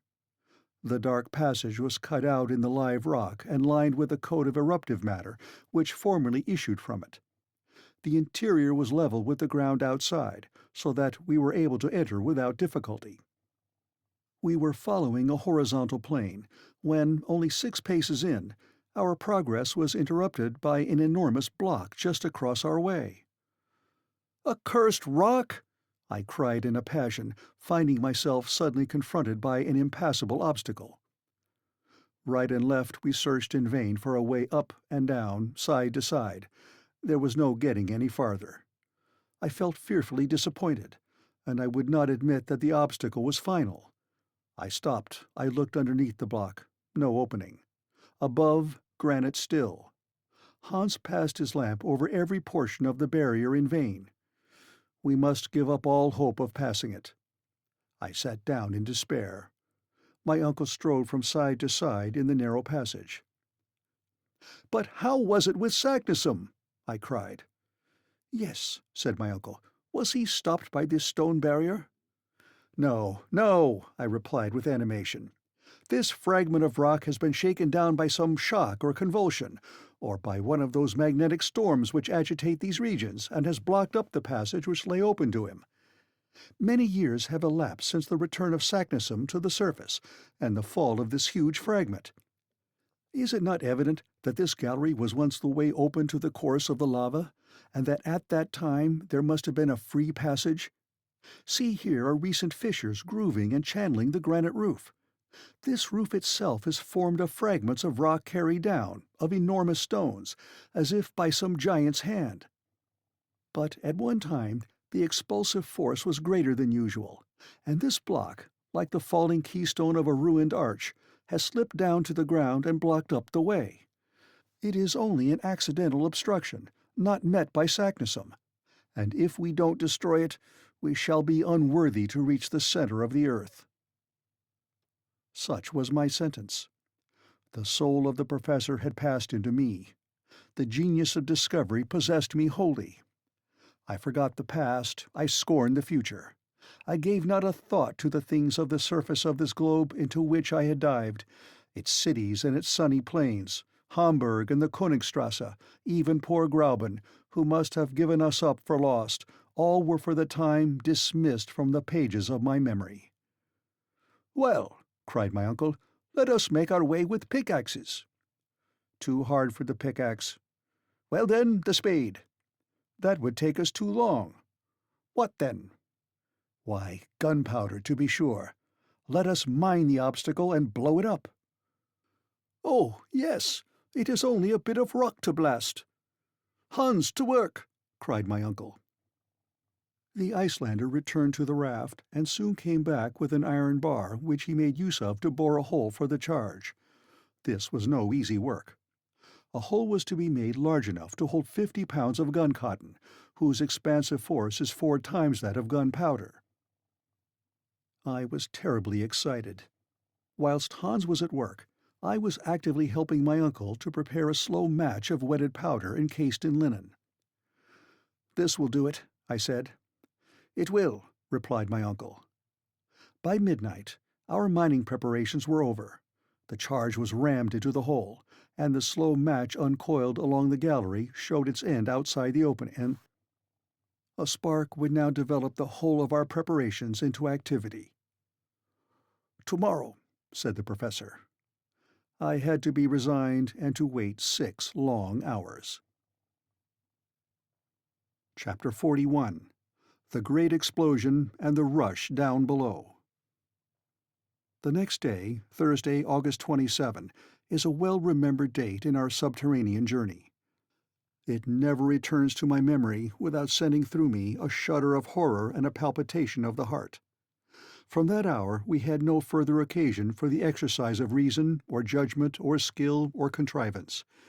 We were henceforth to be hurled along, the playthings of the fierce elements of the deep. At 6 we were afoot. The moment drew near to clear a way by blasting through the opposing mass of granite. I begged for the honor of lighting the fuse. This duty done, I was to join my companions on the raft, which had not yet been unloaded. We should then push off as far as we could and avoid the dangers arising from the explosion, the effects of which were not likely to be confined to the rock itself. The fuse was calculated to burn 10 minutes before setting fire to the mine. I therefore had sufficient time to get away to the raft.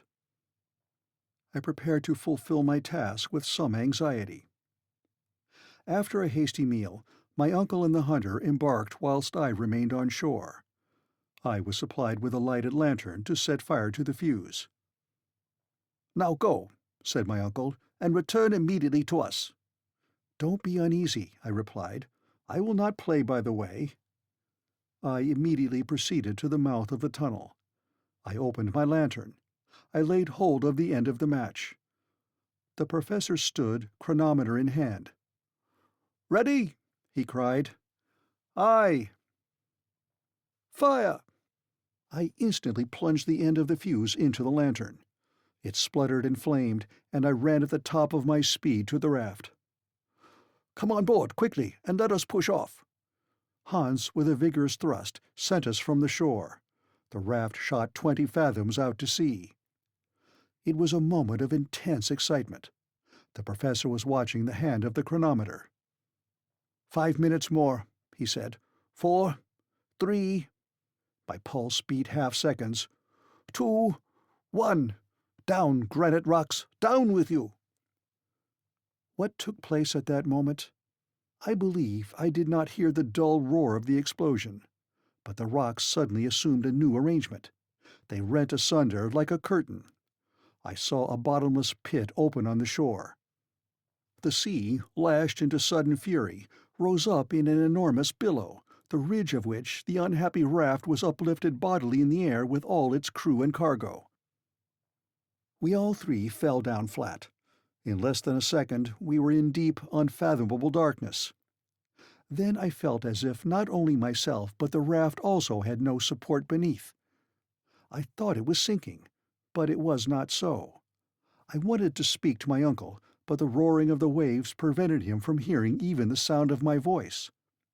In spite of darkness, noise, astonishment, and terror, I then understood what had taken place. On the other side of the blown-up rock was an abyss. The explosion had caused a kind of earthquake in this fissured and abysmal region. A great gulf had opened, and the sea, now changed into a torrent, was hurrying us along into it. I gave myself up for lost. An hour passed away, 2 hours perhaps, I cannot tell. We clutched each other fast to save ourselves from being thrown off the raft. We felt violent shocks whenever we were borne heavily against the craggy projections. Yet these shocks were not very frequent, from which I concluded that the gully was widening. It was no doubt the same road that Saknussemm had taken. But instead of walking peaceably down it, as he had done, we were carrying a whole sea along with us. These ideas, it will be understood, presented themselves to my mind in a vague and undetermined form. I had difficulty in associating any ideas together during this headlong race, which seemed like a vertical descent. To judge by the air which was whistling past me and made a whizzing in my ears, we were moving faster than the fastest express trains. To light a torch under these conditions would have been impossible, and our last electric apparatus had been shattered by the force of the explosion. I was therefore much surprised to see a clear light shining near me. It lighted up the calm and unmoved countenance of Hans. The skilful huntsman had succeeded in lighting the lantern, and although it flickered so much as to threaten to go out, it threw a fitful light across the awful darkness. I was right in my supposition. It was a wide gallery. The dim light could not show us both its walls at once. The fall of the waters which were carrying us away exceeded that of the swiftest rapids in American rivers. Its surface seemed composed of a sheaf of arrows hurled with inconceivable force. I cannot convey my impressions by a better comparison. The raft, occasionally seized by an eddy, spun round as it still flew along. When it approached the walls of the gallery, I threw on them the light of the lantern, and I could judge somewhat of the velocity of our speed by noticing how the jagged projections of the rocks spun into endless ribbons and bands, so that we seemed confined within a network of shifting lines. I supposed we were running at the rate of 30 leagues an hour. My uncle and I gazed on each other with haggard eyes, clinging to the stump of the mast, which had snapped asunder at the first shock of our great catastrophe. We kept our backs to the wind, not to be stifled by the rapidity of a movement which no human power could check. Hours passed away. No change in our situation, but a discovery came to complicate matters and make them worse. In seeking to put our cargo into somewhat better order, I found that the greater part of the articles embarked had disappeared at the moment of the explosion, when the sea broke in upon us with such violence. I wanted to know exactly what we had saved, and with the lantern in my hand I began my examination. Of our instruments, none were saved but the compass and the chronometer. Our stock of ropes and ladders was reduced to the bit of cord rolled round the stump of the mast. Not a spade, not a pickaxe, not a hammer was left us, and, irreparable disaster, we had only one day's provisions left. I searched every nook and corner, every crack and cranny in the raft. There was nothing. Our provisions were reduced to one bit of salt meat and a few biscuits. I stared at our failing supplies stupidly. I refused to take in the gravity of our loss. And yet what was the use of troubling myself? If we had had provisions enough for months, how could we get out of the abyss into which we were being hurled by an irresistible torrent? Why should we fear the horrors of famine when death was swooping down upon us in a multitude of other forms? Would there be time left to die of starvation? Yet, by an inexplicable play of the imagination, I forgot my present dangers to contemplate the threatening future. Was there any chance of escaping from the fury of this impetuous torrent, and of returning to the surface of the globe? I could not form the slightest conjecture how or when. But one chance in 1,000 or 10,000 is still a chance, whilst death from starvation would leave us not the smallest hope in the world. The thought came into my mind to declare the whole truth to my uncle, to show him the dreadful straits to which we were reduced, and to calculate how long we might yet expect to live. But I had the courage to preserve silence. I wished to leave him cool and self-possessed. At that moment, The light from our lantern began to sink by little and little, and then went out entirely. The wick had burnt itself out. Black night reigned again, and there was no hope left of being able to dissipate the palpable darkness.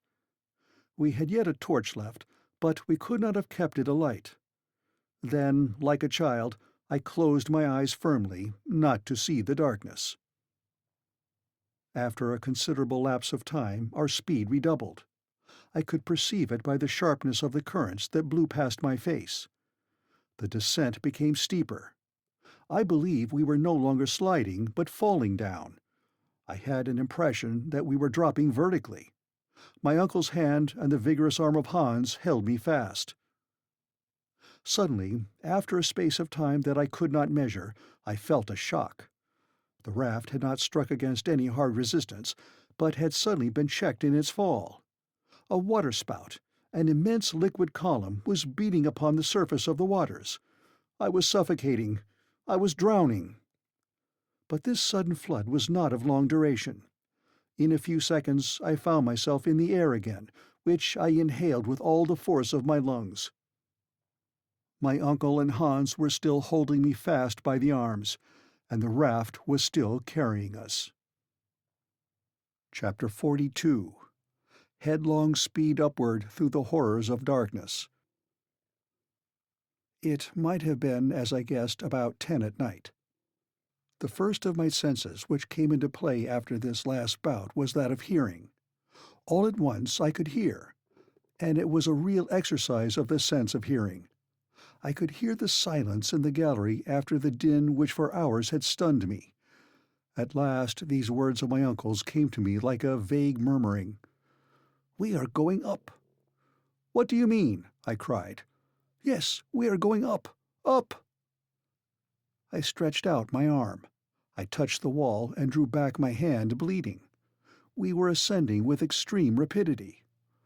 "The torch! The torch!" cried the professor.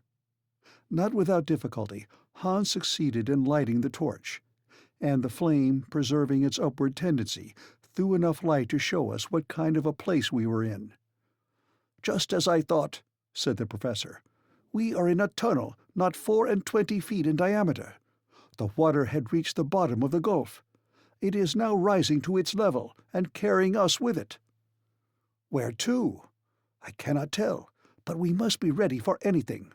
We are mounting at a speed which seems to me of 14 feet in a second, or 10 miles an hour. At this rate we shall get on."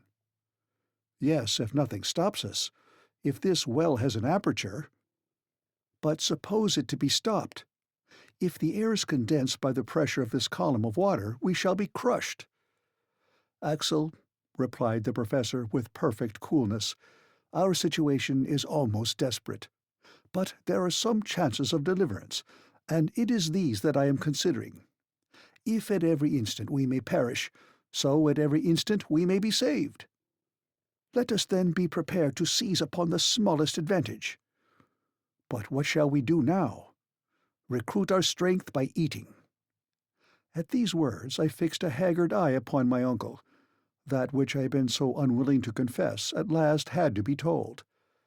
"Eat, did you say?" "Yes, at once." The professor added a few words in Danish, but Hans shook his head mournfully. "What?" cried my uncle. "Have we lost our provisions?" "Yes, here is all we have left. 1 bit of salt meat for the 3. My uncle stared at me as if he could not understand. "Well," said I, "do you think we have any chance of being saved?" My question was unanswered. An hour passed away. I began to feel the pangs of a violent hunger. My companions were suffering too, and not one of us dared touch this wretched remnant of our goodly store. But now we were mounting up with excessive speed. Sometimes the air would cut our breath short, as is experienced by aeronauts ascending too rapidly. But whilst they suffer from cold in proportion to their rise, we were beginning to feel a contrary effect. The heat was increasing in a manner to cause us the most fearful anxiety, and certainly the temperature was at this moment at the height of 100 degrees Fahrenheit. What could be the meaning of such a change?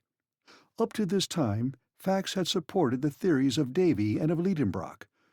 Until now, particular conditions of non-conducting rocks, electricity, and magnetism had tempered the laws of nature, giving us only a moderately warm climate, for the theory of a central fire remained in my estimation the only one that was true and explicable. Were we then turning back to where the phenomena of central heat ruled in all their rigor and would reduce the most refractory rocks to the state of a molten liquid? I feared this, and said to the professor, "If we are neither drowned nor shattered to pieces, nor starved to death, there is still the chance that we may be burned alive and reduced to ashes." At this he shrugged his shoulders and returned to his thoughts. Another hour passed, and except some slight increase in the temperature, nothing new had happened. "Come," said he, "we must determine upon something." "Determine on what?" said I. "Yes, we must recruit our strength by carefully rationing ourselves, and so prolong our existence by a few hours. But we shall be reduced to a very great weakness at last." "And our last hour is not far off." "Well, if there is a chance of safety, if a moment for active exertion presents itself, where should we find the required strength if we allowed ourselves to be enfeebled by hunger?" "Well, uncle, when this bit of meat has been devoured, what shall we have left?" "Nothing, Axel, nothing at all. But will it do you any more good to devour it with your eyes than with your teeth? Your reasoning has in it neither sense nor energy." "Then don't you despair?" I cried irritably. "No, certainly not," was the professor's firm reply. "What? Do you think there is any chance of safety left?" "Yes, I do. As long as the heart beats, as long as body and soul keep together, I cannot admit that any creature endowed with a will has need to despair of life." Resolute words these. The man who could speak so, under such circumstances, was of no ordinary type. "Finally, what do you mean to do?" I asked. "Eat what is left to the last crumb, and recruit our fading strength. This meal will be our last, perhaps, so let it be. But at any rate, we shall once more be men, and not exhausted, empty bags." "Well, let us consume it then," I cried. My uncle took the piece of meat and the few biscuits which had escaped from the general destruction. He divided them into 3 equal portions and gave one to each. This made about a pound of nourishment for each. The professor ate his greedily, with a kind of feverish rage. I ate without pleasure, almost with disgust. Hans, quietly, moderately masticating his small mouthfuls without any noise, and relishing them with the calmness of a man above all anxiety about the future. By diligent search he had found a flask of Hollands. He offered it to us each in turn, and this generous beverage cheered us up slightly. "Fortrefflich," said Hans, drinking in his turn. "Excellent," replied my uncle. A glimpse of hope had returned, although without cause. But our last meal was over, and it was now 5 in the morning. Man is so constituted that health is a purely negative state. Hunger once satisfied, it is difficult for a man to imagine the horrors of starvation. They cannot be understood without being felt. Therefore it was that, after our long fast, these few mouthfuls of meat and biscuit made us triumph over our past agonies. But as soon as the meal was done, we each of us fell deep into thought. What was Hans thinking of, that man of the far West, but who seemed ruled by the fatalist doctrines of the East? As for me, my thoughts were made up of remembrances, and they carried me up to the surface of the globe, of which I ought never to have taken leave. The house in the Königstrasse, my poor dear Grauben, that kind soul Martha, flitted like visions before my eyes, and in the dismal moanings which from time to time reached my ears, I thought I could distinguish the roar of the traffic of the great cities upon earth. My uncle still had his eye upon his work. Torch in hand, he tried to gather some idea of our situation from the observation of the strata.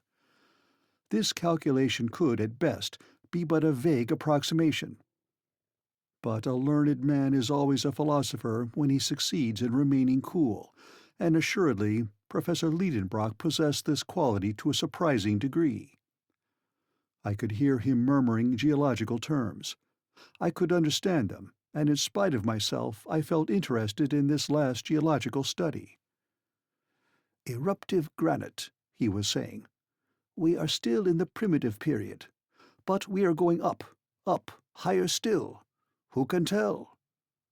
Ah, who can tell? With his hand he was examining the perpendicular wall, and in a few more minutes he continued. "This is nice. Here is mica schist. Ah, presently we shall come to the transition period, and then—" What did the professor mean? Could he be trying to measure the thickness of the crust of the earth that lay between us and the world above? Had he any means of making this calculation? No, he had not the aneroid, and no guessing could supply its place. Still, the temperature kept rising, and I felt myself steeped in a broiling atmosphere. I could only compare it to the heat of a furnace at the moment when the molten metal is running into the mold. Gradually, we have been obliged to throw aside our coats and waistcoats. The lightest covering became uncomfortable and even painful. "Are we rising into a fiery furnace?" I cried at one moment when the heat was redoubling. "No," replied my uncle, "that is impossible, quite impossible." "Yet," I answered, feeling the wall, "this well is burning hot." At the same moment, touching the water, I had to withdraw my hand in haste.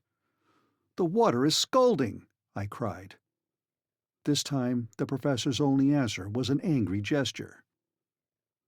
Then an unconquerable terror seized upon me, from which I could no longer get free.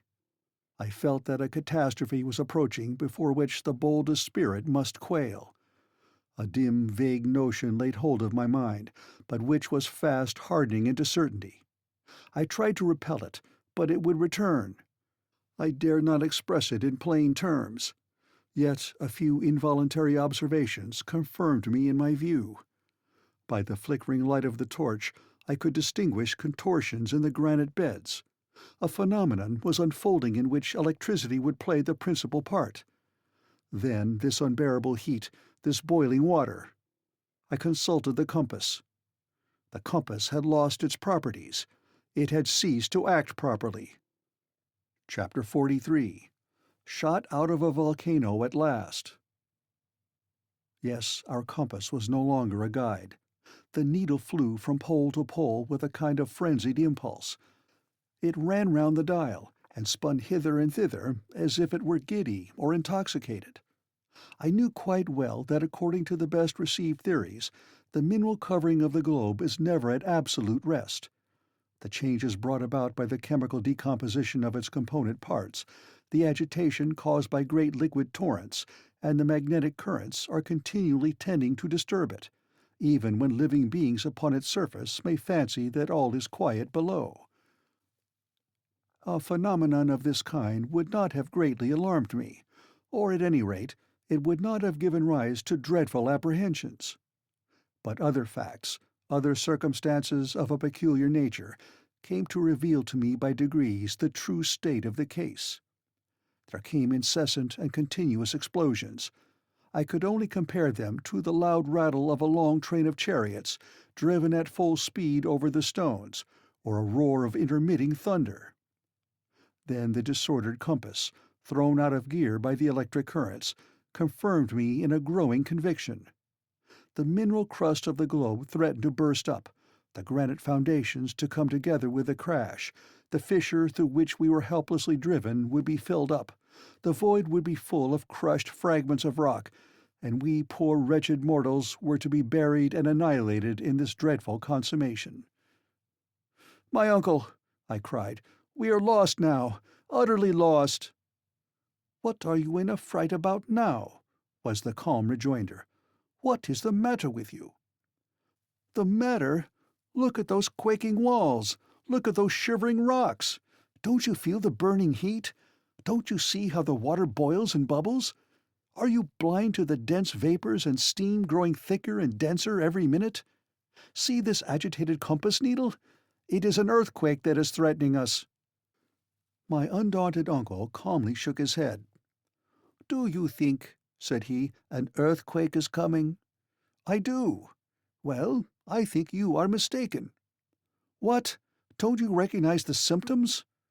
"Of an earthquake? No. I am looking out for something better." "What can you mean? Explain." "It is an eruption, Axel." "An eruption? Do you mean to affirm that we are running up the shaft of a volcano?" "I believe we are," said the indomitable professor with an air of perfect self-possession. "And it is the best thing that could possibly happen to us under our circumstances." The best thing? Was my uncle stark mad? What did the man mean? And what was the use of saying facetious things at a time like this? "What?" I shouted. "Are we being taken up in an eruption? Our fate has flung us here among burning lavas, molten rocks, boiling waters, and all kinds of volcanic matter? We are going to be pitched out, expelled, tossed up, vomited, spit out high into the air along with fragments of rock, showers of ashes and scoria, in the midst of a towering rush of smoke and flames, and it is the best thing that could happen to us?" "Yes," replied the professor, eyeing me over his spectacles. "I don't see any other way of reaching the surface of the earth." I passed rapidly over the thousand ideas which passed through my mind. My uncle was right, undoubtedly right, and never had he seemed to me more daring and more confirmed in his notions than at this moment when he was calmly contemplating the chances of being shot out of a volcano. In the meantime, up we went.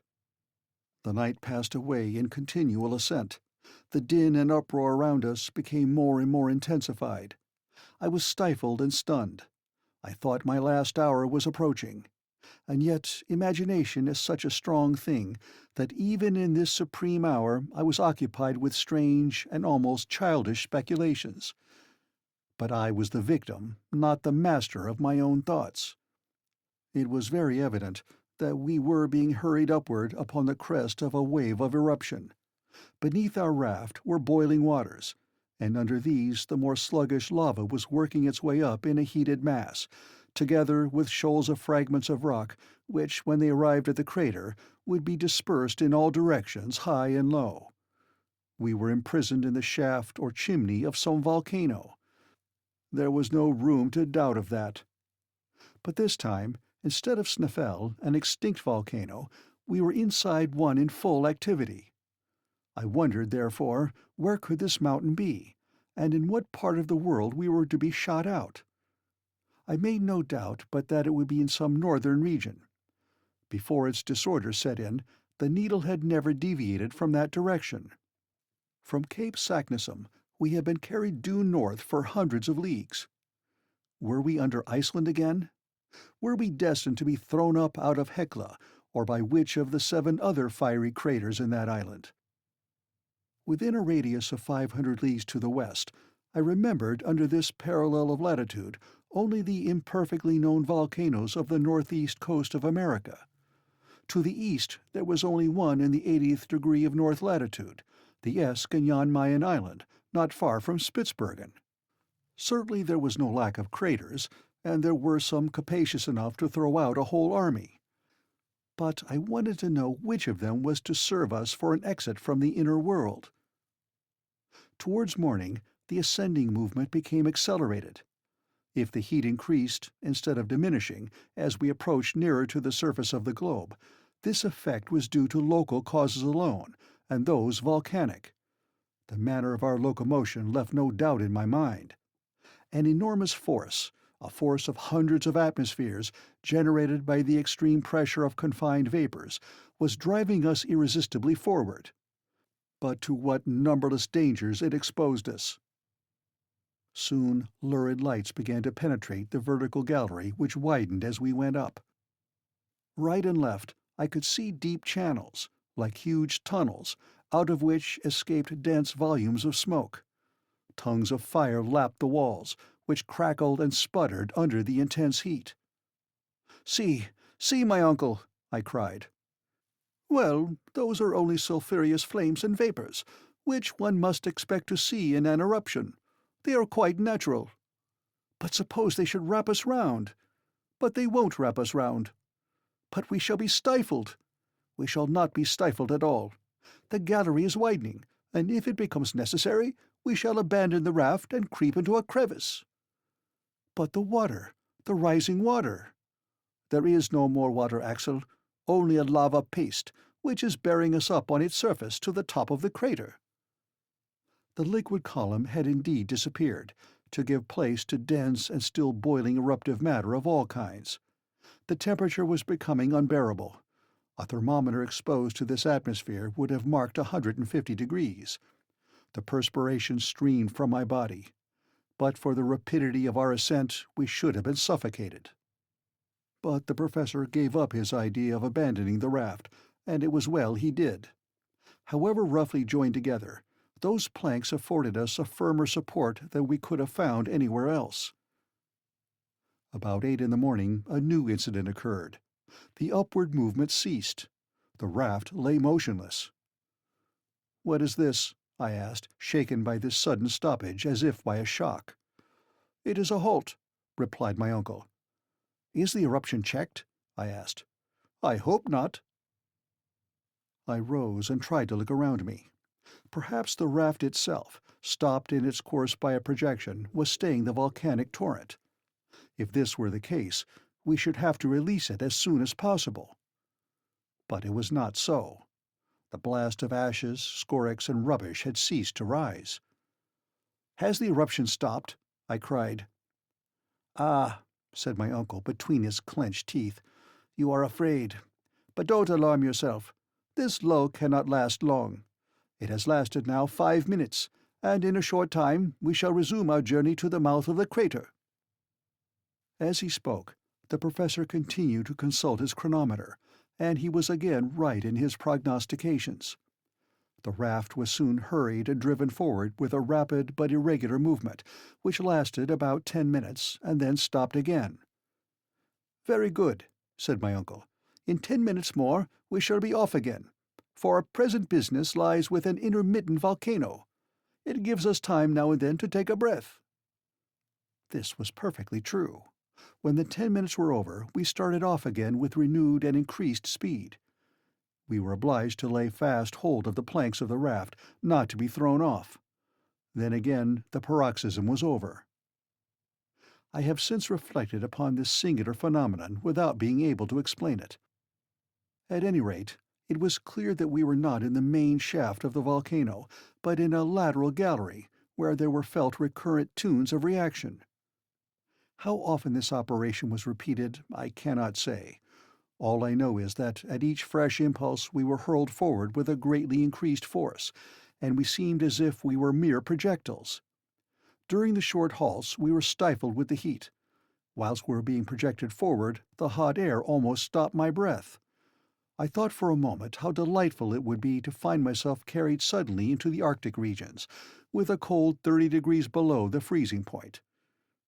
My overheated brain conjured up visions of white plains of cool snow, where I might roll and allay my feverish heat. Little by little, my brain, weakened by so many constantly repeated shocks, seemed to be giving way altogether. But for the strong arm of Hans, I should more than once have had my head broken against the granite roof of our burning dungeon. I have, therefore, no exact recollection of what took place during the following hours. I have a confused impression left of continuous explosions, loud detonations, a general shaking of the rocks all round us, and of a spinning movement with which our raft was once whirled helplessly round. It rocked upon the lava torrent amidst a dense fall of ashes. Snorting flames darted their fiery tongues at us. There were wild, fierce puffs of stormy wind from below, resembling the blasts of vast iron furnaces blowing all at one time. And I caught a glimpse of the figure of Hans lighted up by the fire, and all the feeling I had left was just what I imagined must be the feeling of an unhappy criminal, doomed to be blown away alive from the mouth of a cannon, just before the trigger is pulled, and the flying limbs and rags of flesh and skin fill the quivering air and spatter the blood-stained ground. Chapter 44. Sunny Lands in the Blue Mediterranean.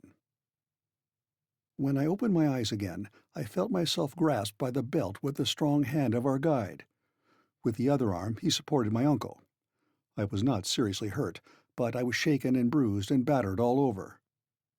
I found myself lying on the sloping side of a mountain only 2 yards from a gaping gulf, which would have swallowed me up had I leaned at all that way. Hans had saved me from death whilst I lay rolling on the edge of the crater. "Where are we?" asked my uncle irascibly, as if he felt much injured by being landed upon the earth again. The hunter shook his head in token of complete ignorance. "Is it Iceland?" I asked. "Nay," replied Hans. "What, not Iceland?" cried the professor. "Hans must be mistaken," I said, raising myself up. This was our final surprise after all the astonishing events of our wonderful journey. I expected to see a white cone covered with the eternal snow of ages rising from the midst of the barren deserts of the icy north, faintly lighted with the pale rays of the Arctic sun, far away in the highest latitudes known. But contrary to all our expectations, my uncle, the Icelander, and myself were sitting halfway down a mountain baked under the burning rays of a southern sun, which was blistering us with the heat and blinding us with the fierce light of its nearly vertical rays. I could not believe my own eyes, but the heated air and the sensation of burning left me no room for doubt. We had come out of the crater half naked, and the radiant orb to which we had been strangers for 2 months was lavishing upon us out of his blazing splendors more of his light and heat than we were able to receive with comfort. When my eyes had become accustomed to the bright light to which they had been so long strangers, I began to use them to set my imagination right. At least I would have it to be Spitzbergen, and I was in no humor to give up this notion. The professor was the first to speak, and said, "Well, this is not much like Iceland." "But is it Jan Mayen?" I asked. "Nor that either," he answered. "There is no northern mountain. Here are no granite peaks capped with snow. Look, Axel, look!" Above our heads, at a height of 500 feet or more, we saw the crater of a volcano, the which, at intervals of 15 minutes or so, there issued with loud explosions lofty columns of fire, mingled with pumice stones, ashes, and flowing lava. I could feel the heaving of the mountain, which seemed to breathe like a huge whale and puff out fire and wind from its vast blowholes. Beneath, down a pretty steep declivity, ran streams of lava for 800 or 900 feet, giving the mountain a height of about 1,300 or 1,400 feet. But the base of the mountain was hidden in a perfect bower of rich verdure, amongst which I was able to distinguish the olive, the fig, and vines, covered with their luscious purple bunches.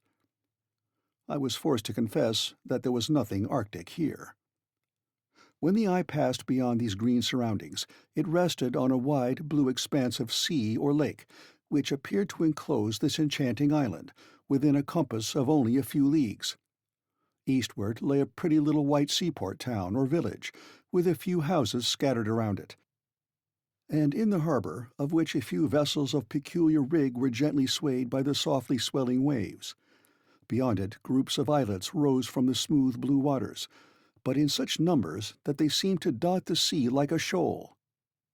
To the west, distant coasts lined the dim horizon. On some rose blue mountains of smooth undulating forms. On a more distant coast arose a prodigious cone crowned on its summit with a snowy plume of white cloud. To the northward lay spread a vast sheet of water, sparkling and dancing under the hot, bright rays, the uniformity broken here and there by the topmast of a gallant ship appearing above the horizon, or a swelling sail moving slowly before the wind. This unforeseen spectacle was most charming to eyes long used to underground darkness. "Where are we? Where are we?" I asked faintly. Hans closed his eyes with lazy indifference. What did it matter to him? My uncle looked round with dumb surprise. "Well, whatever mountain this may be," he said at last, "it is very hot here. The explosions are going on still, and I don't think it would look well to have come out by an eruption and then to get our heads broken by bits of falling rock. Let us get down. Then we shall know better what we are about. Besides, I am starving and parching with thirst." Decidedly, the professor was not given to contemplation. For my part, I could for another hour or two have forgotten my hunger and my fatigue to enjoy the lovely scene before me, but I had to follow my companions. The slope of the volcano was in many places of great steepness. We slid down screes of ashes, carefully avoiding the lava streams which glided sluggishly by us like fiery serpents. As we went, I chattered and asked all sorts of questions as to our whereabouts, for I was too much excited not to talk a great deal. "We are in Asia," I cried, "on the coasts of India, in the Malay Islands, or in Oceania. We have passed through half the globe and come out nearly at the antipodes." "But the compass?" said my uncle.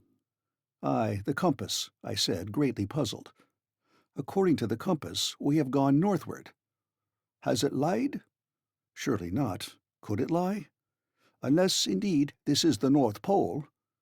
Oh no, it is not the pole, but—" Well, here was something that baffled us completely. I could not tell what to say. But now we were coming into that delightful greenery, and I was suffering greatly from hunger and thirst. Happily, after 2 hours' walking, a charming country lay open before us, covered with olive trees, pomegranate trees, and delicious vines, all of which seemed to belong to anybody who pleased to claim them. Besides, in our state of destitution and famine, we were not likely to be particular. Oh, the inexpressible pleasure of pressing those cool, sweet fruits to our lips, and eating grapes by mouthfuls off the rich, full bunches! Not far off in the grass, under the delicious shade of the trees, I discovered a spring of fresh, cool water, in which we luxuriously bathed our faces, hands, and feet. Whilst we were thus enjoying the sweets of repose, a child appeared out of a grove of olive trees. "Ah," I cried, "here is an inhabitant of this happy land."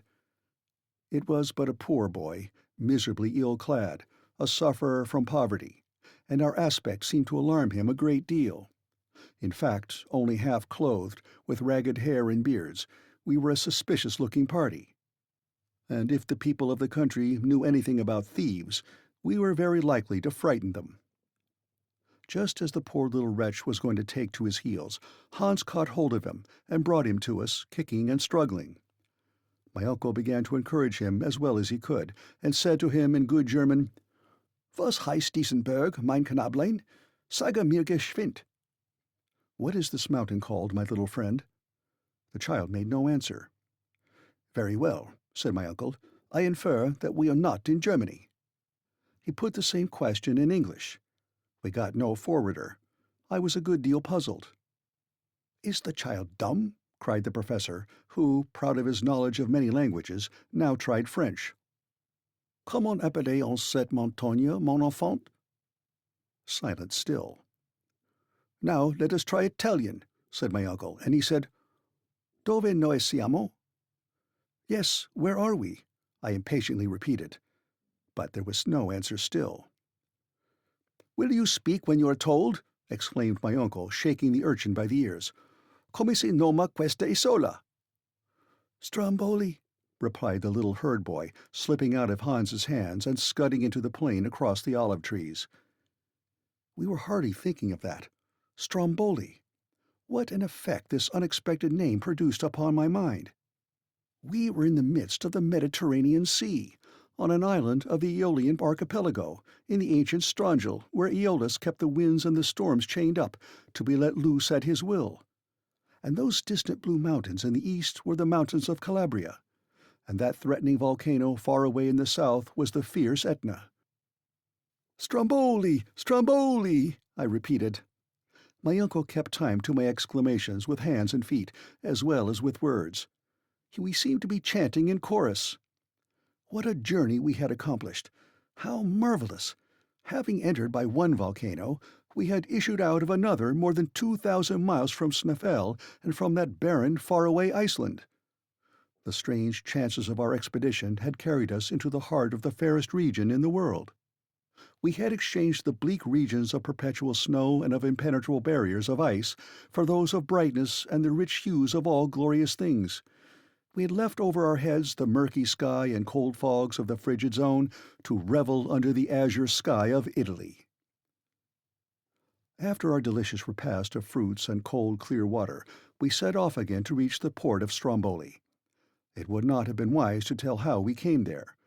The superstitious Italians would have set us down for fire devils vomited out of hell, so we presented ourselves in the humble guise of shipwrecked mariners. It was not so glorious, but it was safer. On my way, I could hear my uncle murmuring, "But the compass, that compass, it pointed due north. How are we to explain that fact?" "My opinion is," I replied disdainfully, "that it is best not to explain it. That is the easiest way to shelve the difficulty." "'Deed, sir, the occupant of a professorial chair at the Johanneum unable to explain the reason of a cosmical phenomenon? Why, it would be simply disgraceful." And as he spoke, my uncle, half undressed, in rags, a perfect scarecrow, with his leathern belt around him, settling his spectacles upon his nose and looking learned and imposing, was himself again, the terrible German professor of mineralogy. 1 hour after we had left the grove of olives, we arrived at the little port of San Vincenzo, where Hans claimed his 13 weeks' wages, which was counted out to him with a hearty shaking of hands all round. At that moment, if he did not share our natural emotion, at least his countenance expanded in a manner very unusual with him, and while with the ends of his fingers he lightly pressed our hands, I believe he smiled. Chapter 45. All's Well That Ends Well.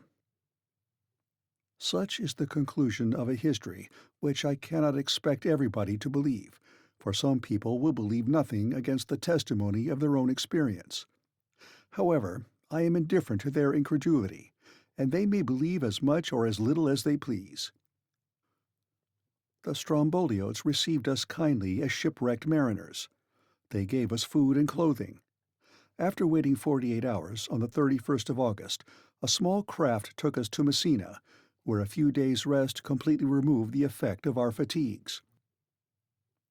On Friday, September 4th, we embarked on the steamer Volturno, employed by the French Messageries Impériales, and in 3 days more we were at Marseille, having no care on our minds except that abominable deceitful compass, which we had mislaid somewhere and could not now examine. But its inexplicable behavior exercised my mind fearfully. On the 9th of September in the evening we arrived at Hamburg. I cannot describe to you the astonishment of Martha or the joy of Grauben. "Now you are a hero, Axel," said to me my blushing fiancée, my betrothed. "You will not leave me again." I looked tenderly upon her, and she smiled through her tears. How can I describe the extraordinary sensation produced by the return of Professor Liedenbrock?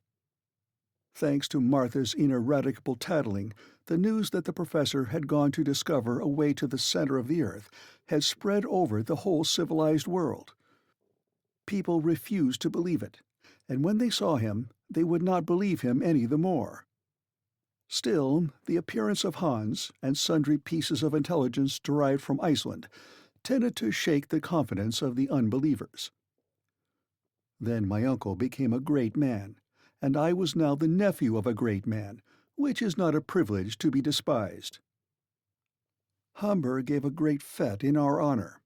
A public audience was given to the professor at the Johanneum, at which he told all about our expedition, with only one omission, the unexplained and inexplicable behavior of our compass. On the same day, with much state, he deposited in the archives of the city the now famous document of Saknussemm, and expressed his regret that circumstances over which he had no control had prevented him from following to the very center of the earth the track of the learned Icelander. He was modest notwithstanding his glory, and he was all the more famous for his humility. So much honor could not but excite envy. There were those who envied him his fame, and as his theories, resting upon known facts, were in opposition to the systems of science upon the question of the central fire, he sustained with his pen and by his voice remarkable discussions with the learned of every country. For my part, I cannot agree with his theory of gradual cooling. In spite of what I have seen and felt, I believe and always shall believe in the central heat. But I admit that certain circumstances not yet sufficiently understood may tend to modify in places the action of natural phenomena. While these questions were being debated with great animation, my uncle met with a real sorrow. Our faithful Hans, in spite of our entreaties, had left Hamburg. The man to whom we owed all our success, and our lives too, would not suffer us to reward him as we could have wished. He was seized with a mal de paix, a complaint for which we have not even a name in English. "Farvel," said he one day, and with that simple word he left us and sailed for Reykjavik, which he reached in safety. We were strongly attached to our brave eiderdown hunter. Though far away in the remotest north, he will never be forgotten by those whose lives he protected, and certainly I shall not fail to endeavor to see him once more before I die. To conclude, I have to add that this journey into the interior of the earth created a wonderful sensation in the world. It was translated into all civilized languages. The leading newspapers extracted the most interesting passages, which were commented upon, picked to pieces, discussed, attacked, and defended with equal enthusiasm and determination, both by believers and skeptics. Rare privilege. My uncle enjoyed during his lifetime the glory he had deservedly won, and he may even boast the distinguished honor of an offer from Mr. Barnum to exhibit him on most advantageous terms in all the principal cities in the United States. But there was one dead fly amidst all this glory and honor. One fact, one incident of the journey remained a mystery. Now, to a man eminent for his learning, an unexplained phenomenon is an unbearable hardship. Well, it was yet reserved for my uncle to be completely happy. One day, while arranging a collection of minerals in his cabinet, I noticed in a corner this unhappy compass, which we had long lost sight of. I opened it and began to watch it. It had been in that corner for 6 months, little mindful of the trouble it was giving. Suddenly, to my intense astonishment, I noticed a strange fact, and I uttered a cry of surprise. "What is the matter?" my uncle asked. "That compass." "Well?" "See, its poles are reversed." "Reversed?" "Yes, they point the wrong way." My uncle looked, he compared, and the house shook with his triumphant leap of exultation. A light broke in upon his spirit and mine. "See there," he cried, as soon as he was able to speak. "After our arrival at Cape Saknussemm, the north pole of the needle of this confounded compass began to point south instead of north." "Evidently." "Here, then, is the explanation of our mistake. But what phenomenon could have caused this reversal of the poles?" "The reason is evident, uncle." "Tell me then, Axel." "During the electric storm on the Liedenbrock Sea, that ball of fire, which magnetized all the iron on board, reversed the poles of our magnet." "Aha! Aha!" shouted the professor with a loud laugh. "So it was just an electric joke." From that day forth, the professor was the most glorious of savants, and I was the happiest of men. For my pretty Verlin-Days, resigning her place as ward, took her position in the old house on the Königstrasse, in the double capacity of niece to my uncle and wife to a certain happy youth. What is the need of adding that the illustrious Otto Liedenbrock, corresponding member of all the scientific, geographical, and mineralogical societies of all the civilized world, was now her uncle and mine. End of chapter 45. End of A Journey into the Interior of the Earth by Jules Verne,